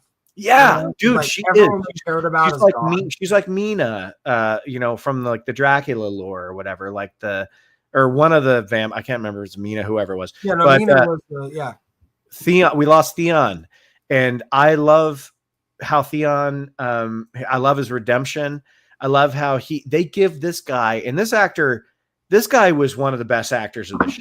Like, he went from fun comic relief buddy of like, the Stark cocky brothers, cocky motherfucker, to the sidekick to Robb Stark in the war, to okay, now I have to be evil because that's what my dad wants, to then being kidnapped and tortured, and then being a psycho weirdo because he's completely like mental from the torture, to slowly coming back to reality, to becoming again like kind of a warrior. And the fact that he's like, I'm going to be the one that's going to protect Bran because Bran had to watch me like kill that one guy. I can't remember his name. boys. Yeah. Oh, Well, his yeah. maester, dude, he killed so many close people. Yeah, but Bran had to watch it, and he just. So I thought his dude, that guy, Theon Greyjoy, like not a huge like important character, but such a good one. I just loved his journey, no matter how hard it was to watch. He definitely came full circle, and you see his redemption not only in his suffering, it's literally on a cross. On a cross, yeah. On an X. Or an X, yeah, an X. Like Wolverine. Yeah, exactly. That's what I was gonna say. All on Wolverine, dude. Yeah, Weapon X, dude. But you know, like by being emasculated, you almost see in the Theon character the transition from this being a patriarchal pre-Me Too storytelling to a matriarchal post-Me Too storytelling, because suddenly he's cockless. Like the guy who was just fucking chicks just to fuck them. And what his whole thing was, he loved to fuck. Yeah. You know, and he didn't care. He had no emotional attachment to these women who like were vulnerable with him. You know, like there was like the last girl he fucks before he goes into the whole on the boat, right? On the boat, dude. Yeah. That bucktooth, you know, chick, the ugly chick who was like, no, I can't be on this ship anymore. I was only supposed to fuck the captain and the first hand or whatever, or the first mate. And now I've been with you. Like, they're going to do bad things to me. And he's like, who are you again? Like, shut up. You talk too much. Like, you know, try spelling with your mouth closed is what he said. I didn't look at his whole journey the way you just described it with like the Me Too stuff. But yeah, it makes a lot of sense. Because you really see that happening in the last couple episodes. It's no longer a story of like guys with a bunch of TNA and a lot of pussy. Well, no, and that was one of my biggest problems with the last 2 seasons was that there just was no more boobs, you know. And dude, you see that Me Too in Hollywood right there. And then when you go to House, that was around the year. Yeah, that was around the time. And the chick that played Khaleesi said she would never do another scene like that. And that I remember, even when I didn't watch the show, I heard about it so much online that people were up in arms that she wasn't going to show her boobies anymore. But dude, you can only do that when you're starting your career. You know, like once you have a name, you can't do the. Dude, honestly, like those scenes, all joking aside, I don't give a shit about that stuff in storytelling. To be honest with you, I've written screenplays, I've written a novel. There's no sex scenes. I don't care. I think it's a waste of time. It makes sense in this story specifically with like Littlefinger, you know, and his harem, and there's a lot of things that make sense. Anyway, Greyjoy, great death, protecting Bran. I mean, he goes out really easily, but he kills a lot of dudes. He kills a lot of undead people. Gets face to face. He's taken out by the Night King. By the Night King, face to face. He tries to, you know, he swings at him. That's what all you can do. He's mere immortal man. He can't do anything. He doesn't have the right weapon, dude. That's the thing. Is like, no, he had the wrong weapon. Like obsidian can be melted, but when you cast it and it cools, it cracks and breaks. Yeah. So the only way to make obsidian, the Dragonstone, into weapons is what we've always done is to nap it, to chisel, you know, into. You mean the glass? The dragon glass, yeah. Well, that's why they use what's his name, Jandry, to like make all those weapons and stuff. But the way that he made it, there was a scene where they're heating the Yes. dragon glass to the fire of volcanoes, to the temperature of volcano fire, melting it and then casting it, which that part apparently you can do. But once it starts cooling, it cracks. It's extremely brittle. It's literally glass. It's glass. Yeah. And you cannot cool it in a way that it would not crack. So that's one of those things where it's like, are they using magic for this? Because these are some illiterate motherfuckers. You know, like they are working in the pig shit. I don't think they know magic. So that was one of the parts where it's like, okay, I'm just gonna go with it. With it. Yeah. Why doesn't fucking Theon, the guy who's like, I'm gonna guard against the Night King at the trap that we're setting up for him, not have dragon glass? Well, no, I think they had the dragon glass. FU right there. They had him and his guys had the dragon glass arrow tips, and then they ran out though. Yeah, okay. But he should have had a sword or a dagger or something. You know, like a backup. You know? Yeah, but he gets face to face with the Night King, and here's what I love about this show is that they always do, no matter what, even here, like this stuff at the very end that's very forced and stuff, they did give us like a preview, you know, coming up. And my point I'm making here is with Arya, with the way that Arya, like, she runs up from out of nowhere, and the White Walkers are kind of like, what the fuck is this blur going past me here? And what does she do? She takes that Valyrian steel dragon, that Valyrian steel dagger that we know from House of Dragons. Oh, and remember, she's been flipping it like it's nothing for a couple of seasons. Like, she knows the weights, she knows everything. Yeah. And in my all-time favorite episode, The Spoils of War, at the very beginning, where she has her sparring match with Brienne of Tarth, where she's like, you beat the Hound, I want to spar with you. And Brienne's like, you can't use, she just has like one of those little stabbing swords she calls needle. And Brienne's like, you can't use that, my lady, it's too small. And Arya's like, I won't hurt you. And Brienne's like, okay. And they go on to this epic fucking sword fight where Arya just keeps getting interface.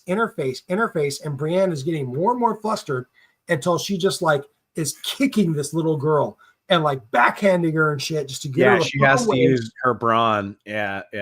And she has to use her brawn, you know, because Arya, she's so nimble. And the move that Arya uses to defeat Brienne is the same move she uses to defeat the Night King, where she goes in for the stab like this with the knife.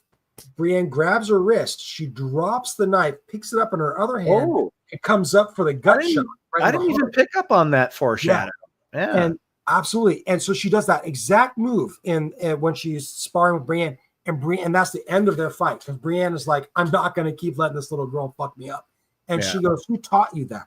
And Brienne says, and Arya says, no one. You know, no one taught me that. And then that's the same move she uses. She just runs up behind the fucking Night King, comes in like this. He grabs her hand, she drops it, and boom, right in the heart, dude. Okay, before we move on to the rest of the list of characters who died in this war, you have my head scrambling because I want to talk about my conflicting feelings on Arya, because you had texted me she gets some great kills and then the last couple of seasons. Okay, I love that scene. I love the build up. He's right there with Bran, and then she just comes out of nowhere and does her thing. He grabs her by the neck, she drops it, boom, dead. But my problem with that scene is that Arya's one of my favorite characters. She's top 2 characters. She hasn't had any connection to the Night King this entire show. Like, and I'm not saying everything has to wrap up in a bow where the right person gets to kill the right villain at the right time. You know, I wasn't even sure if Jon Snow was going to have anything to do with the Night King's death. But the fact he was hiding from that dragon the whole time. Yeah. You're right. He was hiding behind a thing as the dragon was blowing blue fire. Yeah. And they kept cutting back to it like he's gonna show up. And just like, fine, kill me right before she acts as so as much as I like the scene and I love the character getting that kill, I'm just like, they didn't really build up to that. And not that you have to. Not that you have to. Guessing.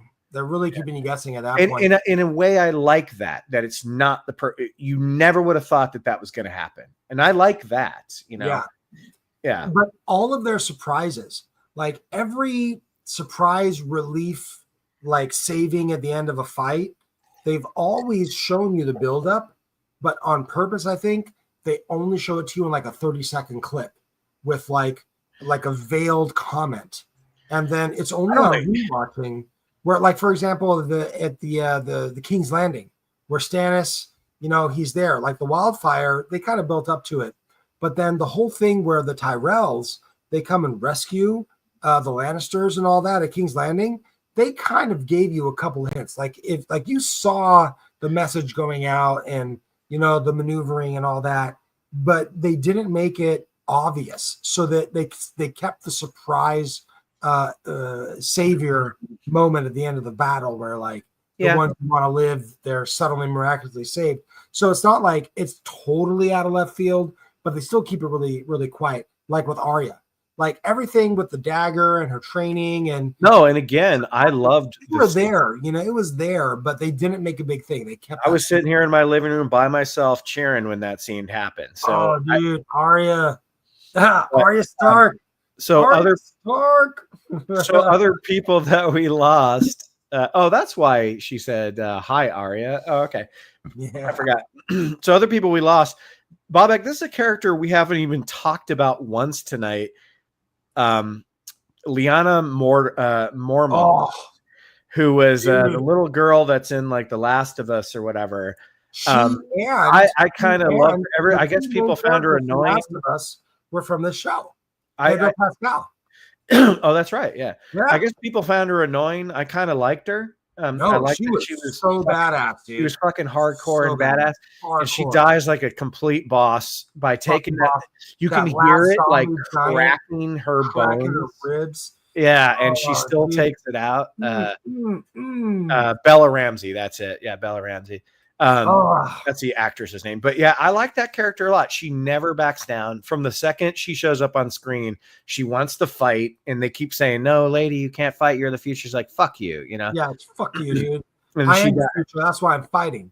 And then Sir Jorah Mormont dies. Jorah Mormont. He dies. He probably gets the best death as far as what he would want to have happen. Absolutely. And they even say it explicitly after the fact. Oh, that's probably where I got that from. But yeah, he dies saving her. And it's good that he dies because it would have been interesting. It would have been really sad to see how he saw what she ended up doing. Right. Because that would have fucked him up, That would have fucked him up, dude. Yeah. And I love that his death scene, like the whole sword thing where she and him, Daenerys and Jorah are like, fighting, like, okay, they don't look very realistic to me and all that. But like, I love that he didn't get to say his last words. Yeah, I know. Holding him, and they didn't want to go cheesy. They didn't want to go cheesy. They just had him. They just had his eyes roll. So good, yeah. And that's what I love about HBO acting. They don't deliver. They don't have to deliver the dialogue. Don't forget to let old Geller out. Because their subtext, and here's what HBO does great: the subtext. They're so good at delivering the subtext. In every scene, there's always a subtext where you get it. Like, you don't have to be a smart viewer. Like, they make the subtext so obvious because every time Jorah the Andal has been interacting with Daenerys, his subtext is, I love you. I love you. I love you. I love you. Like, I'm devoted to you, but I'm 60 and you're 20 and you're not going to go for me. And I'm gentleman enough to respect that. But like, you get his subtext the entire time. No, so they make it, they make it plain as day very early from people just saying, we know you're in love with her. Yeah, exactly.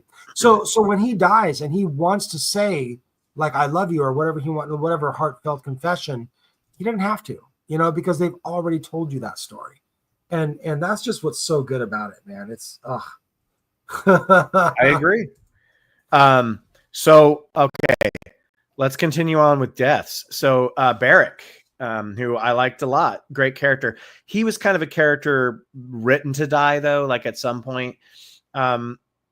but yeah, he had a good death scene. Hero died at a hero. Who is this again? Ed Tollett,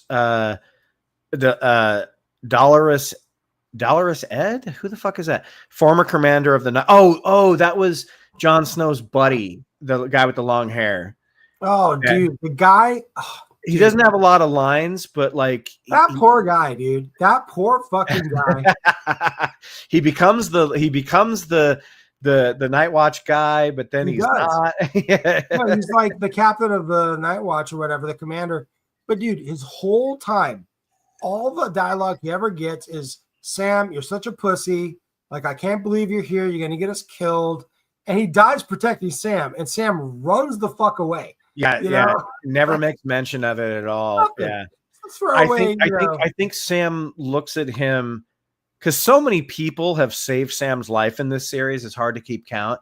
But I know that when they burn all the bodies, they show him. I think they do show Sam looking at him. Yeah, like he just saved my ass. But what's his name? Visceron? Viserys. No, not Viserys.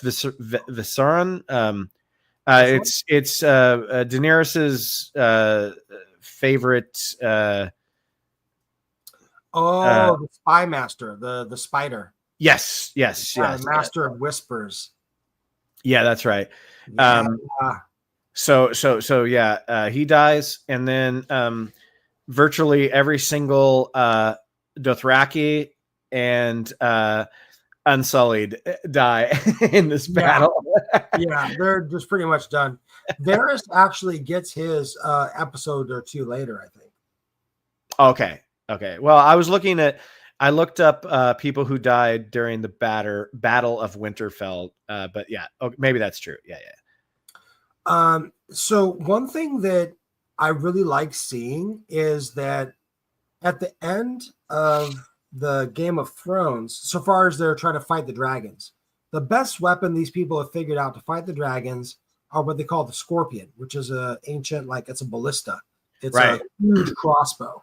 And when we're watching giant fucking crossbow, those huge things, they're basically anti-aircraft installations, and you have to put them either on a castle wall, in a cart, like a horse-drawn cart, or like on a ship. They're too heavy they're a heavy weapon, and so when we're watching the House of Dragons, every castle, all the ramparts are just lined with these scorpions. It's just standard issue. There's dragons out there. You need anti-aircraft. That's just what you do. And we don't have that in Westeros in the Game of Thrones until Qyburn is the one who is like researching all of the old, records and stuff. Qyburn's the one who figures out, we can make this massive crossbow.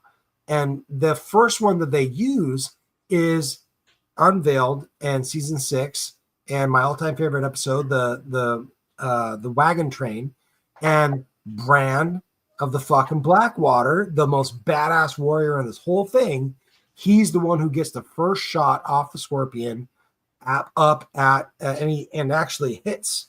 He fucking hits it. He gets a chest shot right in one of those dragons, falls out of the sky, right? Dragon makes a safe landing, destroys the scorpion. But thereafter, we start seeing it. And by the time we get up to the bells, you see those things up on every camp. They're on every like ship front. Ships, the Greyjoy fleet, like everything. And so people know how to fight dragons in the records. And so now you're starting to see this ancient technology coming back. I was going to say, it looked like they produced all those once they knew dragons were coming, because Khaleesi is caught off guard when that one dragon gets hit. And then, obviously her main dragon knows how to kind of maneuver around it, which is why it doesn't get hit. But yeah, those things are nuts, dude. And it's the Greyjoy uncle that takes that out, right? Euron, I think his name is Euron or something like that. Euron, yeah. Euron. Urine. I'll drink to urine. Urine Greyjoy. He's kind of a charismatic bad guy, but he does get a couple shots off. And when he's firing them off, dude, they got a whole fleet shooting these dragon busters up with that thing. Yeah. And the tables have turned at that point because you've already seen like one, possibly two dragons get picked off. I don't quite get. Are there two living dragons at the end of this, or one? One. Okay. Yeah. The other one. Well, that's the thing that breaks Khaleesi completely is that her best friend gets beheaded, and then that other dragon dies. So there's only Sunday. So there's only one dragon left at the end of this. That's the one that picks her up and takes her off at the end, or whatever. Yeah. The Last of the Starks, which is the episode number 4 after the long night. What I appreciate this is that they have the Winterfell thing, which wasn't all that good, but then they have a whole episode that's the build-up to the battle, a whole episode for the battle, and then a whole episode that's like the aftermath of the battle. And so you can kind of see in The Last of the Starks where every character is getting sort of their like completion with other characters that have died. They're like mourning, paying tribute and all that. They have the huge pyres, which at this point they don't really need. It just seems like that's all they know, and it's the most dramatic funeral they can have. But like now that you've got rid of the Night King, there's no reason to really burn the dead anymore. But that's just what they're used to doing. I think it's just like there's so many dead bodies. Yeah, like you can't bury them all. No, and it's Viking style type thing, I guess. Exactly, yeah, because these people are a lot more similar to like the Scots and the Vikings, this and that. But once you get through all of this, really, episode 5, The Bells. I feel like they took the storytelling, like I was saying before. They took the craft of showing an extended battle scene by following a character through that battle scene, but they mixed it with the montage, and they did the montage rapid fire with the editing where they were blending different fights, different conflicts together so quickly and so successfully. And the music was constant throughout. There's 2 themes. There's the opening thing, which we all know, da da da da da da da da da. But that theme was largely replaced towards the end of this with that pensive, like you've talked about it already, like that one piano note. Yeah, the piano note. Yeah. Well, because it's when something extremely dark and non-heroic is going on. Yeah. And that's the score that they really harp on at the end. Yeah. And like for like a day after, like hours after I finished watching this, I had the end theme in my head. Whereas the few weeks before I was watching this, I always had the opening title theme in my head. But they make this just sort of like feeling of just tragic loss. Even the characters you hate, like Cersei, to see her in terror, and they give her that moment when she sees Jaime and she's like, "Oh, you're hurt." You're like, okay, she cares about someone, only one person. Yeah. No, but just the way the actress portrays that, "Oh, you're hurt." It's just like, you're like, yeah, but dude, I fucking hate the way those 2 died. I fucking hate it. Like, and that it wasn't very believable, or it just that's not their fate in my eyes. Like, that should not have, like, if anything, he should have killed her when he found out she was going to betray everybody after like I said, this should have been a battle with the White Walkers. And then when they beat the White Walkers, she was going to blow everybody up in whatever, some area. And he found out and he had to kill her. But instead, it's just, I don't know. It didn't work for me. I do like that Jaime got to kill Uncle Greyjoy, though, but yeah, but even that felt forced. It was like it did, and it was like, yeah, he just rolls up. He just rolls up on him. Yeah. It's like, oh, at least before I die, I'll kill a Kingslayer. Like, how is that your motivation, dude? This guy is so self-serving. Like, that's really where they were just forcing these conflict resolutions that like make sense logically, but it just wasn't plausible given the situation they developed. It's just I just think it was out of Jaime's character from where he had become to just go back there, to leave Brianna or Brienne, whatever. And like, after he finally fucked this chick, and she's just like, you're the only person I've ever fucked, dude. Like, holy shit, don't you leave me. Sister, he just leaves her the next day. He's like, I got that fetish done with. I'm moving on.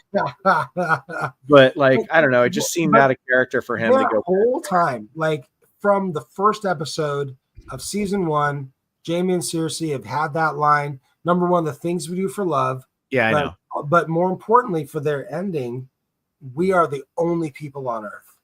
Like, there is no one but us. Yeah, maybe I need to sit on it a little longer. I thought their death scene was kind of anticlimactic. Well, they didn't even show it, first of all. Like, they just Tyrion like somehow just finds them in the rubble. Yeah, like the first 3 bricks he picks up, the most dramatic. This is nothing against like short people, but he walks very far distances very quickly. I'm assuming he walks an average of half as fast as I walk. I don't know. Anyway, I'm not lying, so he can pretty quickly. I don't want to go there because that's not. I didn't mean to. I'll whatever. Short. Yeah, anyway. I'll respect and absolutely. But but you just have this thing where it's the final episode, and you saw it earlier with season 7 ending, where they're just like, we just have to wrap up these storylines. It was just kind of okay. I get it from like everything that's written before; it's a logical conclusion, but I don't really buy it. I don't buy that it would happen at this time in this way. No, the Hound of the Mountain, like honestly, I didn't like the bells much at all, because the battle is won so quickly, and then and I get why, because we've already had our battles, so they're gonna subvert sort of what we expect to come from this, and like, they put their swords down, and then all of a sudden, Khaleesi's like, I don't give a fuck. It's like, what about the plan? It's just like, well, I mean, they don't even talk to her because it's not like they have comms or anything, But what she does was just no, they built it up that I don't know. It was predictable. They built it up to the point where you saw it coming. I didn't know she was gonna do what she did though, which was just like mostly kill innocent people and then maybe some bad guys. And like, she got that part, and like they explain it to you. Missandei's last words were Dracarys, and that's where she just snaps over where Daenerys just snaps. And she okay, I didn't know what that meant. All right, so that's what. Yeah, like you get that they had the build up over seasons, blah blah blah. The thing that I love about the Bells, this is the first time you really see the Lannisters as defenders, because you've got these scenes of like the Lannister soldiers just acting like the National Guard. Like they're just trying to help the civilians get to safety. Cersei has that moment where all of the civilians are going into the Red Keep within the city, and she tells Qyburn, leave the gates of the keep open. Yeah. I want her to cut through 1,000 innocent people before. No. She wants. Her whole goal is to show that some blood. Dude, she loves it. Yeah, to show that like Daenerys is bad. It's the bad one. And Daenerys becomes the bad one because of her personal trauma. She feels like her personal vengeance, and the point where the ultimate tension in this, where her dragon is sitting on the ramparts, where she's already taken out all the scorpions. They've already decimated everyone who could defend, and the bells are ringing. And there's this whole thing where everyone in King's Landing has surrendered, except for Cersei. Cersei. But nobody knows what she's Daenerys up in her tower or whatever. Yeah, exactly. And Daenerys wanted for the people to turn against Cersei. She got that, but because now she's the evil one, and she's had this best friend who's been taken from her just like moments ago, she doesn't take, like I think you mentioned this before, she doesn't take a straight line to the Red Keep from the outer walls. She takes a zigzag path. She wants Cersei to watch her burn all these people. Yeah, that's when she's truly the bad guy. She becomes the antagonist in that moment. And this entire 7-8 years up until then, she's the princess. She's the one you love. And they had to turn I'm her going to back. free everybody. There's going to be no slaves and blah, blah, blah. But, you know, a lot of people that start out that way, you know, that ideology is not what you think it is. You know? Yeah, you're only liberators by killing people. But I wonder if there was. We're going to go liberate everyone else, you know? I wonder if George R.R. Tolkien or whatever, like, had in his mind a totally different way where maybe she helps liberate King's Landing, but realizes she doesn't belong. So she goes back to where'd she come from again? Essos.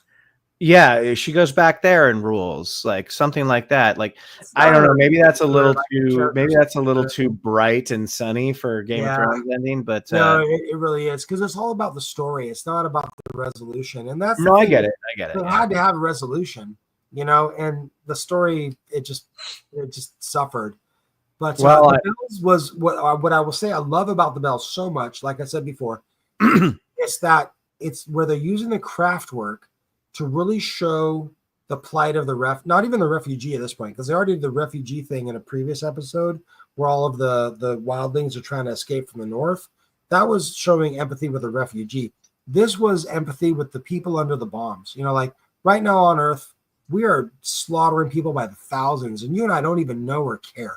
Like it's not even on our radar, you know, like it doesn't even matter. And to show the craft of all of this, to be focused on that mother. And what they did was that mother with the daughter that's running through the burning city with Arya at the very end, they gave her that Cersei. Yeah, well, they gave her this like plot point where you're like, why are we keep seeing this actress? Yeah. Exactly, you know, but she had that Cersei haircut. She was a Cersei that was born common, someone who loves her children, because the last thing she does is protect her daughter from that dragon fire. Yeah. And, you know, and Arya, like, she just saves Arya from out of nowhere. Arya just falls down and she's about to be overwhelmed. And that mom just grabs Arya up. Well, Arya sees her first in the crowd and grabs her hand. So, like, yeah. So they have that connection. And you have this moment where it's like Arya is now is the vessel for the audience, you know, to be in the seats of the victim. And, you know, this is the most real part in the Bells, because everything we're looking at is fantasy. And I'm in a fantasy to escape from reality. I hate everything that reminds me of the world around me. And like to see this just reminding me of like, you know, I am one of those citizens of King's Landing, you know, like I'm the person that's just sitting here in my relative affluence over, you know, with my overlords, but the violence is being done to other people. And to see it happen to the people of King's Landing and what happens with that mother and daughter, she says, take my child to Arya. She's like, take my child and go, lead me, because the mom's wounded. The girl is crying over her mom. And Arya tries to take the girl and run. And the girl is like, no, I'm going to my mom. Yeah, you know? She can't leave her my dying mom. And then the next time you see them, they're just ash. They're just ash, you know, in the same position, that guarding, you know, and it's still, I'm getting emotional right now. You know, it's just, that's how people are. That's the true nature of people. Like all this stuff with the Game of Thrones, you know, but so to use all their craft, not to show the victor, you know, walking through the battlefield at the end, but just to show the bystander, you know, and they spent at least an episode or two, like really the whole story arc of Daenerys. All her advisors are warning her, you're going to be like your dad. You know, like you do not want to be. And then at the end of it, it's straight up ashes from the sky, like from the Holocaust. It's like you're outside Auschwitz. And you've got these leather-clad goose steppers, the unsullied, you know, just mindlessly following orders. And their faces are just covered in ash. It's like right now with like all the Migra coming in with like all these American officers covering their faces and badges, you know, because they know what they're doing is wrong. You know what I mean? And they don't want to be held personally accountable. Well, and then you have like Tyrion, who's kind of like the catalyst of the entire series, where he's just looking around and he's just like, man, I made the wrong. I thought I was smart. I thought I was smarter than this, but it goes to show like he didn't do anything that there was nothing he could have done, because at the end of the day, like her, it's a domino effect. Like she feels like an outcast when the battle against the White Walkers ends, and she's looking around the room and everybody's drinking and cheersing, and she's not invited to any of this party. Not a part of it. And then she loses her best friend. She loses a dragon. Okay. She flips out and goes nuts. But well, let's go to the final episode now. The Iron Throne, I believe it's called.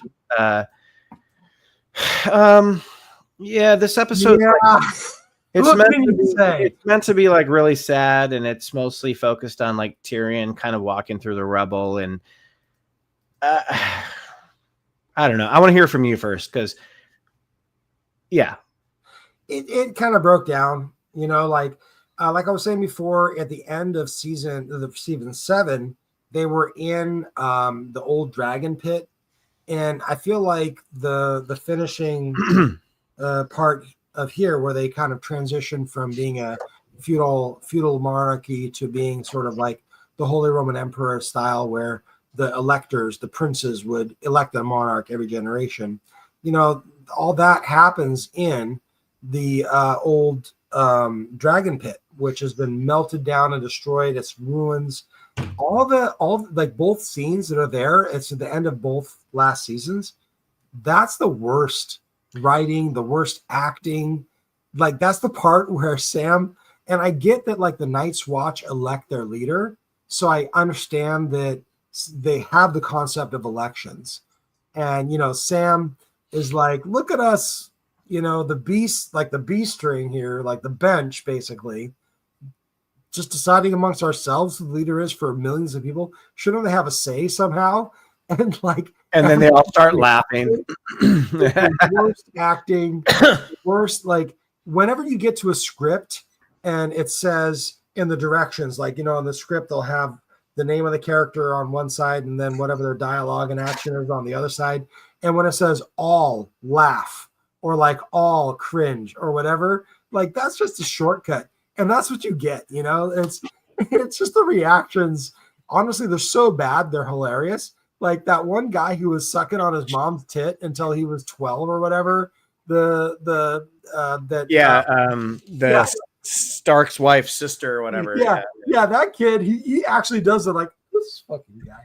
Like he totally breaks character. Like, who is this guy? Like this. And it's like everyone's reaction is so comic. And I'm just like, oh, this is the low point. Well, and the entire series. They give you one moment, and I think it was in the Long Night or whatever,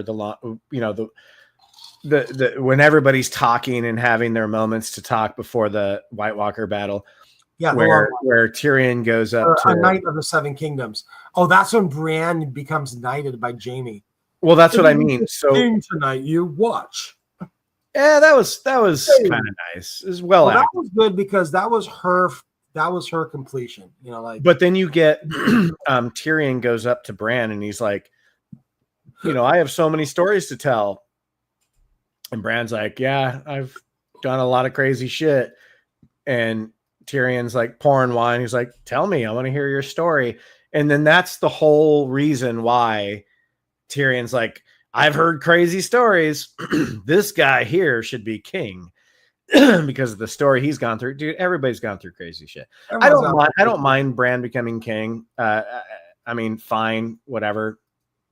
The whole thing was contrived. I mean, it was just shortcuts. Like even the reasoning that they give to each other, it's like, oh, that's a reason technically, I guess, so we'll go with it. Like where they're like, oh, the Night King's going to come to kill Bran. It makes total sense because Bran knows everything. And if you're death, the true death of life is the death of memory. So therefore they're going to sacrifice everything to kill you first. Like, like it was so contrived at that point. Like they can make whatever case they want. It just doesn't feel authentic. And like the whole thing about Bran, the Tyrion, Bran's like, I'll never have children. And Tyrion's like, well, that's the perfect reason to elect you to be our king. And because after you die, this is the spot where our descendants will elect the next king, and like they're just going to start a new tradition. And okay, fine. Yeah, I mean, Yeah. the final scene of all of them at the table, though, like Tyrion is the hand. Small council. Yeah, the small council. You have Sam, you have Bronn. Yeah, like there at least you almost kind of feel like, okay, Tyrion's like, yeah, I'm glad we elected this guy as king because he doesn't really fucking care, and he's Doesn't not give gonna a be, fuck. Yeah. he's not going to be in any of these meetings. Yeah. He walks in for 2 So seconds. are we going to rebuild the brothels or the bars first? Like that's what the small council gives a fuck about it. Yeah, it was. Yeah, I don't know On. that. Yeah. They And got the last point I want to Red make. Blackwater, along with friggin' what's his face, Gendry, who's now a lord. Like, Last thing I want to talk about because we got to end this soon. Yeah. So, what does Jon? So he gets banished because he kills Cersei. I mean, I'm not Cersei. I'm sorry, Khaleesi. Yeah. Which I don't know. Oh, really quickly, we have. probably hold on to him. They're still loyal to her. I don't know. Well, we have to play. I have to play this. Hang on. Where is it? There it is. So this is Yeah. The cast reading the script. This Oh. is the cast reading that scene. Oh, dude, play this. I'm gonna let out my drink. Where the fuck is the thing? Hang on. Can't find it. Why the hell? Oh, there it is. Dany steps forward and kisses the man she loves. A perfect kiss. Their eyes closed, his hand behind her head, her hand on his cheek. Dany's eyes open suddenly as she draws a sharp breath. Jon's eyes open as well, already filling with tears. For a moment, neither moves, as if moving.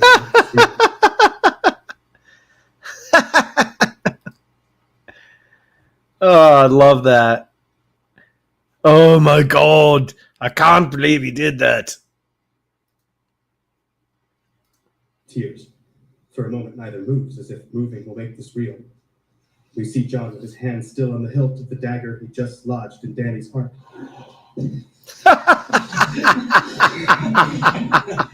Her strength leaves her and she collapses to the marble. He keeps her in his arms and she falls. Oh, I love this. The dagger he just lodged in Dany's heart.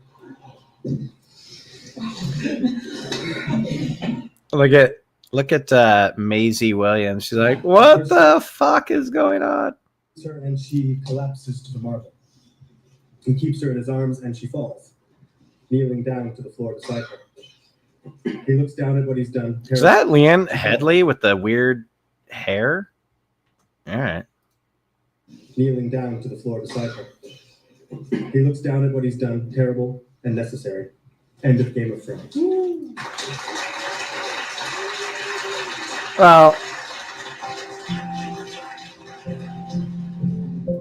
that's not technically the end of Game of Thrones. That's the end of that scene, but there's more that still happens. But you Were there? they clapping for it to be over, or Everybody apparently, like everybody was like, "Dude, what? yeah, what the fuck?" But they were probably saying that before this scene, But yeah, so he kills her, fine, whatever.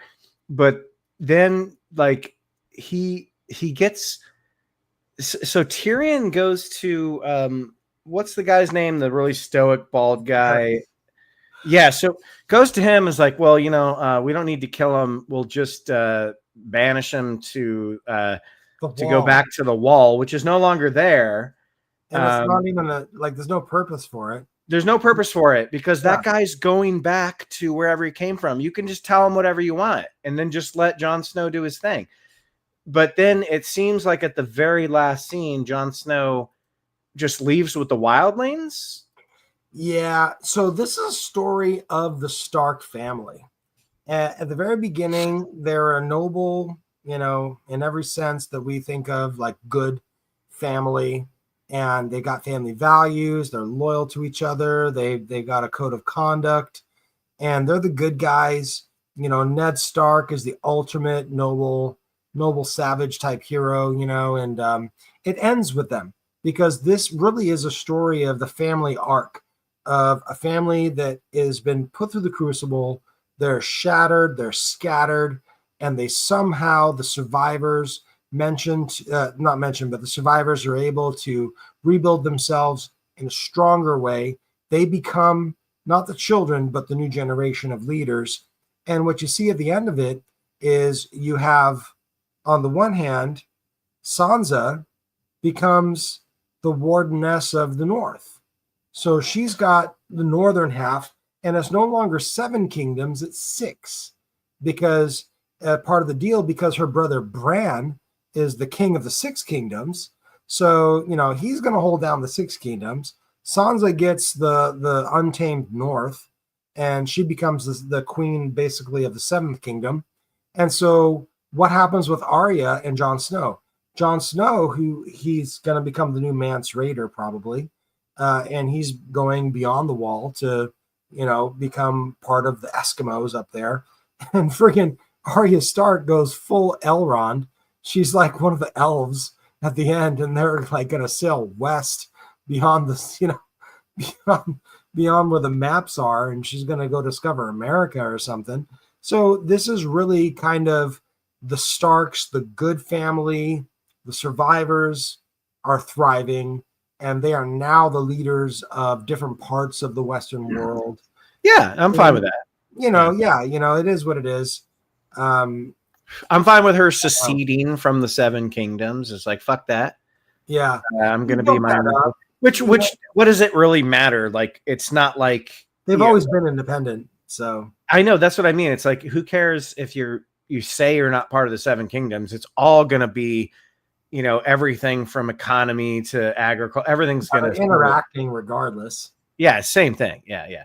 But it's ridiculous that there's even like the wall is basically destroyed. There's been a breach in the wall. They don't know how to repair it because the wall was built with magic and no one actually has any magic anymore. Yeah, there's no way to build that as men. They could not rebuild the wall. There's no reason to keep the wildlings north of there because it's all a fight between the living and the dead, and that's been established. So do you think that was Tyrion trying to just convince Captain Bald Guy, like, hey, we're going to make Jon Snow go here, even though he knew he was just probably going to go and just go with the wildlings anyway? Because that's kind of where his mind was anyway. Yeah, I feel like in this story, there's a lot of, we're just watching the inner circle of the leaders, and whatever they decide to do is going to ripple out from them. So nobody else really knows, like, of all these people, like, if you're not in King's Landing, you don't know about. That's my whole point. It's like, if you're not in the north, you don't know about the White Well, Walk. make sure that Jon Snow goes back to the wall. It's like, well, dude, they're fucking off back. They're gonna go fuck off back to their part of the world. They're not gonna know. Just let Jon Snow stay where he is. But I don't think anything. They're just negotiating with the friggin' leader of the SS, which is basically what Grey Worm has become. But even him, like, what's the last thing he does? He goes to Narth, a place he's never been because Missandei is from there. And like the last reason, like, good interaction they had, Missandei, Grey Worm was like, let's leave. And Missandei is like, I want to see the beaches of Narth again. Yeah, that's true. Yeah. And she says, our people are defenseless. Like, we don't know how to fight. We're weak. Which, what does that have to do with anything? Because they're a kingdom and they're still surviving. So they're doing something right. And then what does little, like, Grey Worm say? I will protect you. And like the last thing he does is he takes the Unsullied off to Narth, like all these friggin' hippies on the beach that are just, they don't even know the concept of marriage and like bastards. They're just basically they don't have dicks. Yeah.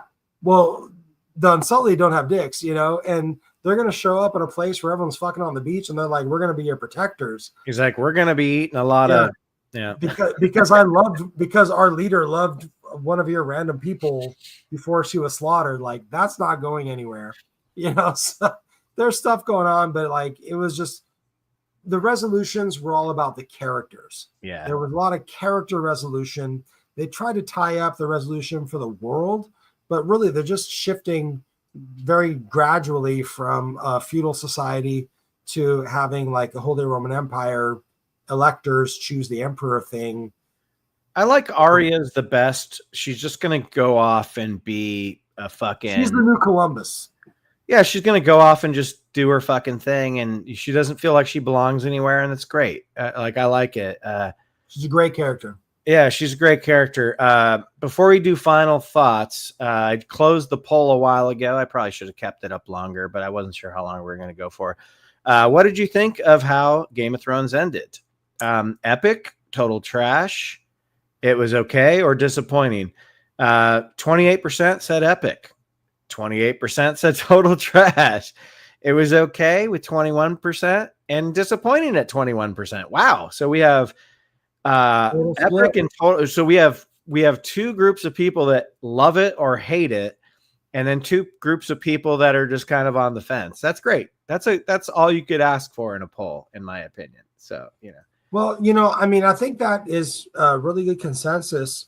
There was a lot of good stuff, even till the end. The craft work of all the production team was top notch. Like the craft of this stage, costume, music, yeah, man, yeah, editing, all of that acting, top notch, only got better and better. They just didn't have enough source material, and they were the writers were able to ride off the source material from season 5, season 6. In my opinion, climax, except for a couple episodes in 7 and 8, which are my favorites. And they did a great job without the great writing. And I just hope that House of Dragons is going to have enough. Have they finished? Has J.R. Martin finished writing the House of Dragons? Or well, House of the Dragon is based off like an appendix or something where it's not. They're not novels. They're like. Yeah. So I think that story is technically wrapped up in the source material, and they're going to take season 3 and 4 to wrap up that thing. I've been hearing not so great things about the production on it, which kind of sucks, but we'll see. We'll have to wait. It's going to be, dude, we're going to be like fucking pushing 50 by the fucking time the next one comes out. So, but we'll see. But yeah, my final thoughts on Game of Thrones. I'm so glad I finally watched it. I think it's some of the best television I've ever seen in my life, by far. Some of the best cinema I've ever seen, from characters to craft to production design to editing to the score, which is incredible. Just everybody being in sync, at least for 5, 6, 6.5 seasons, just knowing exactly how to rise tension, focus on certain characters this time and other ones. There's so many characters to juggle and doing it so well. Didn't end how I wanted it to end, but to be honest with you, like whatever, I still stick the landing. Yeah, I still enjoyed the ride. It was definitely worth the watch. And in your own headcanon, you can create whatever the fuck you want for the ending, So, dude, I miss it. Like as soon as I finished watching it the second time, I missed it so much. And that's the value of starting and ending at Winterfell. The end makes you nostalgic for the beginning. Like I almost wanted to rewatch it right away. It's just yeah. This is a series I'll definitely revisit again. I will say, and I said this in part 1 of our show, like House of the Dragon got me to want to watch this, but that show is nowhere near the caliber of this show. It's not even close, but I'm glad it's there, and I'm looking forward to more of it. Yeah. It's just a different type of story, completely different. Yeah. It's not very action based. You don't get your battles every other episode or even a sword fight. It's mostly people talking, but it's very well written as well, well acted. So I'm not discrediting it, but Game of Thrones is way better. For storytelling, and the two things that are limiting the House of Dragon. Well, one thing that's really in its favor is the production team is at the peak of their skill. The crafts of everything, set design, costume design. Oh, the dragons look amazing. Dragons, After Effects, everything peak, like building on everything we've seen so far. and also just sort of like the vision of what story do you want to tell, I feel is a lot more nuanced and developed. Yeah, But- no, it is. Yeah, but compressed time frame. You know, you're looking at 10 1-hour episodes for basically 8 years, except the last 2 years. What they did was the last season, they expanded it and then cut it in 2 and spread it over a couple of years. And so it's technically supposed to be one mass, whatever, you know, it's 2 shorter, smaller seasons. And that's really where it fell apart at the end. But it fell apart because they decided to cut season 2 from 10 episodes to 8 and build up this battle that we don't see. And then get it at the beginning of fucking season 3. Why was that not at the end of season 2? I mean, it better be spectacular. And honestly, like, I'm saying that as a fanboy, like, I'm invested. I want it to be incredible. Me too. And having seen how this can go wrong, where the craft can be there, but the storytelling isn't. Yeah. I'm kind of afraid of that, you know? I'm afraid of it too. Yeah. We'll see how it goes. Yeah, we'll see where it goes. But anyway, this was my first reaction to Game of Thrones. And Bobek, knowing so much about Game of Thrones, it was just fitting that we do this together, and it was great. It gave me the ammunition to watch it and then want to do this show with you, because I love doing shows with you. Likewise. And yeah, I don't regret a single moment of it. Now I don't know what the fuck to watch though, because I would watch 5-6 episodes a day. Yeah, dude. So. Binging this is the best thing. Dude, I can't even imagine having to wait week by week for this fucking show. Dude, imagine waiting 2 years. I'm so glad I didn't watch it till now. Dude, the 2 most longest waits were, number 1, Jon Snow dies, comes back a season and an episode, and 2 episodes later. Oh my god! The most longest wait was when Jaime Lannister, he tries to joust fucking Daenerys at the battle of the wagon train at the end where she lands. She's trying to pull the fucking scorpion spear out of her dragon's chest, and Jaime's like, "Come on, boy!" He like gets his horse, picks up a random lance, and is charging her down, and he basically dies at the end of that, and you don't even know if he's alive until like the next episode. So with the death of Jon Snow and the near miss of Jaime Lannister, dude, this show kept you on the edge. Yeah. Ned Stark, dude, getting beheaded. Oh my god, like so many things. Pushed the envelope, made TV different. Now you can't be an actual dramatic show without putting your lead characters in serious jeopardy and meeting it. You know, like you got to own it. You know, so it really advanced not only the special effects and the story craft, but also just TV in general. So I just love the show.